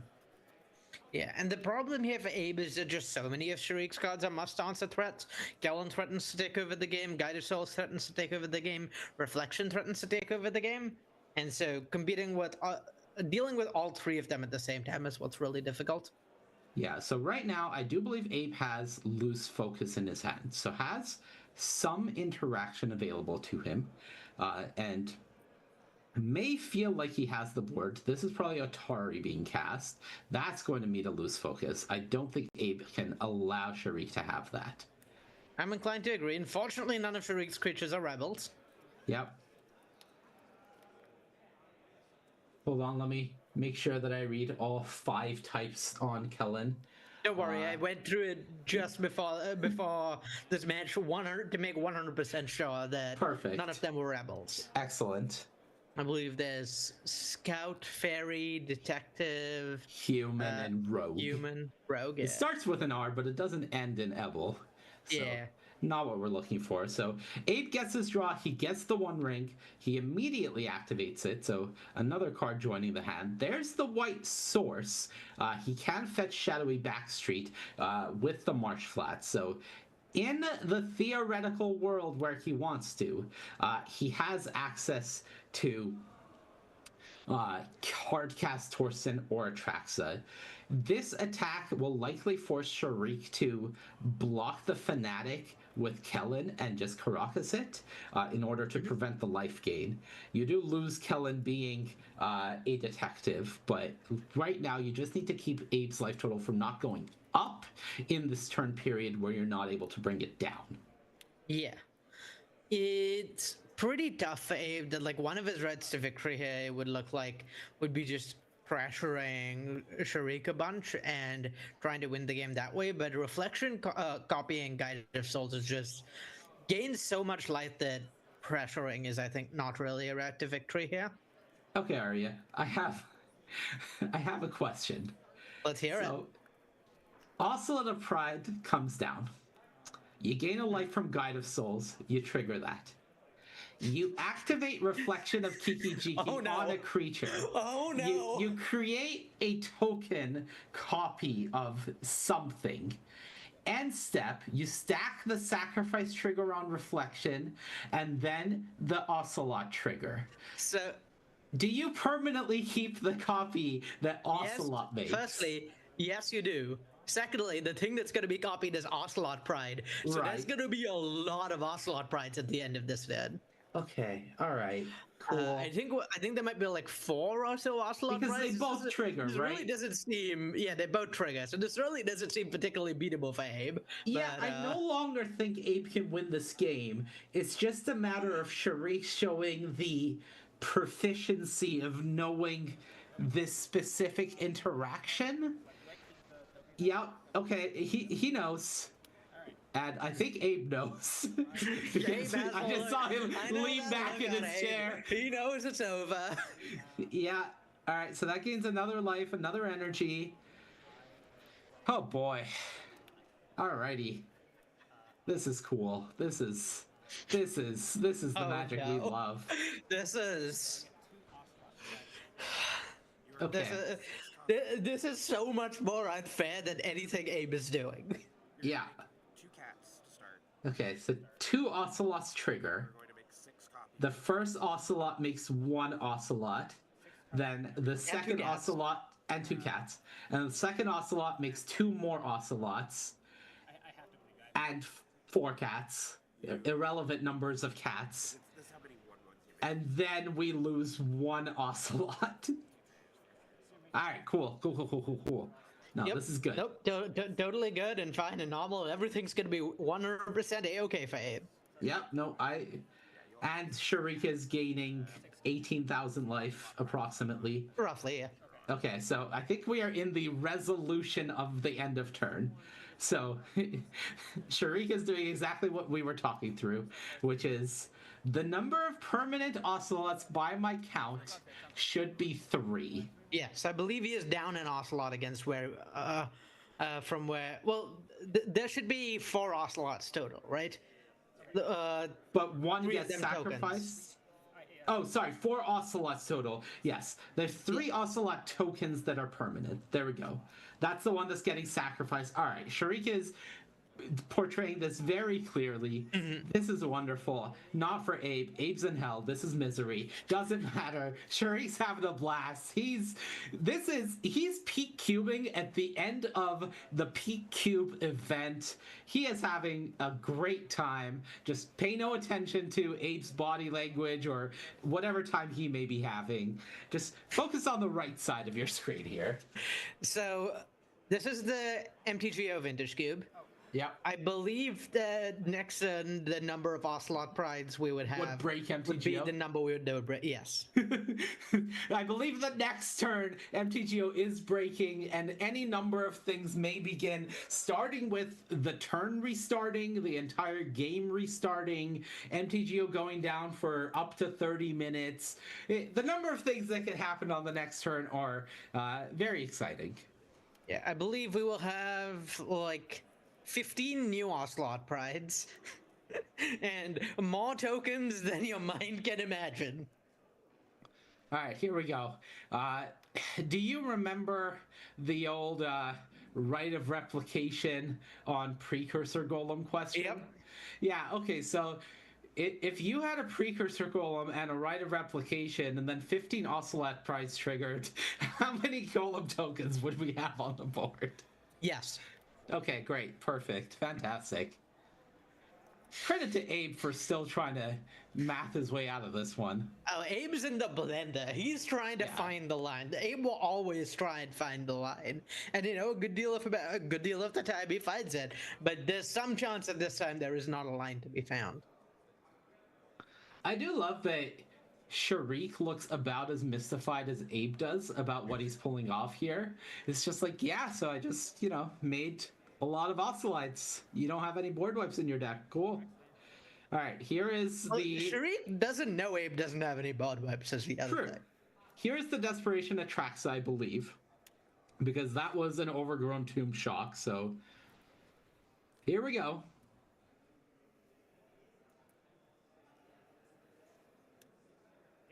Step 1. Yeah, I'm pretty sure Abe's right to winning this game involves cards from Sharik's deck with Atali. And I'm not convinced those cards in Sharik's deck exist, but Abe doesn't know that. All right, Cut Down gets to deal with 1 Ocelot. Or Well, Cut Down more probably gets to realistically, deal the with Guide the of Souls. Fable. Oh, sure, yes. Okay. That would be good.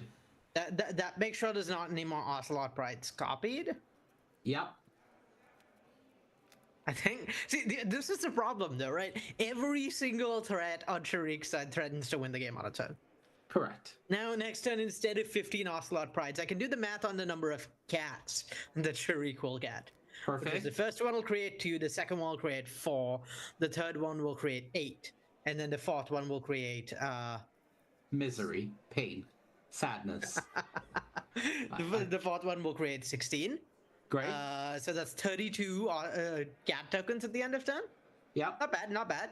This is assuming the Fable dies. If the Fable doesn't die, then we don't talk about that. I'm pretty confident Sharik is not at 12, and our life total spotter just gave up on raising his life total. Yeah, that sounds about right. That's going to be my guess for what happened here. I believe Sharik is at 21. Okay. That'd be my guess. Close enough to 12. Maybe 22. Simple flip of the numbers. 10 tokens entered last turn. Just. I think he might have missed a couple of stuff the storyteller triggers too. Just a few. 1 or 2. Actually, it might only trigger once a turn. I'm not sure. I believe it triggers once per collective instance of creating tokens, if I'm not mistaken. Well, fortunately, every Ocelot Bride trigger is at least 2 collective instances of making tokens. So. Right, exactly. So I would guess that the previous turn he missed, like, the reflection making an Ocelot token would be 1, and then the first Ocelot triggering would be 1, and then the second Ocelot triggering would be 1. No. The first Ocelot triggering would be 2, because it first creates cats, then it creates copies. Oh, it does. Oh, you're... Huh. But it's all part of the same trigger, so would that count as individual instances? I'm pretty sure it would. Okay, alright. For those wondering at home why we're talking about this, it's because it's the only relevant thing left in this match of Magic the Gathering. The game says it doesn't matter. There's just no way Abe can win this. Yeah, Duress has now seen Sharik's hand.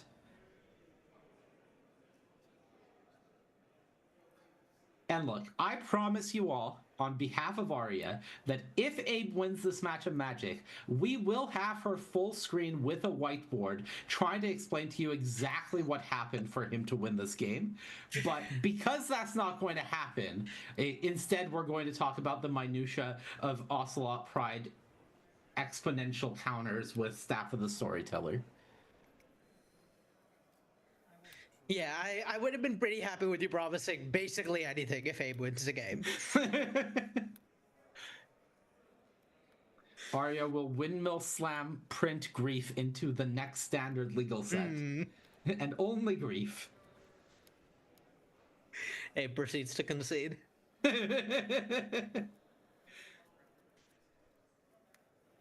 Alright, back we go to Sharik.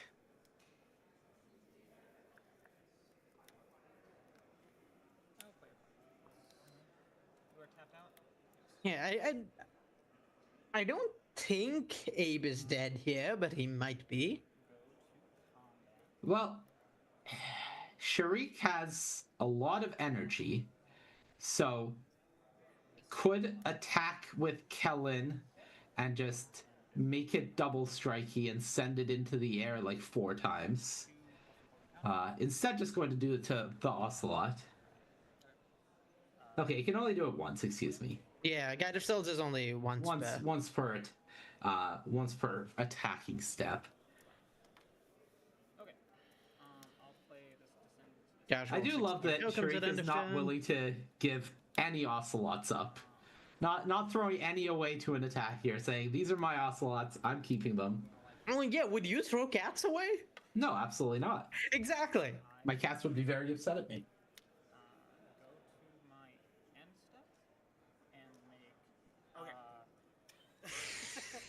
Yeah, this This game it looks like a nightmare for Abe. This is exactly the sort of game in which Abe will spend ages trying to figure out the one line, the one way out. But I don't think there are any, unless his deck somehow contains an infinite combo that can kind of be put together if he draws 5,000 cards, which he is drawing.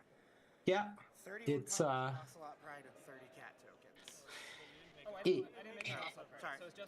biggest problem right now. Oh no, scratch that. Okay, so Abe has the Pentad Prism in hand, which he looks like he boarded in. That gives him the ability to hardcast Atali, which he didn't have previously. He couldn't get Atali into play around the Containment Priest without hardcasting it. So he now has the ability to hardcast Atali. So we're ignoring every card in Abe's deck, and it's just about, can Abe take something prevalent from Sharik's deck? And there is a Sunfall in Sharik's deck. So if Sharik had a very poor lapse of judgment in sideboarding and brought in the Sunfall from his sideboard. Okay, we found a line. That would be a hilarious out for Abe. But I'm going to say that is what he's playing to with this Pentad Prism. I'm even going to say, because this Pentad Prism is not in Abe's main deck, that this is a specifically boarded in Pentad Prism to give Abe the ability to hardcast Atali in this matchup. I would not be surprised if the Pentad Prism was boarded in with the goal of, sometimes I just need to hardcast my Chonkas earlier. That's what this matchup is about. And if there's a Caracas in play, then hardcasting them then is nice too. Yep. Alright. Will our brave life total spotter try to put Sharik's life total up to the 60 something that it is supposed to be here? I think it might very barely be in the 60 something. They're doing it. Okay. Still going. Working our way. One at a time. Slow and steady. Oh, we got some stat counters this time. Let's go. I have a lot of things counters on that. I will say go. Right, looking at Abe's deck. All right. Draw for the turn. He has the Italian hand. Okay. All right. I'm gonna predict Pentad Prism, Atali, flip, not Sunfall, concede. That is my prediction for this turn. That is a pretty reasonable prediction. Any way of copying the One Ring? That's another out. Sure.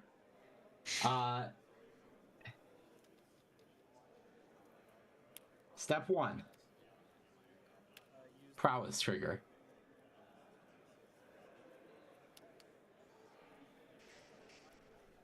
Step 2. Dinosaur. That's a dinosaur. Yeah. Step 3. Did you board his Sunfall? Atali does cast, so Containment Priest does not help you against it. So Sharik takes the time to read it. Unexpectedly Absent will not be doing it. It can put the One Ring on top of your deck for a future turn, but I don't believe he has a way to draw this turn. Unexpectedly Absent your own One Ring. Bill for master your own creature. Wait, no, I don't know. I don't think you can cast it for the alternate cost here. Yeah, I maybe there's some. Oh wait, no, Kitsuck loot. Okay, Kitsuck loot. So unexpectedly absent your own One Ring, loot with Kitsuck, recast the One Ring, and that's one more turn for Abe.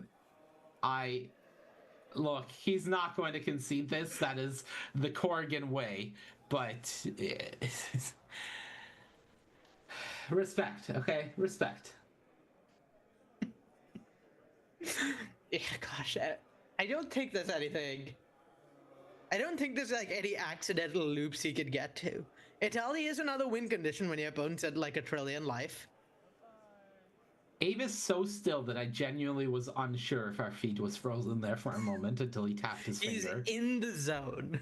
Yeah, I mean, he sees the line. He goes, shrug, I guess. So I can live a turn. I mean, you mastery the Guide of Souls, get the life gain off the board, you absent the Ring, you loot with Kitsa, you do it all again, and then what? Okay. I think if I line that probably involves something to do with Parallax Wave your own Italy. Okay. And also something that in some way lets the Parallax Wave itself get bounced to put on top of library. On top of Sharik's library, though? Yeah, so that the Italy can cast it again. Ah, perfect. Okay. I'm not sure what that thing is, so we're a step away. But okay.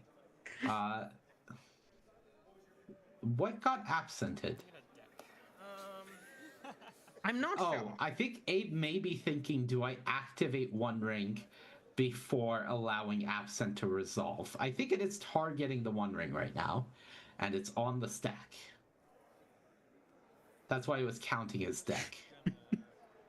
Because of course he was. Why not? What a game. I respect Abe fighting to the end, and then also for like 30 minutes after the end.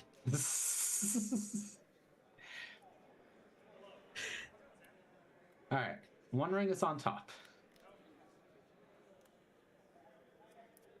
Abe is determined to fight well past the game being over. Okay. He does also have a Tully on the battlefield. So if he can somehow mind control Sharik into tapping that Karakas and... I don't know. I'm not even gonna bother. I'm not pretending I have it.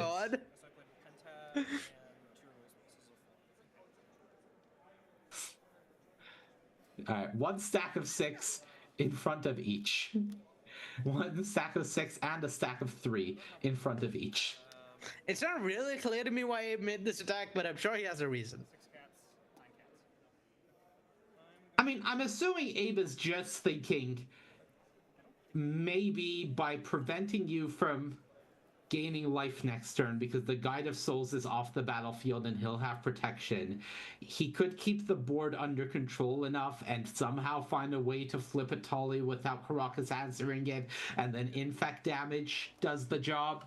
Or poison damage, not infect damage.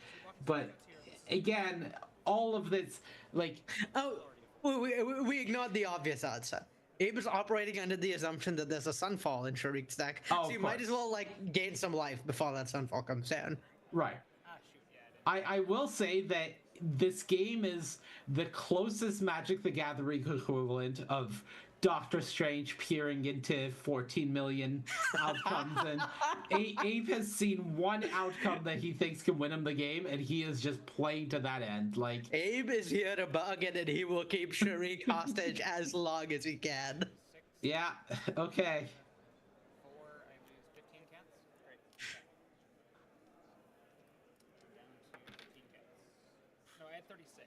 Is Kitsa gone?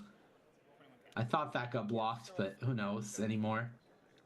Yeah, it might have been too big to die to the things that blocked it. Like Sharik might have misjudged the block and gone, whatever, it doesn't matter. Sure. Why not? Alright, ring it up.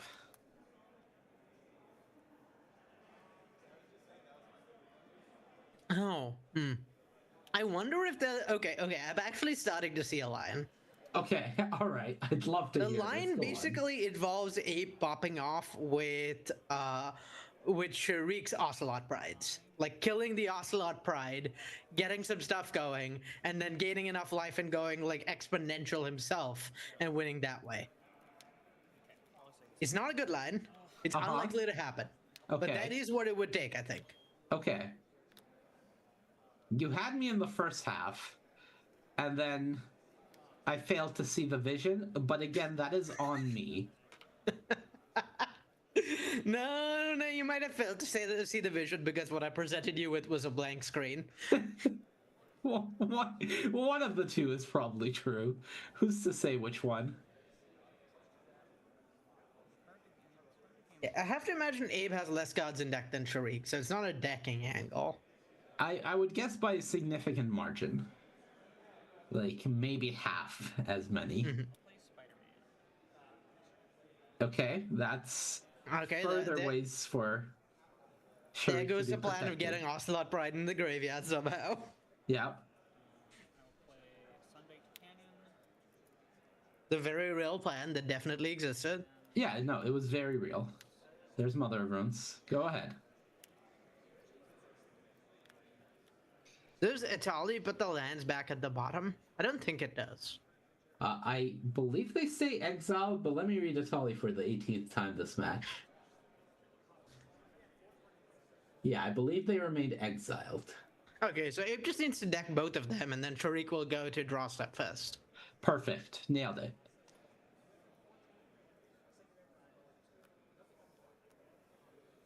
Surely Sharik's entire deck is filled with like ghostly flickers for the Atali.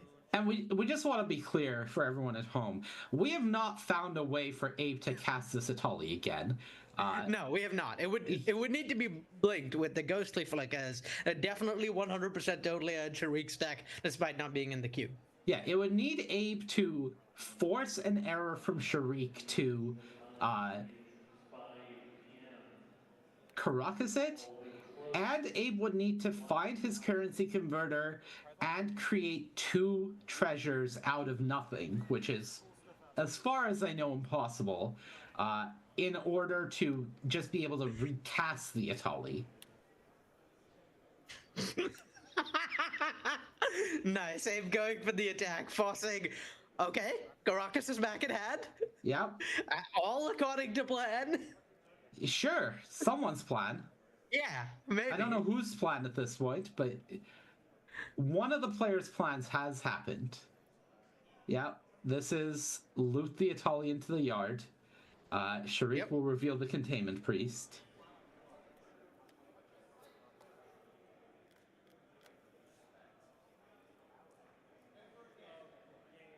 Yeah, and once Atali is exiled, I don't think even Abe can fool himself into thinking there's a line that wins him the game. Okay, but we both know Abe Corrigan, so is that true? No, it's not. The power of the human mind and its abilities to cope is truly a marvelous thing.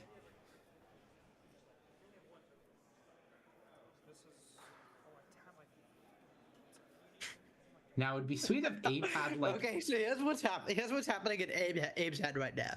Okay. Based on the like his reactions. Yeah. He is convinced that he had found a line to not die, and he just messed it up. Okay. I don't think that's true, but I think also he's don't think convinced that's himself true. of that. I also think that every once in a while there is just like a circus act that barrels through his head, just playing clown noises while he's going through this process, further distracting him. He seems much more frustrated than a person who lost this game approximately half an hour ago should be. And now he's dancing.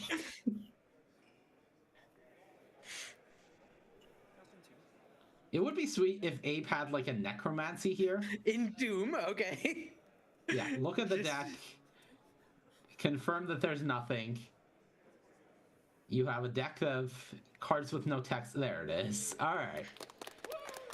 Congratulations to Sharik Moore with a very sweet line of plays. Very sweet deck. Definitely the best 2 decks at the table were present here in our finals, and he is presented with the CubeCon 2025 trophy. Marvelous job from him. Fantastic battle from Abe Corrigan, a man who never goes down without a fight. That was an absolute blast to watch, Arya. Yeah, absolutely fantastic. And real class act by Sharik at the end at Abe's request, flipping over to see what he would have hit with one more Atali trigger, just in case. Yeah, just exhausting every option, trying to make sure. And as the players wrap up, it has been a fantastic weekend of CubeCon. We'll see if there is anything else for us to bring you. Doesn't look like it, so we are going to wrap things up. I am going to remind everyone at home one last time. We have 2 commands for you to put in the chat. First, vote. We have the MTGO 2 CubeCon 2 MTGO voting is underway. There are 3 CubeCon Cube finalists, one of which will be the next cube added to Magic Online, either A Study in Harmony, Truly Maddening Tempo, or Enchanted Evening. ! Vote in the chat or scan the QR code on your screen to vote to see which cube you next want to see represented in Magic Online. Next, ! Donate. All weekend long, we have been raising money and awareness for the American Foundation for Suicide Prevention. ! Donate in the chat will get you through to that Tiltify link. You can still donate until we are done, and likely a little bit after that as well. There are rewards to be earned for donating, and of course you are supporting a fantastic cause that is very near and dear to all of our hearts. And with that said, I want to give a huge shout out to the CubeCon team for continuing to put this event together. A huge shout out to Rashad Miller, who has been our wonderful producer working behind the scenes to bring us all the action this weekend. And a huge shout out to not only my co-caster Arya, who is always fantastic, but all of our casting teams this weekend that really came together to bring you this fantastic event and bring everyone all of this action. Arya, do you have any closing words that you want to end on? Just thank you so much, Manny. You were a delight to cast with as always. Thank you so much to everyone for tuning in. And thank you so much to everyone who went to CubeCon. Magic is the best game, and Cube is the best Magic, so this event is such a delight. It was lovely to cast, and I'm thinking I might, honestly, in future years, maybe decline casting to go play at the event because it's so fun. You know what? I don't blame you. And on that note, we are done. Thank you, everyone, for joining us for CubeCon 2025. It was an absolute blast to be a part of, and I can't wait to hopefully see you all for the next one. Have a good weekend.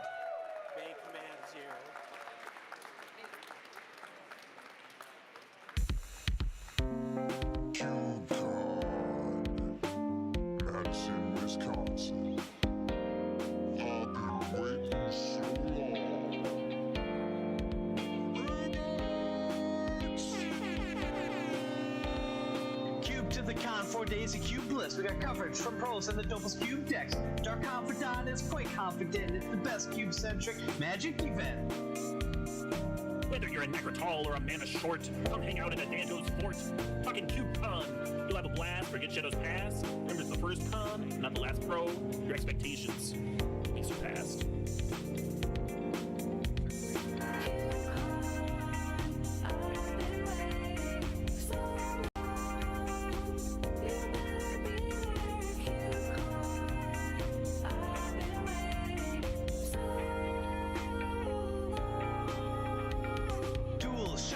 And triomes. All my delectable vegetables got homes. We're gaining life from the loams. My graveyard full of way more than bones. Keep your Ethereum, I'll take my delirium.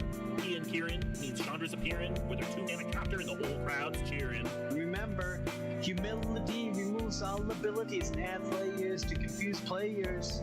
Casual players, Magic Play Grind Sayers, Planeswalkers, Goat Nappers, Land Destruction players. Rolling with Seed Rhinos, Cartas, Bananas. We ride avalanches, destroy your savannas. Leyline of the Wind, turn 1 ain't no sin. That's Cube Line, shuffle up, let's begin.